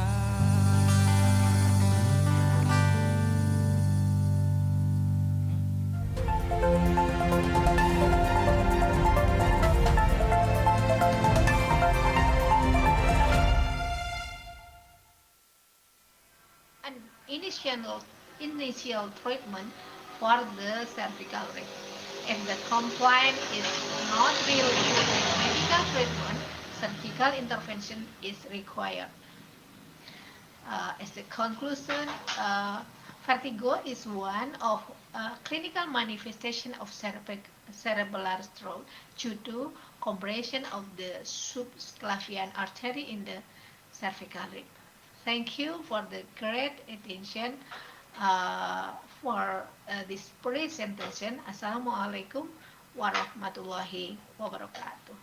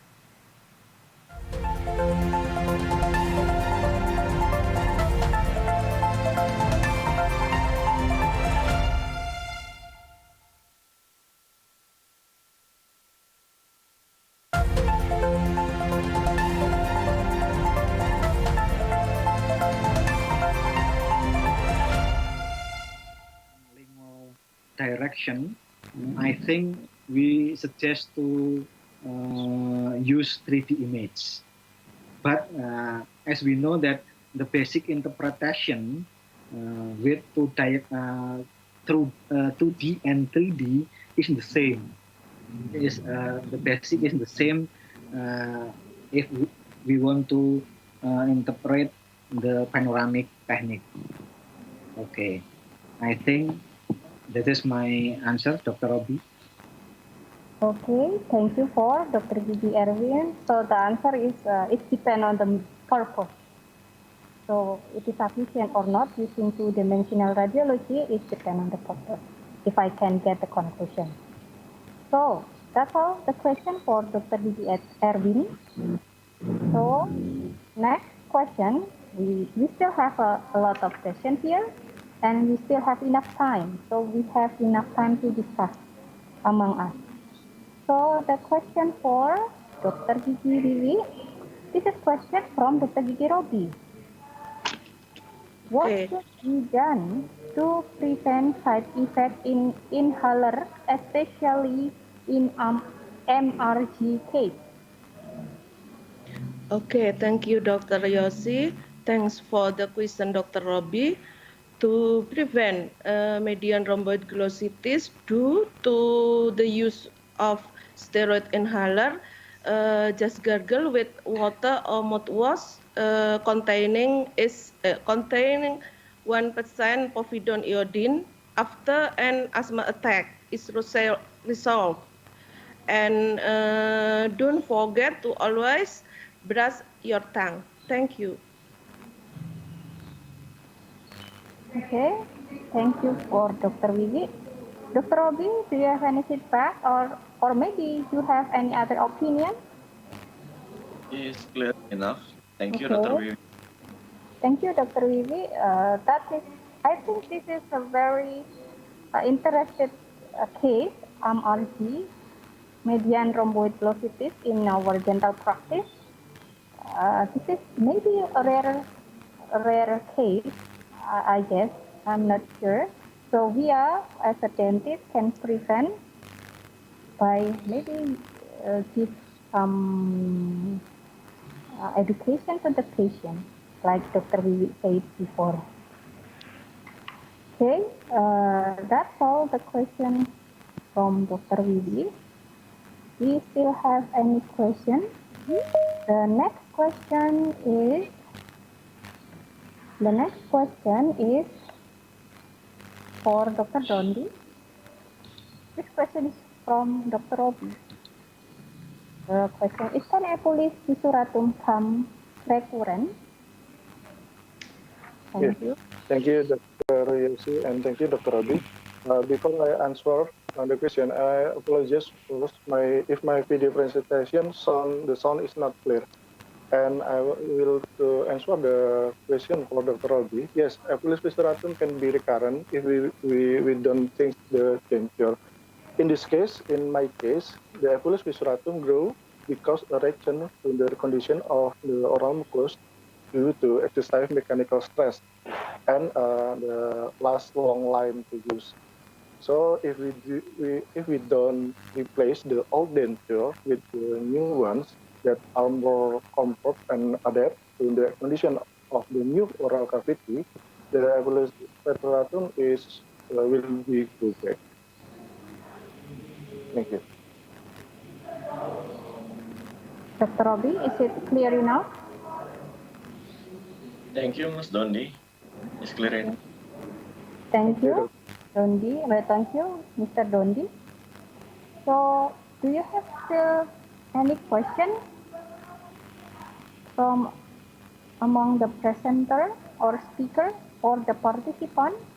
If there still have any question, please chat in the box.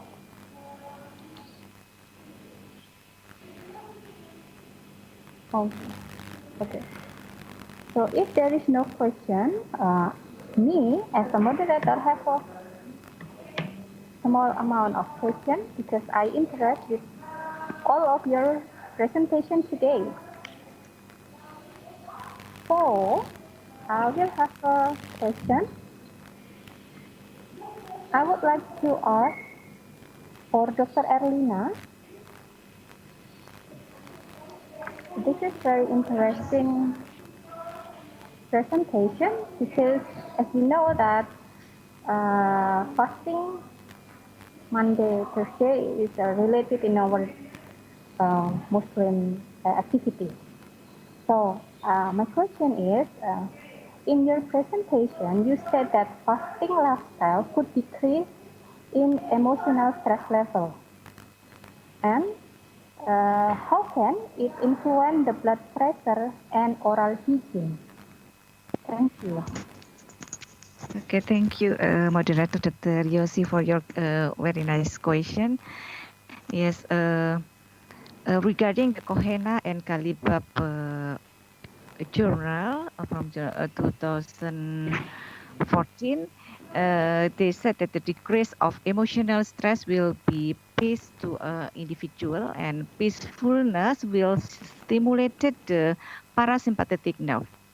We know that the sympathetic nerve stimulation will make the cardiac muscle contraction works faster, faster, while the parasympathetic nerve stimulation will slowing. So Otherwise, the lower rate of the emotional stress will affect the secretion of system and saliva pH in the mouth, which will be very useful for the self-cleansing process inside the mouth. This is a effect in the blood pressure and oral hygiene. And for the intermittent fasting, for Monday.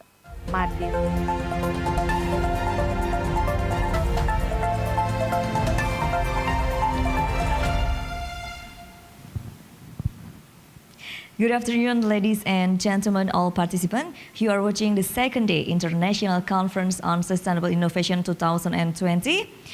We are almost done for our agenda today, and to know more about this conference agenda, we now have Aisyah reporting live from Pasca Sarjana Universitas Muhammadiyah Yogyakarta. Aisyah.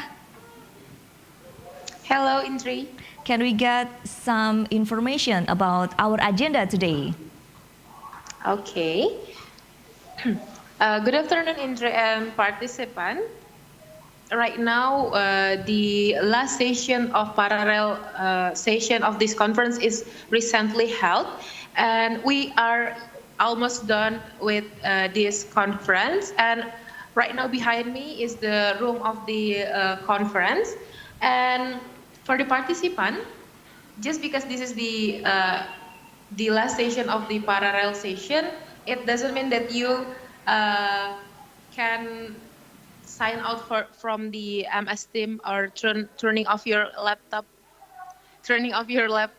and YouTube, because we still have a closing ceremony agenda right after this at 3 p.m. live from the AR Fahrudin B 5th floor Universitas Muhammadiyah Yogyakarta. Please stay tuned to watch the closing ceremony. Thank you. Aisyah for the report, and thank you for joining with us. Ladies and gentlemen, all participants, coming up next agenda closing ceremony at 3 p.m. Stay tuned.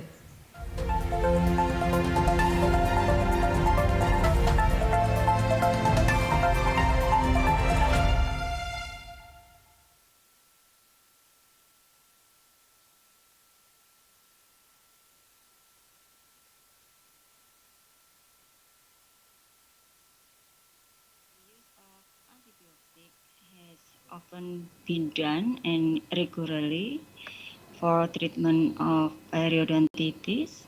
Some systemic and local antibiotics can be given to accelerate healing and tissue regeneration. However, antibiotics can cause resistance, so it's important to find antimicrobial which don't cause resistance. And then we find the antimicrobial peptide, which is non-toxic to eukaryotic cells, activity against gram-positive and negative bacteria, and play a role in wound healing. And the important is in research, the antibiotic peptide is not resistant for a bacteria. This is like this. My question, my answer is like that, Dr. Yosi. Okay, thank you, Dr. Ika. So the reason why you use antimicrobial peptide is because of that is non-toxic, so therefore it can increase wound healing, and also another reason is this antimicrobial peptide is not resistant for bacteria. Okay, that is clear enough for me. So we still have enough time. So let's discuss more in this occasion. So I still have any question. This question is for Mr. Dondi. So I will have a question. So in your case report, that is a police disuratum. The predisposing factor, could you mention what is the predisposing factor? And also, second question is there any genetic predisposing factor that can influence the occurrence of Epulis fissuratum? Thank you. Okay. Yes. Thank you, Dr. Yosi. I think the predisposition factor is the condition of the tooth that before the patient go to RSGM UMY, the old denture has edentulous in anterior teeth. But in last 5 years, the condition of the oral cavity in the patient, if the posterior of the maxilla tooth is have been extract. So because the condition of the posterior tooth in maxilla have missing or has extraction, so the condition can be the old denture have a traumatic with oral mucus in the buccal maxilla. I think that's the predisposition factor of my case. Okay. And how about the genetic factor? Sorry, can Dr. Yosi repeat the question? Okay. How about the genetic factor? Is it any correlation? Okay, thank you. I think Epulis fissuratum not to relate the genetic factor because the main cause in this case in this Epulis fissuratum is because the mechanic stress. So if the parent of the patient have same Epulis fissuratum, I think if the causes the mechanic stress we not found, so I think that's cannot be grow in this oral mucus of this patient. Okay. Okay, Mr. Dondi, I get the point that there is no genetic predisposing factor in this case. Okay, thank you for the clear enough answer. We still have time. We have enough time. So I would like to ask the question for Dr. Gigi Rahayu Nuni Apriliani. So there are 3 steps of therapy that you have been done. How long the time is needed to do for each step? And that is my first question. And the second question is, how long it has been finished for all steps? Because when I can see your case, that is really sequentially therapy. So I would like to know about that. Thank you. Okay, thank you, doctor, for the question. For the first question, actually it needs few months for completing the case, and I complete this case, collaborate with my colleague from periodontology clinic. For the root canal treatment, I need about 3 weeks to complete the treatment, and then the next weeks my college can do the OFD and the application of medical graft, and then we need to wait about a month or more to give time for one healing, so we can continue to the next steps for the final restoration. After that, for the final restoration, it may take about 2 weeks, so the total time is maybe about 2.5 months. I think that's all. Thank you, Doc. Okay, thank you, Dr. Rahayu Nuni Apriliani. So it takes time, yeah, to done this therapy, because it should be done with 3 steps of therapy. It takes 2 until 2.5 months around, approximately. So thank you, Dr. Nuni, for the answer. So I still have one question. I think that is the last question. This is that question for Dr. Gigi Edwin Saleh. I have a question. So in your presentation, that is mentioned that the symptom of two infected canine is headache. And is it always followed by headache, or not usually not have symptom headache?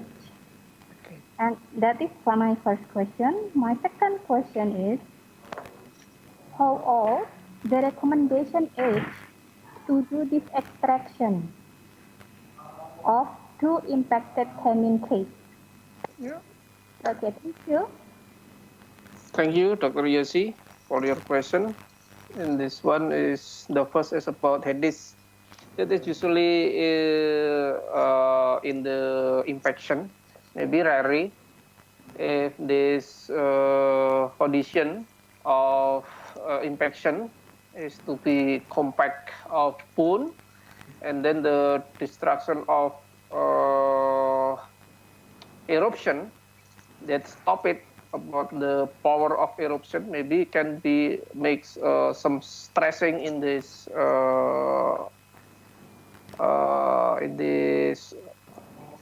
saraf, yeah, in this some saraf, and then maybe can makes the headaches. In this case, patient more the headaches rare, and then after we pull out or after we extracted the biliary caninus, the headache is gone, and then the symptom is not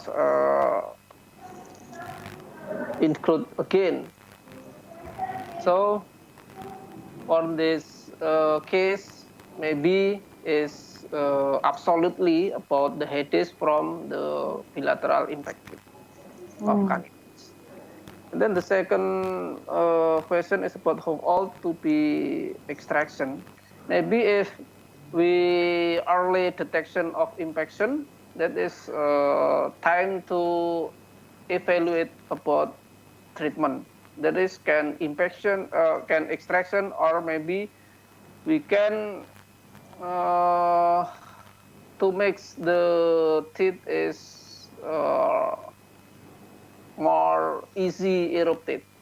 We prepare about this position erupted. Maybe if we can detect it early, we can give some stimuli with give some space in this canine, or we can stimuli with look like if we have a baby and then they can they must be erupted in the decidui teeth, maybe to stimulate with the mastication.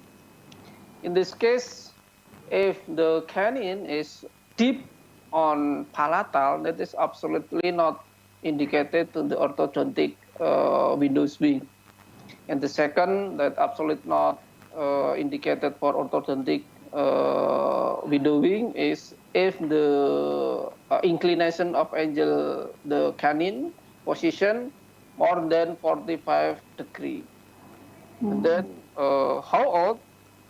If we can detect it early, so we can discuss, and then we can maybe evaluate about this treatment.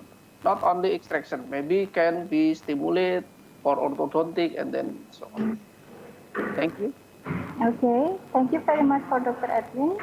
That's really my question, because I would like to know if it should be extracted or not, because as we know, in the case of kids or still adolescent, the jaw can be grow, right? So maybe it can be collaborate with orthodontic, like Dr. Edwin said before. Okay. Okay, maybe I will edit about this grow and development. For the absolutely indicated odontectomy, maybe not only in the growth and development about the bone. The first is about the germ of teeth. In this case, on odontectomy, apa ya? We find about the germinectomy. Sometimes the teeth is not fully in this grow of teeth, so we call it this germinectomy, because germinectomy is indicated if we can evaluate about this, maybe include the tumor or kysta from this teeth. Just not odontectomy, we can germinectomy too. We will do it if there is no advantage for the eruption teeth.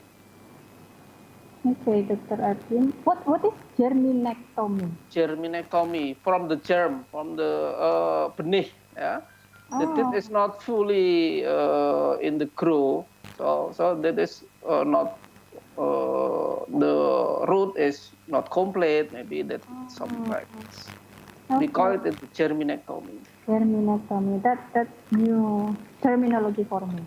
Yes. Thank you very much for the knowledge, Dr. Kiki Edwin.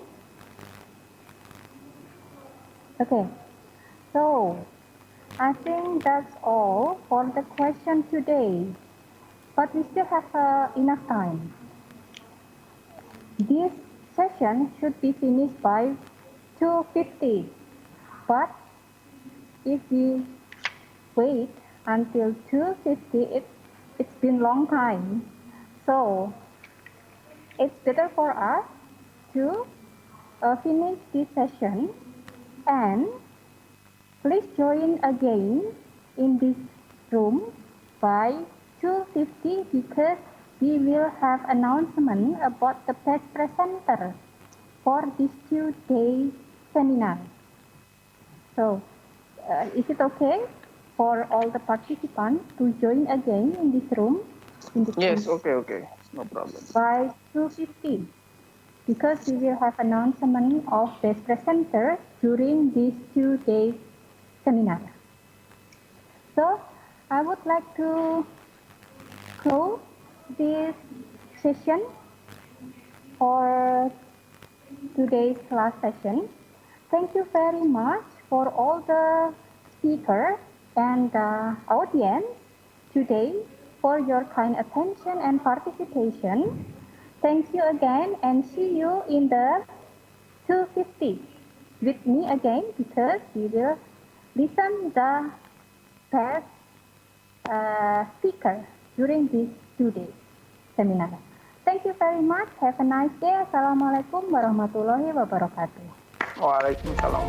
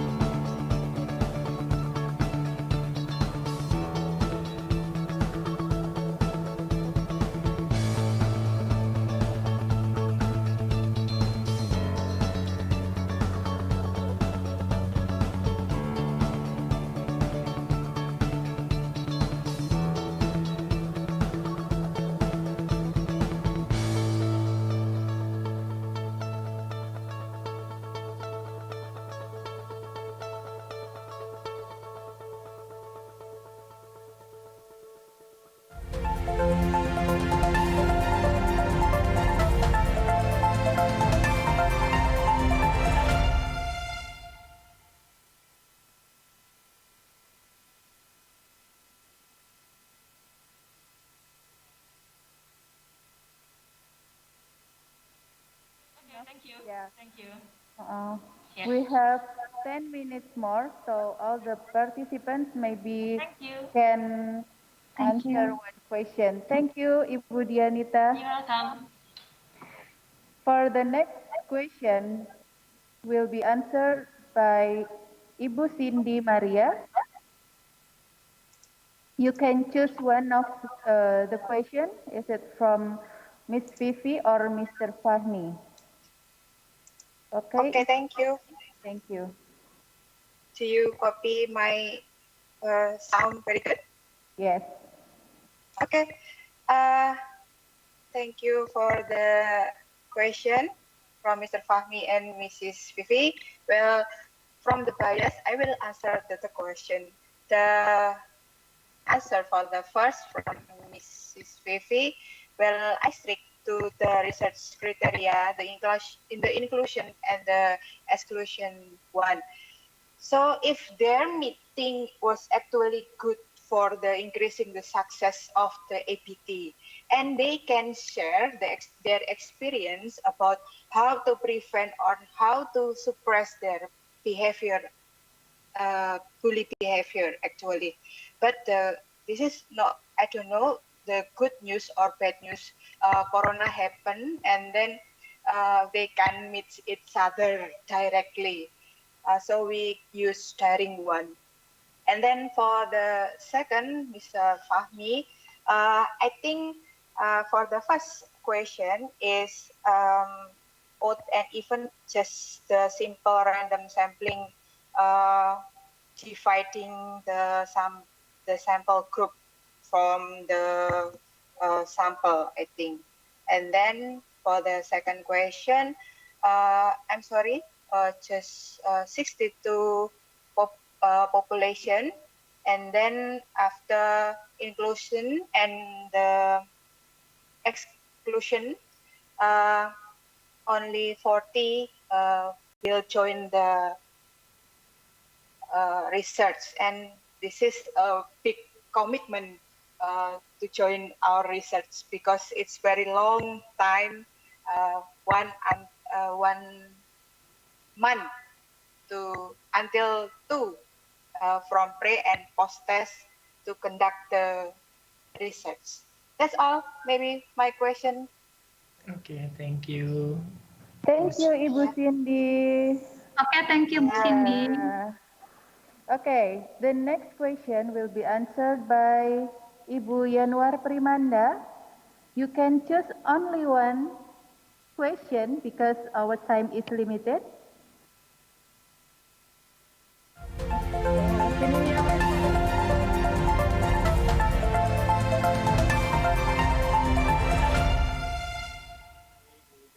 Solution. And we also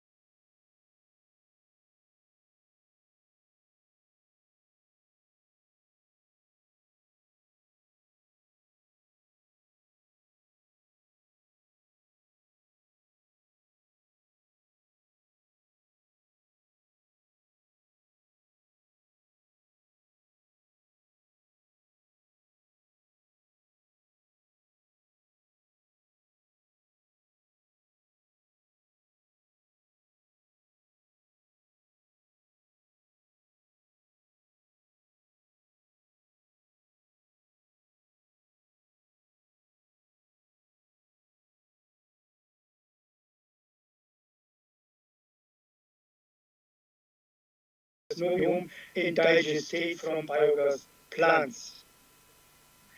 And third, humate lactate bacillus subtilis can be used for improvement of buffer capacity in the rhizosphere and as bioregulator for enhancement of plant growth.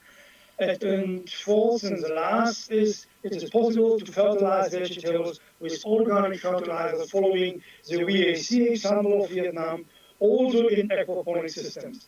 The reaction of the crops fertilized with organic or mineral fertilizers was different.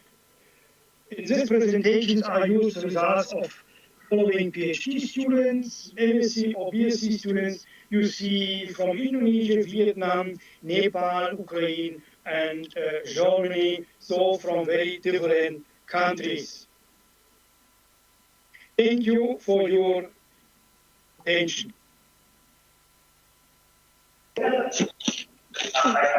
Okay. Very nice presentation from Professor Bohme. Thank you. Let's see, we have a question from Ibu Upi from Medical Faculty of Muhammadiyah Yogyakarta and Munster University Hospital. For Ibu Upi, if you need to have live questions, please. Okay, maybe I can read the question. How to develop the crops which contain a lot of micronutrients to prevent stunting or malnutrition in children under 5. Now it's becoming popular to engage medical problem and agriculture perspective to achieve the goals in SDGs. And then German language, best group, yeah. Okay, Prof. Bohme. Okay, where am I? You cannot see me. Okay, yeah, thank you for this question. We have some studies regarding micronutrients, and basic, I can say, are used crops which high content of micronutrients, or with a good nutrient value for the people. And it is difficult in agriculture to use it, but we use in greenhouse experiments with different light spectra. Maybe the interesting result beside so the mainstream. And we use this light spectrum, and we have seen a very interesting influence on the development of micronutrients in the plants. I tell you this because it is interesting for indoor farming. We just started to develop a company with indoor farm, and here's very important to know what kind of spectra you use to have the good amount of micronutrients. I can add it because at the moment we just finished such research. Otherwise, we had seen the effect can be different to use mineral fertilization, organic fertilization. We can influence the micro, but I think more research is necessary to see what amount on frequency you need in regard of the fertilization. Thank you. Okay, thank you, Professor Bohme, for the answer.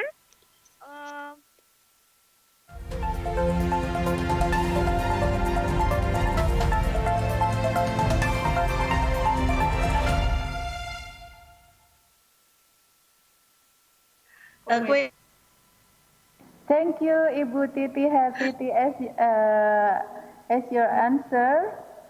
Okay, maybe there are no questions for Ibu Titi Huria, or the judges will deliver the question. No? Okay. Okay, this is the end of our agenda. Thank you for all the participants and all the judges. It's very nice to me to be a moderator in here. Very interactive room, and maybe you can open your camera or your video. We can take a picture first.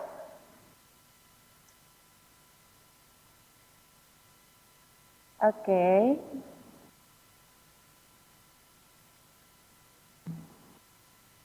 Not yet. Okay, Bu Titi, you can join with us. Yes, I already opened my video. Okay, thank you. Ibu Yanwar Primanda, can you open your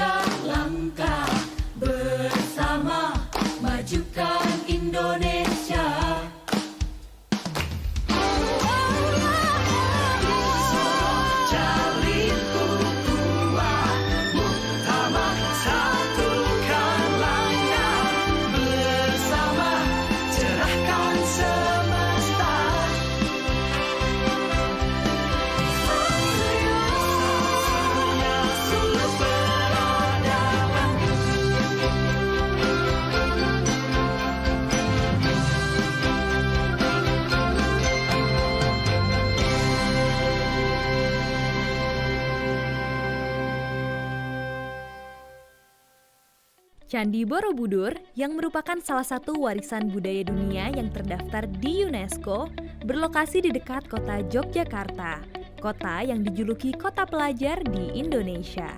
Disitulah Universitas Muhammadiyah Yogyakarta didirikan tahun 1981. Program studi hubungan internasional adalah salah satu program unggulan di lingkungan Universitas Muhammadiyah Yogyakarta yang telah terakreditasi A sejak tahun 1999 dan masih dipertahankan hingga saat ini. Saat ini, program studi hubungan internasional senantiasa terus melakukan pengembangan untuk semakin mendapatkan pengakuan internasional khususnya di bidang akademik. Sejak tahun 2004, program studi hubungan internasional membuka program kelas internasional atau International Program of International Relations atau IPIREL.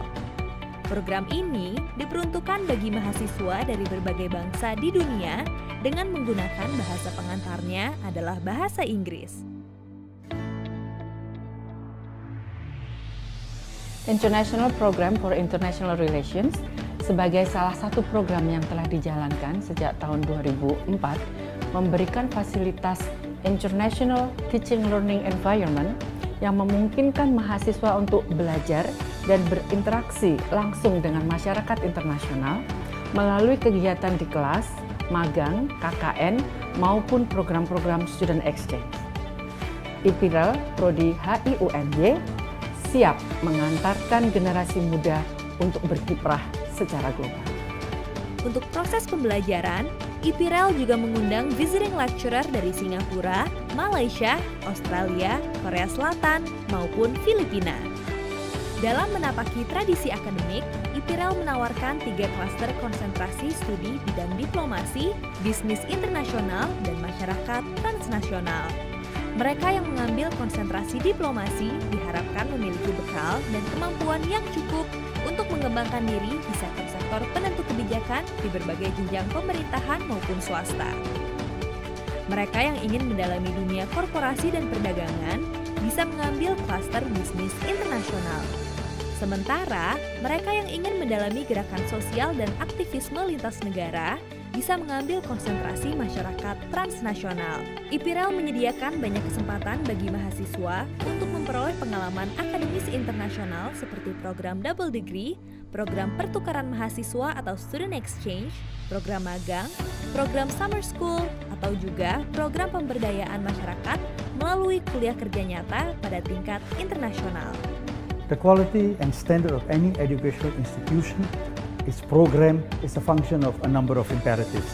The history associated with the institution, the quality of the institution itself, and the standard and recognition of the staff, student, and particular program and curricula, as well as the role and perception of public at home and abroad of this particular program. This is the key reason why the Department of International Relations in University Muhammadiyah Jogja is regarded as one of the best in this country, and that momentum has kept going because they have continued to fuel the best and the brightest as far as the program is concerned. Untuk itulah, IPIREL mempunyai beberapa universitas mitra di banyak negara seperti Malaysia, Thailand, Filipina, Taiwan, Australia, dan Spanyol. Atau juga partner dari kalangan pemerintah, misalnya kantor-kantor Kedutaan Besar Republik Indonesia maupun kantor-kantor konsulat yang lain. Universitas mitra tersebut antara lain Thammasat University, Konkan University di Thailand, University Utara Malaysia, University Science Malaysia, University Islam Antarbangsa di Malaysia, Sun Moon University di Korea Selatan, Tamkang University, Asia University, Suzhou University, National Cheng Kung University di Taiwan, Flinders University di Australia, serta Autonoma dan Jaume University di Spanyol. Universitas Muhammadiyah Yogyakarta dan program studi ilmu hubungan internasional merupakan salah satu program studi yang terbaik yang ada di Indonesia.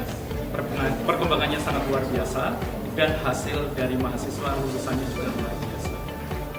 Ada beberapa diplomat yang merupakan lulusan dari Universitas Muhammadiyah Yogyakarta dan berhasil menjadi diplomat yang tangguh dan sangat baik di Kementerian Luar Negeri. Oleh karena itu kami dukung Universitas Muhammadiyah Yogyakarta dan program studi ilmu hubungan internasional menjadi terus terdepan dan terus bekerja sama dengan Kementerian Luar Negeri. Semua aktivitas akademik tetap dibangun berdasarkan prinsip-prinsip moral, etika, dan spirit pembaharuan gerakan Islam modern, terbuka pada pembaharuan sebagaimana karakteristik gerakan Muhammadiyah. Lulusan kami saat ini banyak yang melanjutkan studi master atau S2 dan doktoral atau S3 di berbagai negara. Banyak juga yang telah menyebar ke berbagai arena kerja seperti staf pengajar di berbagai universitas baik negeri maupun swasta di tanah air, diplomat di Kementerian Luar Negeri, jurnalis media massa ternama, NGO internasional, serta multinational corporations. Ada juga yang menggeluti dunia penelitian dan birokrasi di berbagai level pemerintahan. Saya kira HI-UMY saat ini sudah melampaui fase mencari pengakuan. Karena HI-UMY sudah diakui sejajar bahkan di depan dibandingin beberapa jurusan HI yang lebih dulu berdiri di Indonesia. Karena itu sekarang bagi UMY adalah untuk membangun value-nya, membangun prinsip-prinsipnya, dan menularkan value-nya kepada universitas-universitas lain yang memiliki jurusan HI. Kekuatan di UMY adalah terletak pada pemahamannya yang mendalam mengenai situasi lokal, terhadap nilai-nilai lokal, terhadap kondisi politik di dalam negeri, sehingga ketika dia membuat analisis mengenai hubungan internasional tidak tumpul, tapi tajam. Untuk menunjang pengembangan soft skill mahasiswa kami, IPIRAL membekali dengan bridging course, academic writing, active English workshop, serta berbagai kegiatan yang diselenggarakan oleh Himpunan Mahasiswa IPIRAL atau IPIRAL Community, yang diantaranya adalah ASEAN Youth General Forum, Campiral, Meetup Alumni, dan lain-lain. Mahasiswa juga didukung untuk ikut aktif dalam berbagai kompetisi akademik maupun peminatan, baik nasional maupun internasional. Olá, tudo bem? I am Natália Melissa. I am from Brazil. I'm taking my 4th semester here at UMY. And my first impression when I came here was that people here are very helpful. I really liked it that they helped me with all the things I had to manage about my documents and everything. And also my classmates, how they are willing to help me with anything that I could not understand in Indonesian or etc. And also I like the environment that I have to live with very culturally different people, even though they are Indonesians, but they still have their own different cultures. And that's what is very special for me here, to live like in this diversity in one single place. Dalam beberapa tahun terakhir, IPIRAL telah melakukan program Social Development atau KKN di wilayah-wilayah perbatasan Indonesia seperti di Sebatik dan Tawau, yang berbatasan dengan Malaysia, serta di Davao, Filipina Selatan. Program tersebut mengkombinasikan pengetahuan tentang hubungan internasional serta pola kerja yang real dalam menangani problem-problem lintas negara. Prodi Hubungan Internasional Universitas Muhammadiyah Yogyakarta atau pada khususnya IPIRAL percaya bahwa upaya yang sungguh-sungguh yang meletakkan peserta didik sebagai fokus pengkhidmatan kegiatan pendidikan serta keterbukaan terhadap perubahan zaman pada akhirnya akan melahirkan institusi yang memiliki kredibilitas dan akuntabilitas baik secara akademik maupun secara sosial. Untuk Anda lulusan SMA, mari bergabung bersama kami di jurusan Hubungan Internasional Program Kelas Internasional, IPIRAL.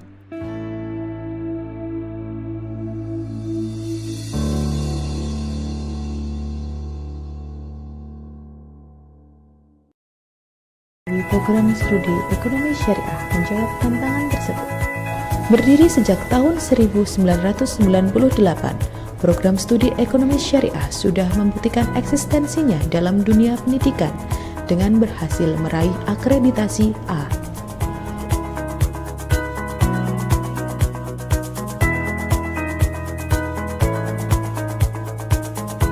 Program studi ekonomi syariah mempunyai visi menjadi program studi terdepan dan mencerahkan di bidang ekonomi dan perbankan Islam berlandaskan semangat ijtihad dan profesionalisme bertaraf nasional dan internasional tahun 2025.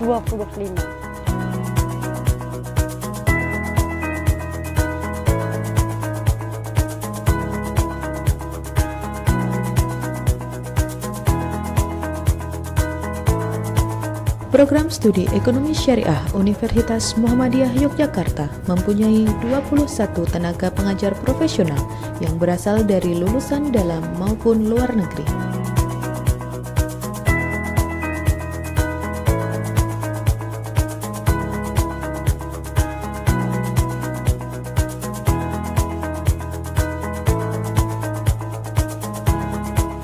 Melalui staf pengajar terbaik dan profesional, kami mempunyai komitmen untuk menghasilkan lulusan yang mempunyai kompetensi unggul dalam bidang ekonomi Islam dan manajemen perbankan syariah.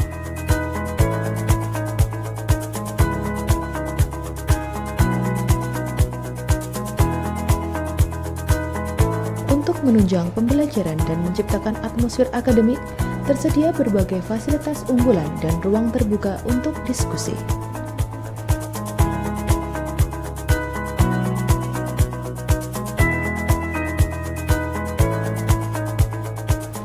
Untuk mencapai visi tersebut, kami lakukan beberapa terobosan yang berfokus pada 1. Memajukan dan mengembangkan ilmu pengetahuan di bidang ekonomi dan perbankan Islam. 2. Membangun sikap pro-mutu di bidang penelitian, pendidikan, pengajaran, dan pengabdian masyarakat. 3. Memberikan dan mengembangkan pelayanan profesional, baik secara internal maupun eksternal.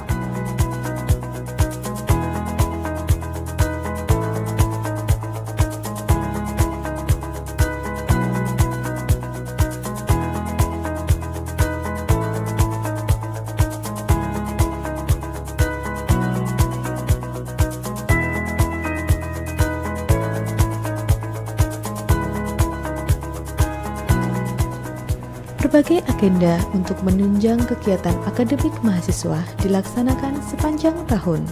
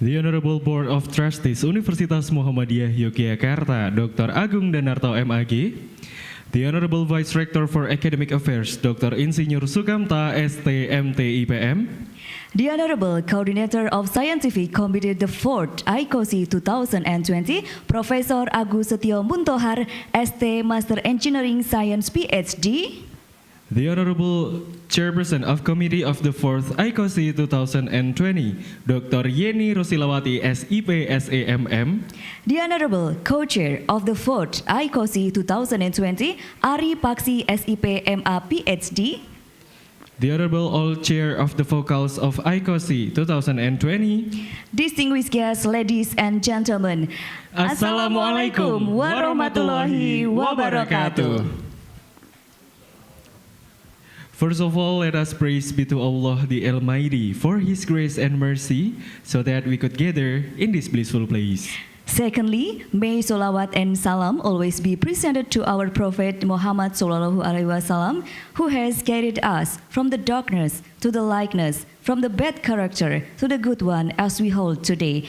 Ladies and gentlemen, welcome to the closing ceremony of the 4th International Conference on Sustainable Innovation 2020.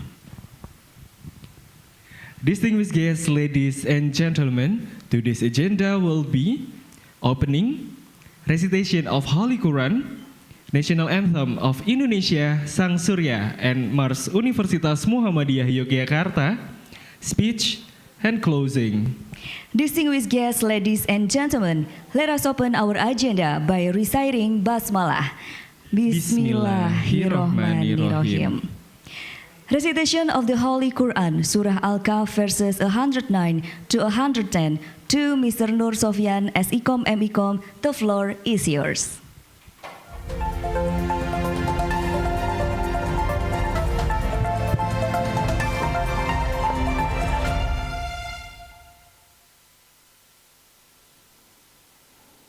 Assalamualaikum warahmatullahi wabarakatuh.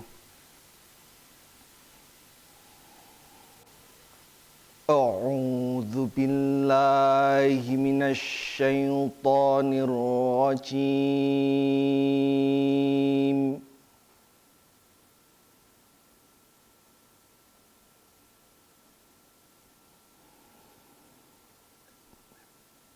Bismillahirrahmanirrahim.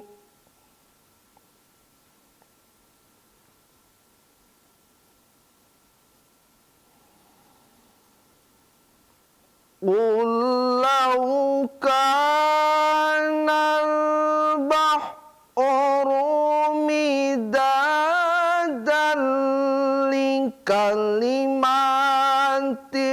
rabbi lanafidhal bahru qabla an tanfada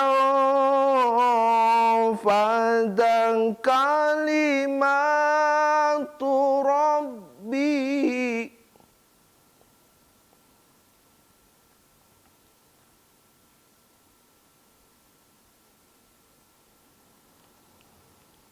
Lanafidhal bahru qabla an tanfada kalimatu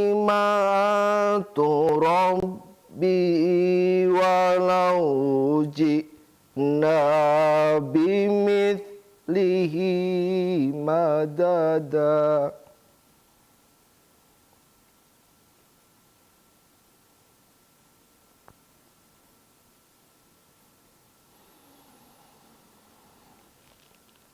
Qul innama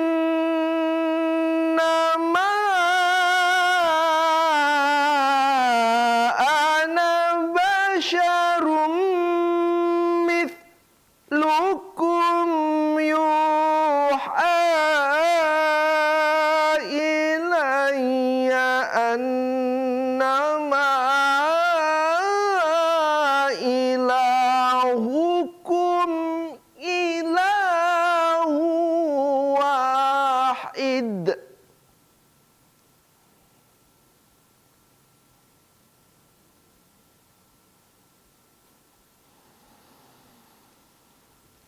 فمن كان يرجو لقاء ربه فليعمل عملا صالحا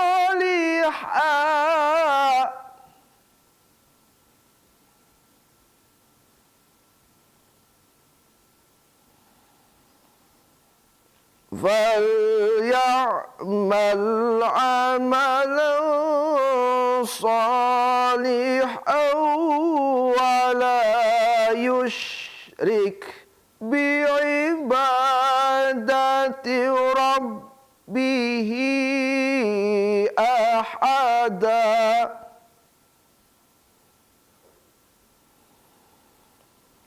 ولا يشرك بعبادة ربه أحدا صدق الله العظيم. Assalamualaikum warahmatullahi wabarakatuh.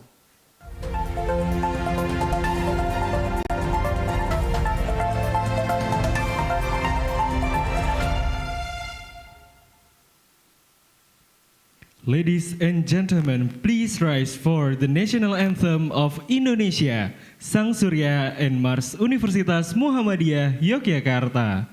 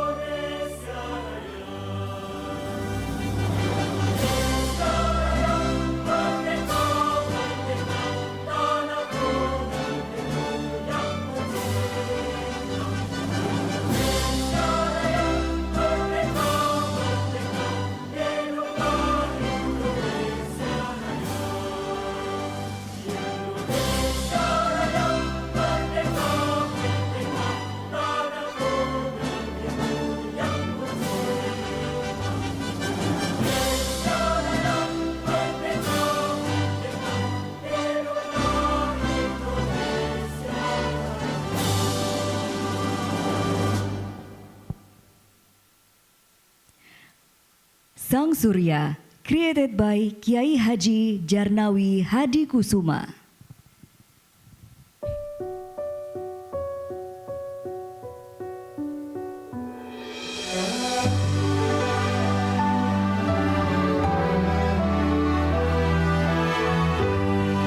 Sang Surya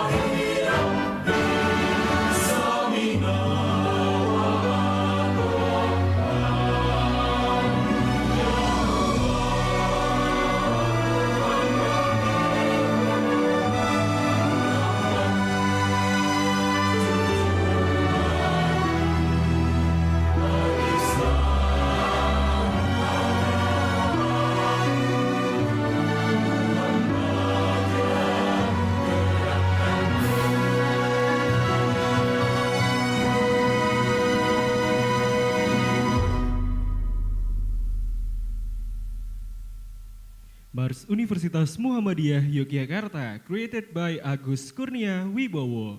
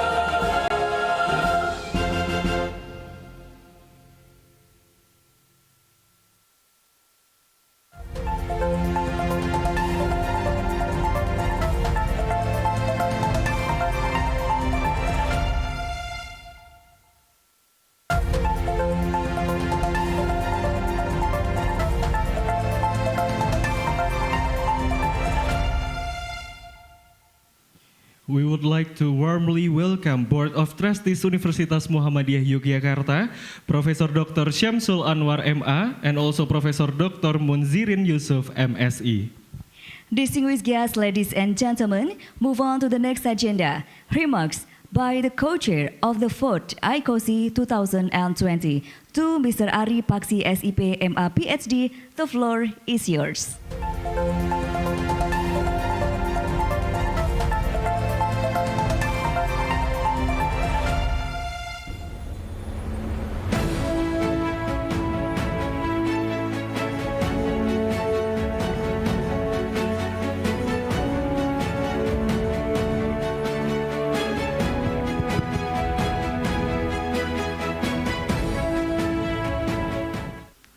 Assalamualaikum warahmatullahi wabarakatuh. Alhamdulillah, it is praise to Allah that we finally reached the end of the conference. First, we would like to express our gratitude to all of the participants of ICoSI 2020. We thank all of your support, willingness, and participation. We are honored that you trust ICoSI as the platform where you share your research. We are more than content to see some familiar faces from the 3rd ICoSI 2019 last year. We truly appreciate your trust in ICoSI and in UMY. It is all thanks to you that ICoSI can actually run very well, though the unexpected events such as outbreak occurs. Dear ladies and gentlemen, we are in contentment and keenness. We are content that we are able to organize the events via virtual technology. We are amazed seeing abundant excellent research presentation. In total, in ICoSI 2020, we got 1,112 virtual presentation. I repeat, 1,112 presentations. The topics vary from various disciplines and the authors come from diverse institutional backgrounds, such as scholars, government, and industry. Indeed, during the pandemic time like this, the quantity and quality of research, innovation, and more importantly, multidisciplinary collaboration are indispensable. Researchers must find new ways and technology to collaborate and conduct research. That is why ICoSI 2020 is proud that we could initiate virtual conference with the most numbers of discipline. This is a legitimate record we altogether achieved from the Museum Record of Indonesia. Again, we must be proud that we are part of the movement of the record-breaking moment. Ladies and gentlemen, I would like to say thanks also to all of the committee. I truly appreciate all the committee at focal level, university level, the scientific committee, the sporting units, and also the university leadership that are very supportive. Thank you for your fruitful work. Finally, we believe there are many rooms for improvement in our side as the committee. Thus, on behalf of organizing committee, I would like to also ask for your apology, so there are many misunderstandings, mistakes, and many things that may hamper the communication with all of the participants. Thank you. Assalamualaikum warahmatullahi wabarakatuh.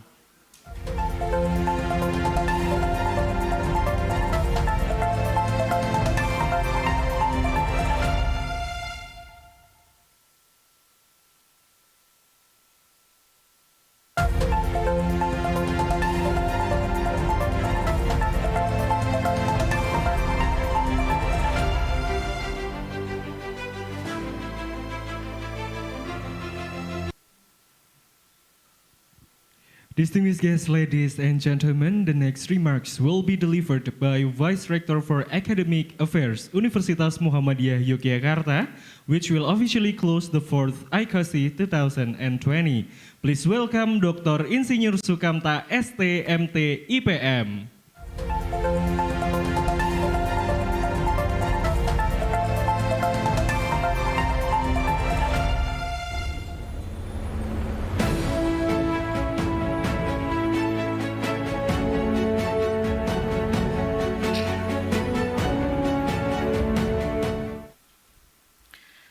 Assalamualaikum warahmatullahi wabarakatuh.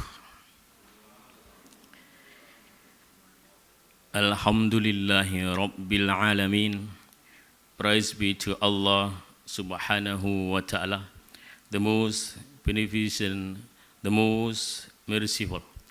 Salawat and greetings may always be delivered to our Prophet Muhammad sallallahu alaihi wasallam.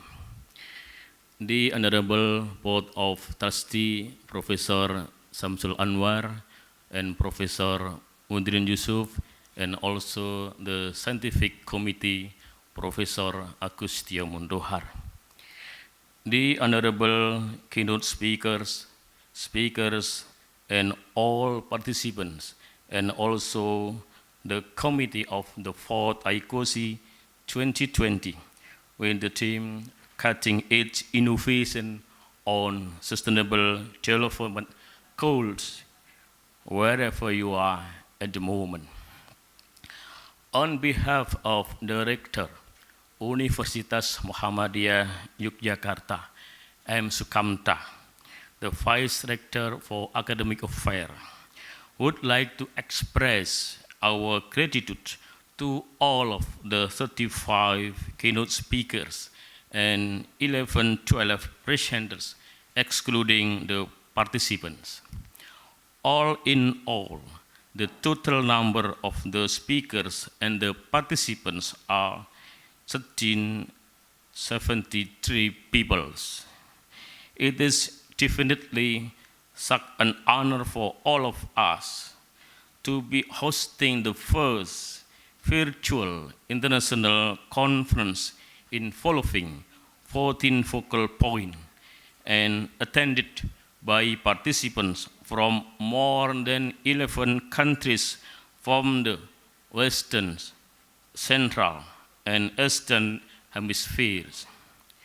Indeed, this conference is only held for 2 days, but I am sure that the result of the discussion and sharing of our experience and knowledge during this 2 days conference are expected to be very useful to the development of our knowledge and insight, which will help us to be able to see the future more comprehensively.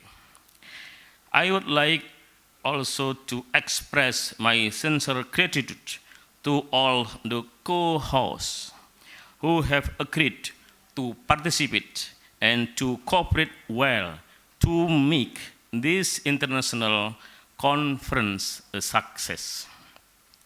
Hopefully, in future, we will also be able to contribute as a co-host for the conference that you are planning to conduct. I also thank the Indonesian Record Museum, MURI, which has given recognition to the 4th ICoSI 2020 as the pioneer and the organizer of international virtual conference with the largest number of disciplines. Hopefully, it will spur us to be even more productive. I also thank to the 4th ICoSI committee, especially Dr. Yeni Rusilawati and all the committee, both the university committee and also the focal committee, who have worked hard for almost a year for the success of this international virtual conference. Please give a big round of applause for everybody here. However, our responsibility has not finished yet. Even though the conference has, we still have the to-do list to distribute all papers until they are published in the Scopus Journal, the Scopus Proceedings, the Web of Science Proceedings, or the ISBN Proceedings. Finally, I apologize if during this 2 days conference there have been many deficiencies, whether related to connection, communication, or other matters that are beyond our control.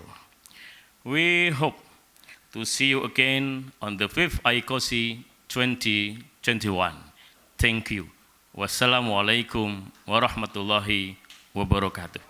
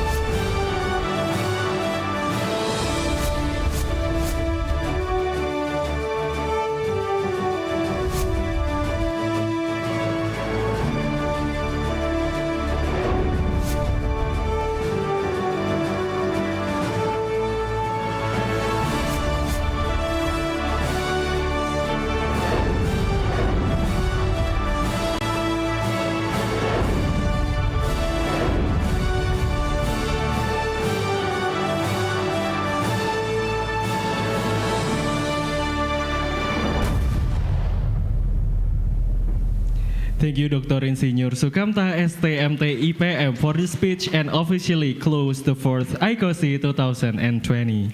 Distinguished guests, ladies and gentlemen, the closing ceremony of the 4th ICoSI 2020 has been completed. Congratulations to all the 14 focals who has been conducted the conference successfully. Let's close today's agenda with reciting Hamdalah.